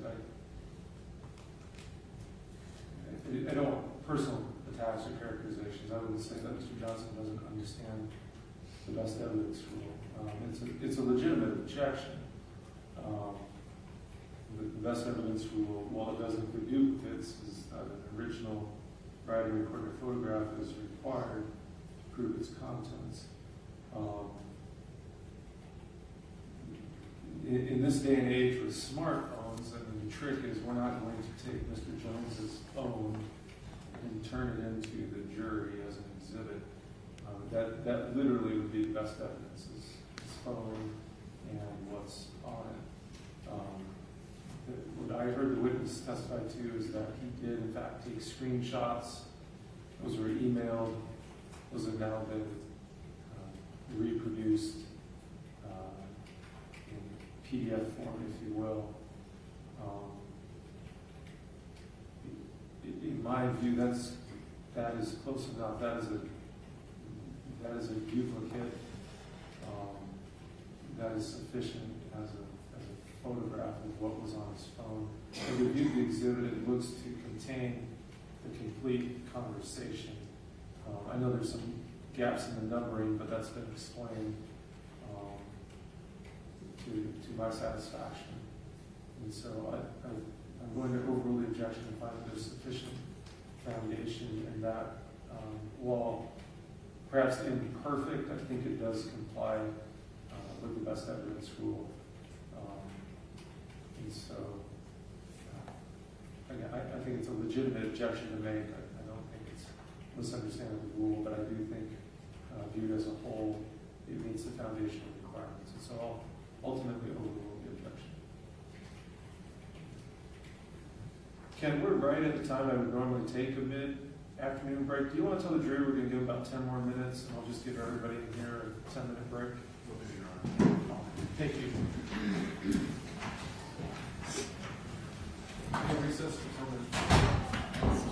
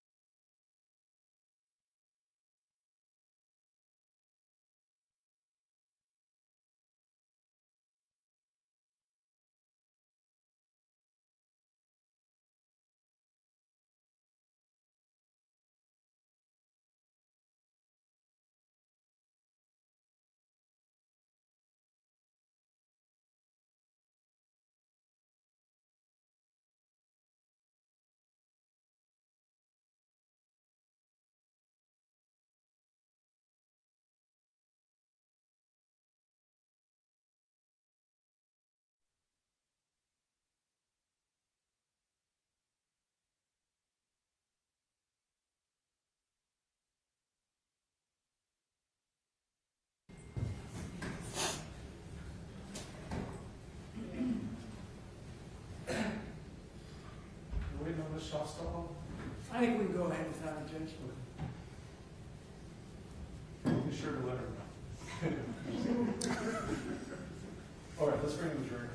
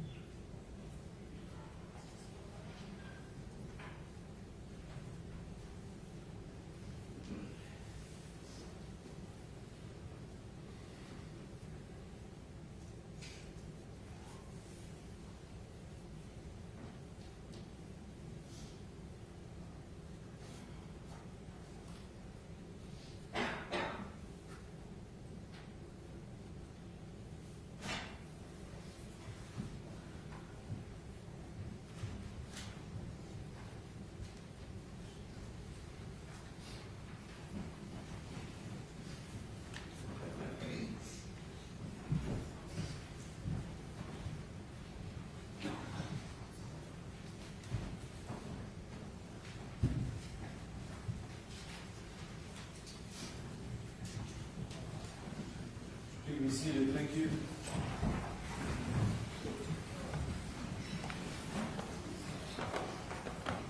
Mr. Morrison, that's exhibit 43. Correct. 43 has been admitted. You may continue. Thank you. Your Honor, may I publish 43 to the jury? You may.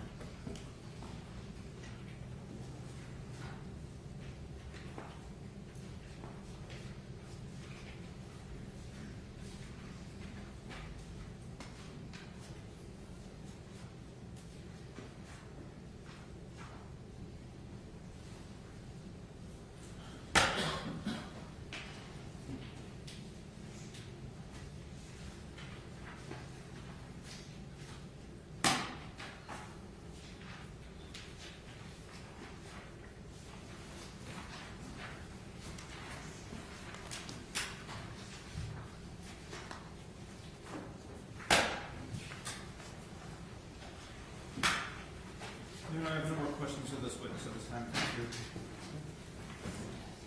Cross-examination, Mr. Johnson. Briefly, Your Honor, thank you. Go ahead. So, Mr. Jones, how well did you know Miss Howard? I would say pretty well. Pleasant, jovial person? Yes. Like to joke around? Yes. Now, you did an interview with a detective in Coeur d'Alene on February 16th, about a week and change after her passing. A phone call. Yeah. But it was a phone call? Yeah. And it was around February 16th? Your Honor, I'm object at this time. It's beyond the scope of direct and irrelevant. Any response? Your Honor, I do think it touches... If we may approach. You may.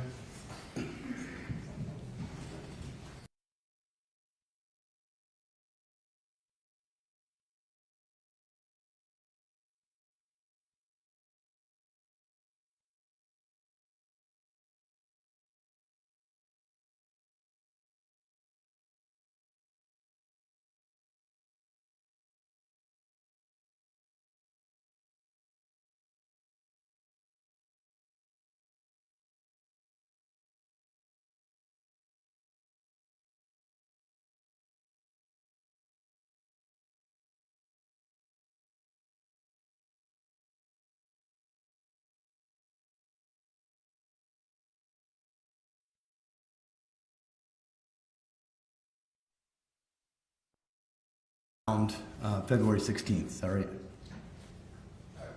Sure. And it was after that phone call that you were asked to provide a follow-up email? Yes. And after that interview, you actually did provide a follow-up email? Correct. Did they ask you to come in and do a download of your phone? Objection, Your Honor. This calling for hearsay at this point. Beyond the scope of direct. Mr. Johnson, you're just, I mean, you could I ask would- whether or not you provided the download, if that's what you want. I'll rephrase, Your Honor. Okay. Did you provide your phone for a download in this case? No, sir. If you had been asked, would you have provided a download to your phone? Sure. No further questions. Any redirect? No, Your Honor. Thank you, Mr. Jones. You're welcome, sir.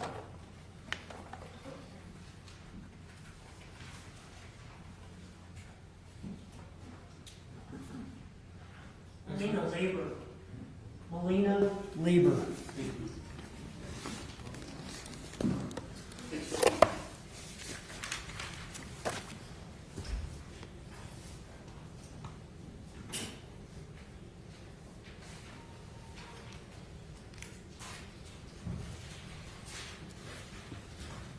Good afternoon, ma'am. Could you come forward, please? Have you step forward and please raise your right hand and face my clerk at this point. Do you solemnly swear that the testimony you're about to give in this case will be the truth, the whole truth, and nothing but the truth, so help you God? I do. Thank you, ma'am. If you'd have a seat at the witness stand. And as best you can, I'll ask you to speak into the microphone. Okay. Thank you. You may inquire. Thank you, Judge. Ma'am, can you say your whole name and spell both your first and last names? Melina Christine Labor, it's MALLINALABOR. Back in January and February of 2021, where did you work? Owsley Plastic Surgery. And what sort of business was that? They did surgical, cosmetic, elective surgeries for the breast, body, and face. What was your job there? I was the front office receptionist. And would that mean you would take calls from potential clients? Yes. Set up appointments? Yes. Walk them through what they needed to do in order to get in to see the doctor? Yes. Back on January 28th of 2021, in the morning hours, did you take a call from Kendy Howard? Yes. What was that in regards to? It's for a consultation for abdominoplasty and breast augmentation. Which is what? It's a mommy makeover. Okay. Did you set up an appointment for Kendy Howard? Yes. Do you remember the dates, or would you need something to refresh your memory in that regard? I would need I know it was the following month, but I don't know the exact dates off the top of my Okay. head.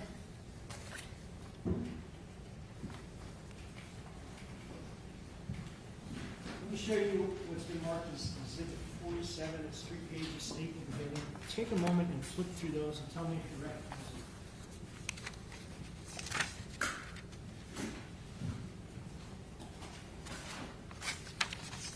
I do. What are they? There are patient portal platform. It does all of our scheduling and holds all of the patient's records. So is that the sort of information that gets generated at the time that you get the information? Yes. Is that the sort of information that's kept in the basic general course of business for that particular business? Yes. And is that something that you generated when you were an employee there? Yes. Okay.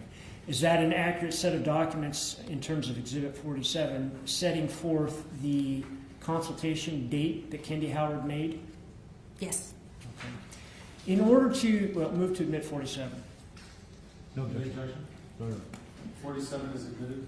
In order to get a consultation with the doctor, is there a process that a new patient has to go through? Yes, they have to complete the patient portal, which is part of the Patient Now system. Does that take a bit of time? Yes. How come? It's an elective surgery, so they require a lot of information that you wouldn't have to have for any other surgery, personal information, social information, to make sure that you're a safe candidate. So does it take a patient quite some time to get that done? Yeah, it takes about anywhere from half an hour to more. I hadn't seen anybody less than that. Does it tend to weed out prospective patients or not? Yes.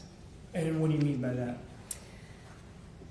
Patients that complete it or don't complete it is, if they don't complete it at all, then I have to follow up and make sure that they're actually going to come to the appointment, things like that. And then, and some of them I have to actually do it over the phone with them because it's too complicated to do on their own. In your experience, there are patients that do complete it. Are they serious about coming in? Yes. Okay. Did Kendy Howard complete hers? Yes. And what was the date, using 47 if you need to, for her consultation with the doctor after she completed that? Her consultation was for 2 p.m. on the 23rd of February. 2021? Yes. Did she show up? No. No further questions?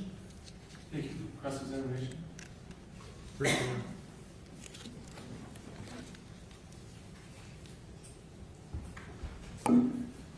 Do people who go through the initial consultation ever fail to follow through with the procedure? They choose not to go through the, yes. Okay. No further questions, Ron. Well, thank you. Thank you, ma'am. You may step down.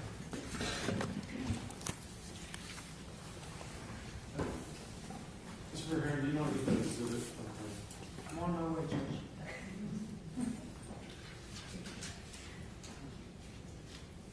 Daryl Oyler is next.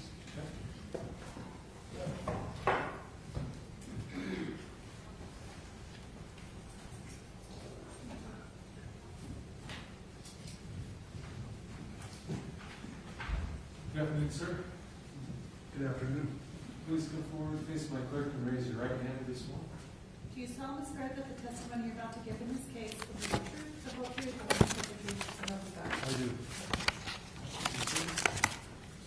Welcome to have a seat there. We'll stand, and then, as best as you can, if you speak in the microphone. Yes, sir. You may inquire, Mr. Verheeren. Thank you, Judge. Can you say your whole name and spell your last? Yes, it's Daryl Oyler, Oyler. What did you used to do? I was my last full-time job was a detective for the Kootenai County Sheriff's Office. Can you summarize your law enforcement career for us? I spent about 25 years here in Kootenai County, working for state and county agencies, the vast majority of it with the county, last 15 years as a detective doing crimes against people. And were you also a detective sergeant towards the tail end of your career? Yes, sir. And how long did you do that for? As a sergeant or as a... Detective sergeant. 3 years. Okay. Can you summarize your duties back then? At the time, I was supervising a unit. It was a sexually based crimes special victims unit is what we were tailored to do. Crimes against children. Okay. How long have you been retired? It's going on 3 years this summer. Okay. So back in February of 2021, were you the person that was assigned to the case involving Kendy Howard and Dan Howard?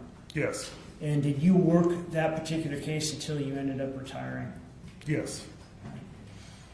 On February 2nd of 2021, did you and other detectives respond to the Howard residence late that evening? Yes. Did you get there the evening of the 2nd or the early morning hours of the 3rd, if you recall? I believe I received the call on the late night of the 2nd, but arriving at the residence, I think it might have been early morning hours. I had to go to the office first. And so right in that time frame. Who did you arrive with? Detective Sergeant Ken Lawton. Did you have a body cam with you? I did. What's a body cam? We had recently got them. We're usually a few years behind patrol. Is that they brought a bank of portable cameras that we could assign to ourselves and check out to help record audio and visually crime scene interviews, that sort of thing. Okay, and so did you make sure to bring a body cam with you? I did. That night? Okay. When you got to the Howard residence, did you and Detective Lalton walk in together? To the best of my knowledge, yes. Through the garage into that man door? Yes. All right. And then into the living room? Yes. Was Dan Howard there in the living room when you and Detective Lalton walked in? I believe so. Is he here today? Yes. Please point him out, describe where his seat is. Tell us what he's wearing. He's sitting at the defense desk. He's wearing glasses, gray jacket, and a light pink button-up shirt. Did you end up essentially sitting there for hours with Dan Howard and Detective Lalton? Yes. Was that based on having to wait for a search warrant? That was a lot of it, yes. And during those hours, did you or Detective Lalton engage in conversation with Dan Howard?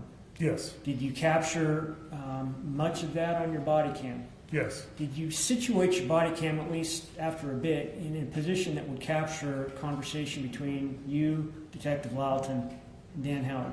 Yeah, I did my best to do that, yes. Where did you stick this body cam to do that? I didn't have a mount. I had a clip.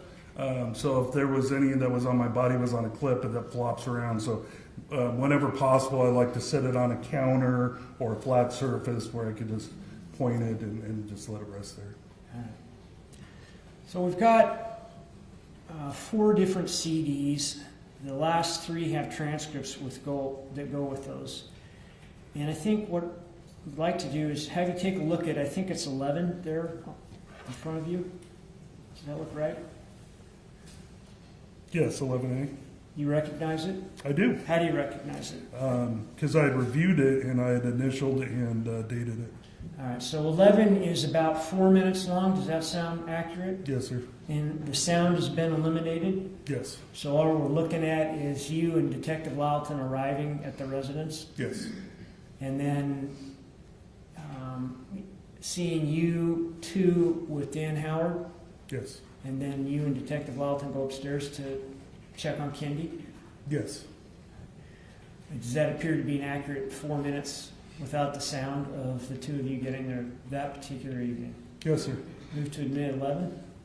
Any objection? No, Your 11 is admitted. Move to publish the same. You may publish it.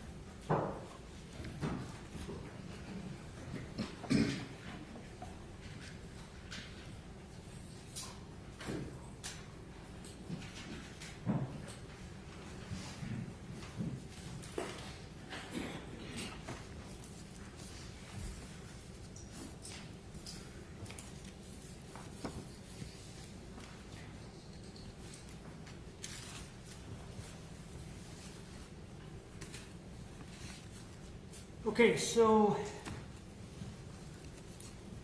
on the desk in front of you, you've got what's been marked as 12A, 13A, 14A, 12B, 13B, 14B, right? Yes, sir. Do you recognize those 6 exhibits? I do. What do you recognize 6A, 6B to be?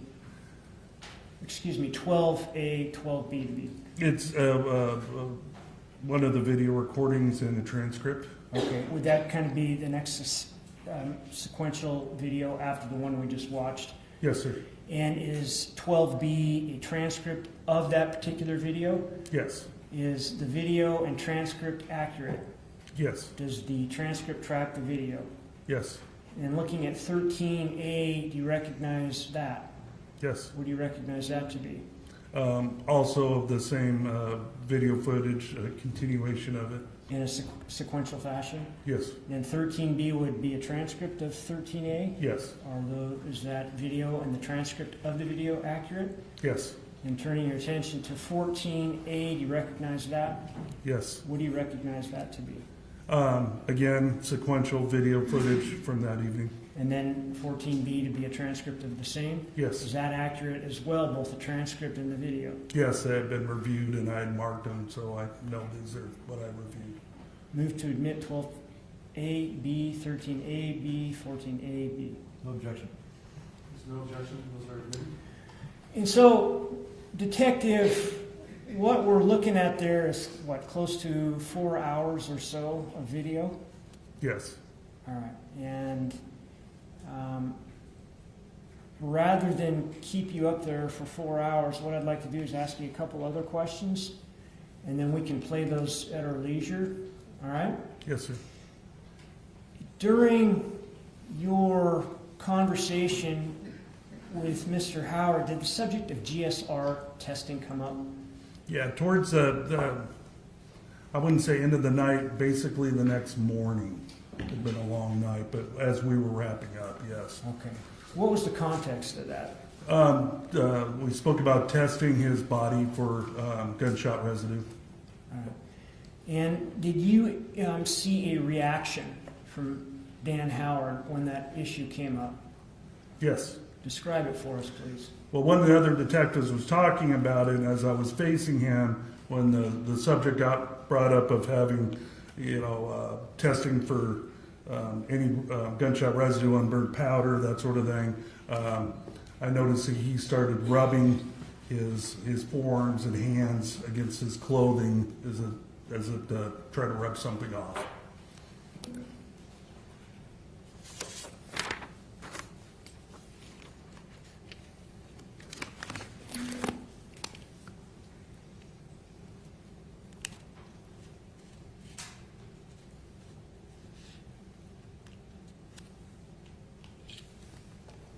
No further questions. May we approach Sean? You may.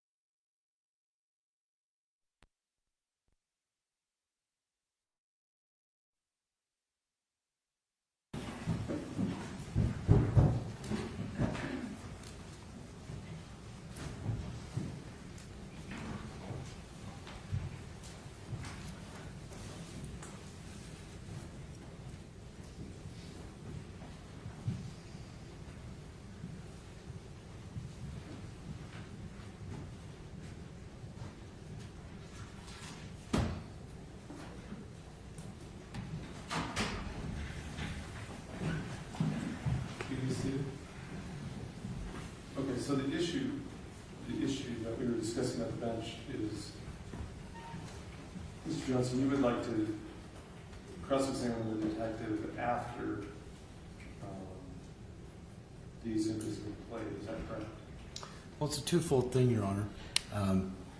Yes, I think it's more appropriate to, if the state intends on publishing it, should publish at this time, like they've done every other witness, to release or have cross certainly the contents, all the contents of those videos, which are, in just for the court's record, I've been provided everything in discovery. That's not a question. But the exhibits are not always equal to what's in the discovery. And in the exhibit folder that I received, I just received an email copy of the transcripts of these videos. I'm obviously very familiar with them, but as far as cutoff times and all that, it does change. If I ask a question that's not within what they just presented as part of the exhibit, I don't know. But certainly anything in those transcripts are subject to recross, or it's subject to cross, and it's within the scope of direct. And so I anticipate counsel objecting to questions because it's outside the scope of their cross, and that would be improper. So the cross-examination of this will be very lengthy on a 4 hours worth of video. The cross and the scope of that cross is very lengthy. And so what I'm trying to prevent is turning over the witness and then a bunch of objections for outside the scope. I think it's proper to publish. My suggestion was, I don't feel it's necessary for a retired detective Euler to sit here for the 4 hours while publishing. Certainly we can get through a chunk of it for the rest of the afternoon, and we can have him back for cross-examination mid-morning or whatever, if the state doesn't want to publish the rest of them or what they want to publish. So. Okay. Your response, Mr. Herman? Well, first of all, Judge, the transcripts of the videos are the same transcripts that were used at grand jury.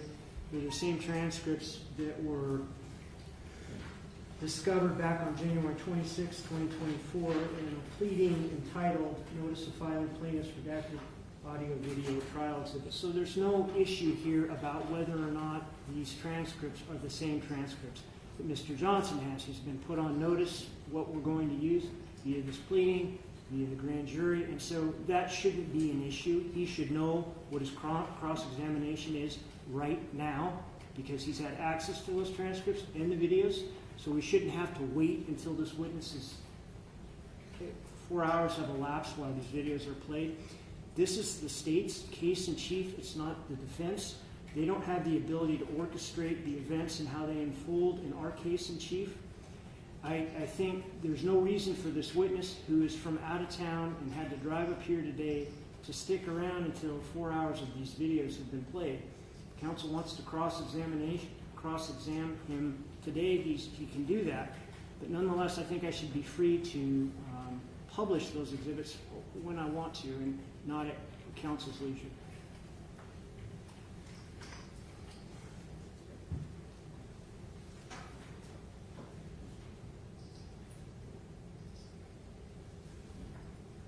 Okay, so I guess what I wanted to clarify is, so you're not intending to limit his scope of cross-examination by not publishing the videos yet?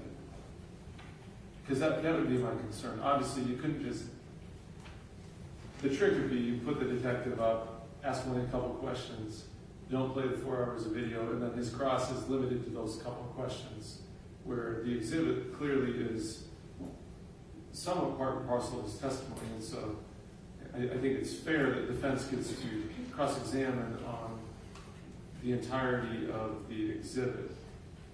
If I'm understanding, you're not meaning to limit it, you're just saying cross now, we don't have to wait until we watch the videos. Am I saying that right or not? You are. Okay, all right. So Mr. Johnson, understanding then that you're not limited in your cross-examination, you're free to cross-examine, isn't it true that the video will show, or isn't it true in the transcript that so-and-so said, et cetera, then I guess I think that works. Is that is that fine? Correct, Your Honor. And what, just for the court's awareness, I don't see a cross-examination taking less than, I see it going past 5 on cross-examination. Okay, that's fine. Well, okay, I understand more clearly now. Thank you. It's hard to get it all sorted out when we're just sitting here. So, yeah, I won't require the state to play the exhibit now. It's their case. They can play it when they wish, but I'm not going to limit your cross-examination to simply what was asked on direct here. Your cross-examination is open as to the exhibit. Okay.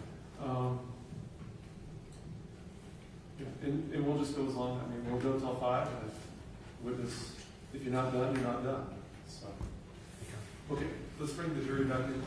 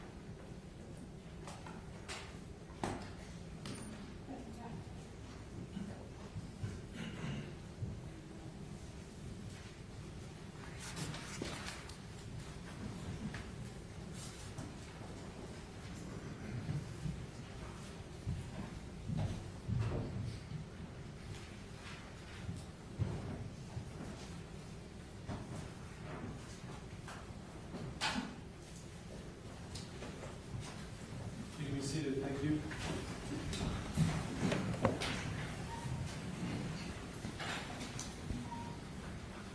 Members of the jury, I just was having a discussion with counsel about how this questioning will go.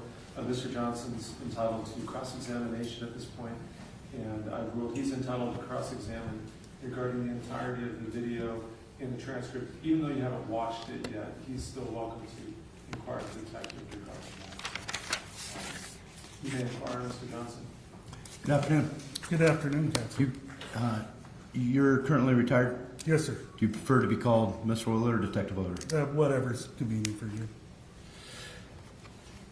So, Detective, when you first arrived, you and Sergeant or Detective Lawton arrived in the same vehicle, separate vehicles? I believe we rode in Sergeant Lawton's vehicle. Okay. Prior to your arrival, or as you're arriving, you had a meeting with other officers? When I got the phone call, we went down to our office to kind of gather up whatever equipment we need to do, and because the scene was, a distance away, make sure we had everything that we need to go before then. When you arrived, there was other law enforcement there? Yes. And the site was secure? Yes. When you arrived, was Mr. Howard under observation? There was officers milling about around the area, yes. Okay. Now, when you made that initial walkthrough upstairs, is that what that was showing, that body camera? Yes. And you filled out a report in this matter? Yes. And are you trained to fill out, include all relevant information? trying to put in my thoughts and observations, yes. And when you put in your thoughts and observations, are you trained also to fill out a report at or near the time of those observations? Whenever possible, yes. Okay. And did you do that here? I can't recall. Typically, in a lengthier investigation, it's an ongoing thing. You spend all night out at a scene. You don't have 16 hours to sit down and start typing away. So it's usually an ongoing report as you investigate. Okay. And then when you're filling out that report, you're relying on your videos and your notes? For some of it, yes. Okay. When you went upstairs, there was 2 rooms to the left? I believe so. Master bedroom to the right? Yes. And Miss Howard was in the center bathroom? Yes. There was another bathroom in the master bedroom? Yes. There was a purse on the counter of the bathroom? That sounds right, but that sounds accurate, but I'd have to review the video, but I believe there was. And just for, again, when did you retire? Yeah, it would have been, I think it went in effect August 1st, 2021. Now, when you went into the bedroom, was there anything significant on the floor of the bedroom? I remember it was there was a lot of items. It wasn't a well kept room. It was a little bit messy. I can't recall all the items that were not on the floor. Was there was a green towel that was on the floor? I remember there was a towel being there. It could very well have been green. Yes. Damp or wet? I believe it was damp. And at what time after your encounter or initial walkthrough did you start talking to Mr. Howard? Immediately. Okay. Now, when you arrive at a scene, do individuals always talk to you? Objection, Did Dan voluntarily talk to you on this morning? Yes, he agreed to talk to us. Okay. Stereo was on? Yes. Okay. Was it kind of loud? Yes. Now, he voluntarily, or you asked him about what was going on, is that right? Yes. You talk about the relationship? Yes. He volunteered information about struggles with the marriage? Yes. Did he show you the paperwork that he talked about, the divorce papers? I believe he referenced the paperwork that was on a table downstairs. He didn't hand me paperwork that I recall. So he referenced it, and later you followed up, and the papers were actually down there. Yeah, I believe that would be more accurate. Yes. Okay. And on this, did he talk to you about being his work? About what he did for work? Yes. He talked to you about what he did that day or the day prior? Yes. Did he talk to you about coming back from Alaska around the 28th? Yes. Okay. Now, at this point, when you showed up, he was not free to make a phone call, correct?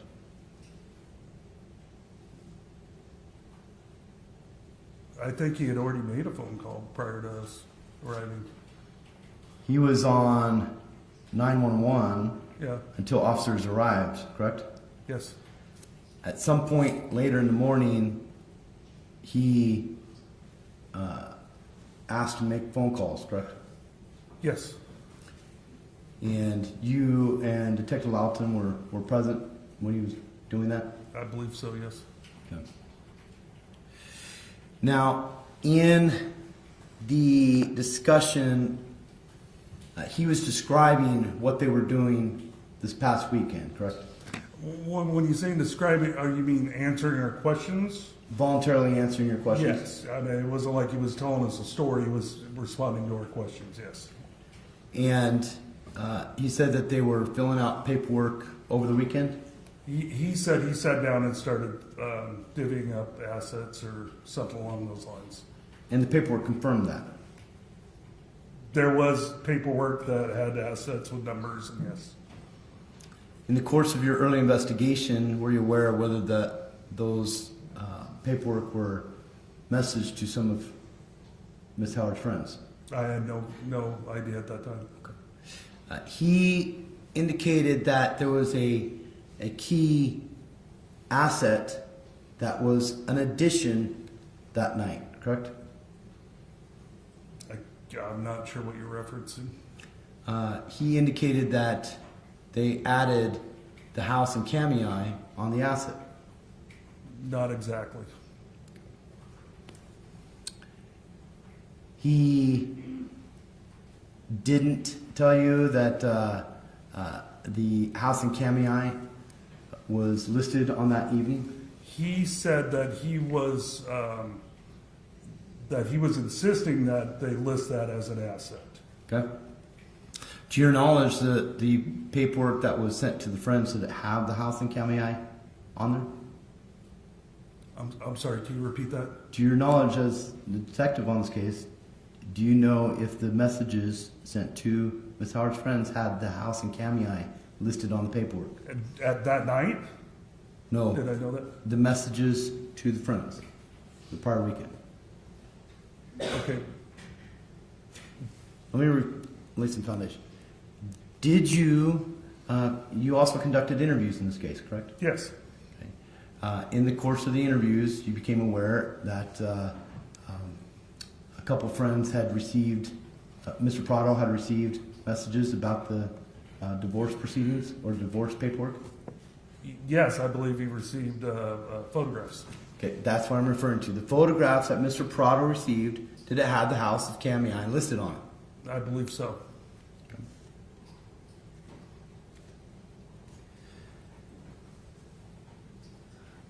Did he express that she was upset that night about putting the house of Kootenai listed on there? Yes. Now, during the phone calls, Mr. Howard made several phone calls, correct? Yes. Do you know who all he called? I know he called his son Wyatt. I believe he called his father. I believe he called his stepdaughter. And do you know whether he called Mr. Wilkins?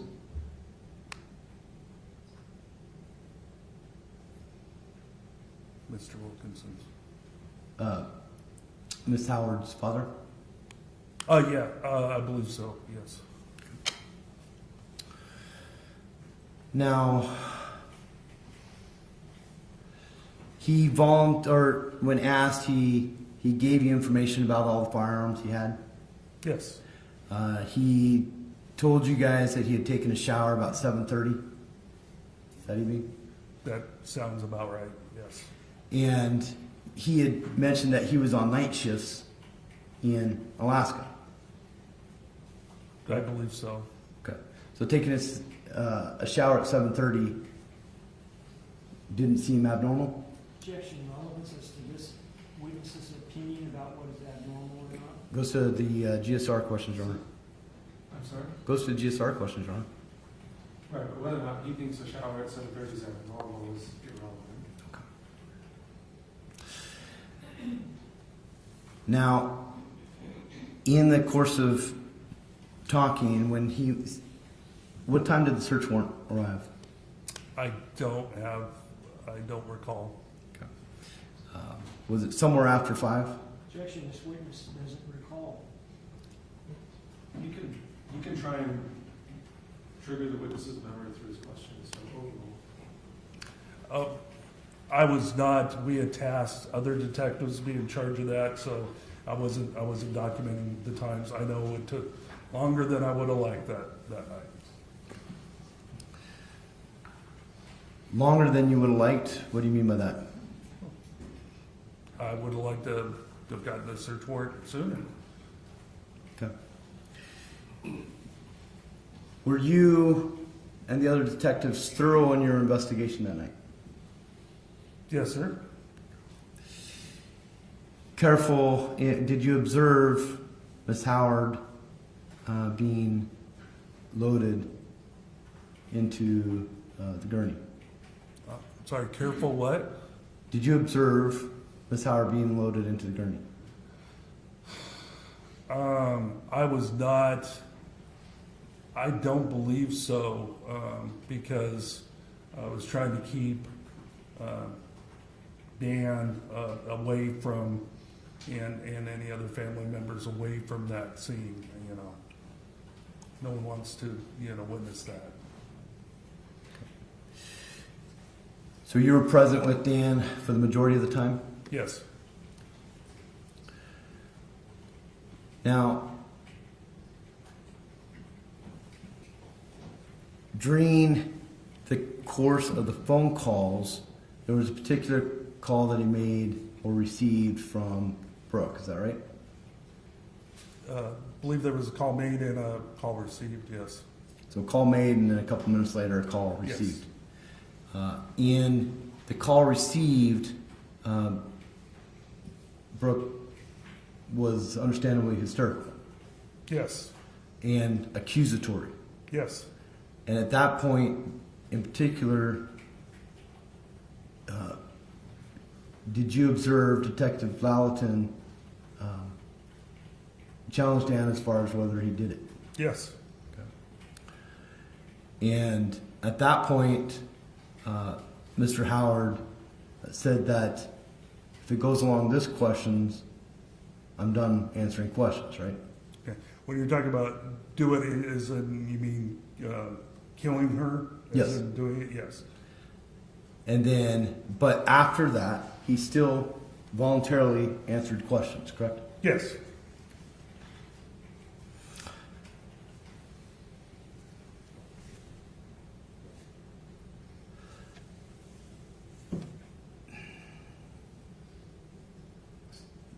Your Honor, may I have a moment? You may.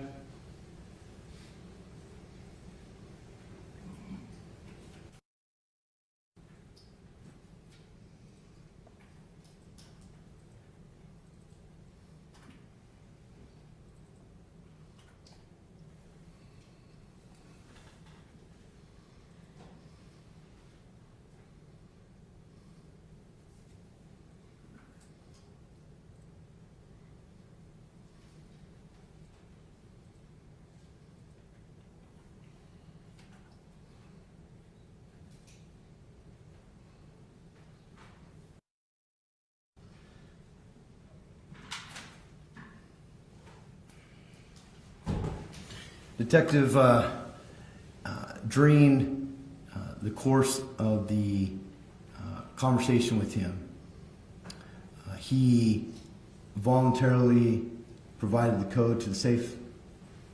Yes. And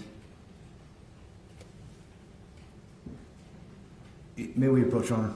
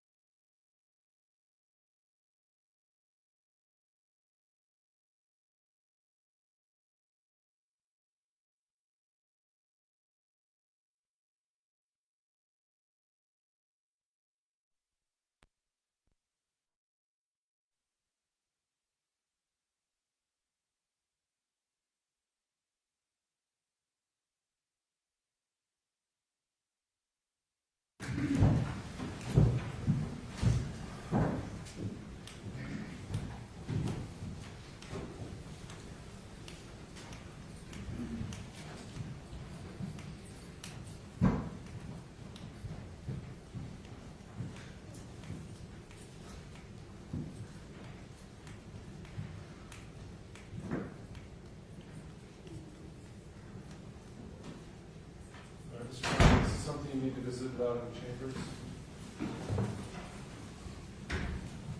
I'll see council in chambers. Go on record.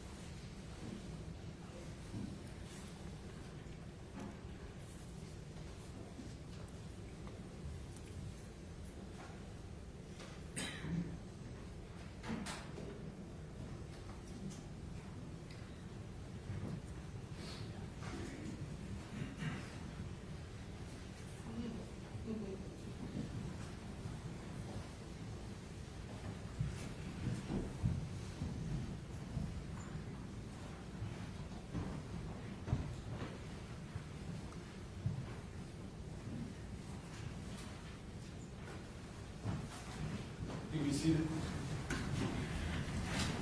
All right, if you would continue with your cross-examination, Mr. Johnson. Thank you, Your Honor. Detective Euler, we were talking about conversations you had with Mr. Howard. He was cooperative with you during the course of that morning? Yes, I would say so. Now, isn't it true that the GSR test was the last thing conducted before clearing the scene? I recall it being at the very end, was at the very last, likely, but I don't. I remember, being towards the end, if not the end. That was around 9:30ish in the morning? That sounds about right. I have no further questions. Thank you. Any remarks? No, thank you. Thank you, sir. You may step down.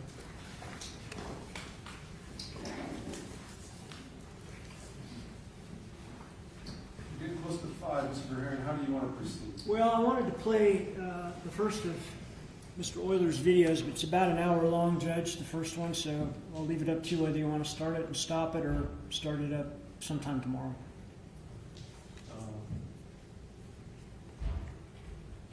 Do you have a preference? We get about 10 minutes in. Sure. Oh, I guess I have to make that call. Well, let's play 10 minutes of it if you think that's appropriate, Mr. Verheeren. With that, or is it going to break it up pretty bad? I think if we played it all at once, it might be more complete. Okay. But it's up to you, Judge. We would agree on it. I appreciate the deference, but that makes sense as well. So why don't we just break for the day? We'll keep the video together so you see it in once, and that actually makes more sense. So we'll break for the day. Look forward to seeing you back tomorrow morning at 9 o'clock. Thank you all. I'll remind the jury not to discuss the case among yourselves or with anyone else and form an opinion as to its merits. Thank you. In recess.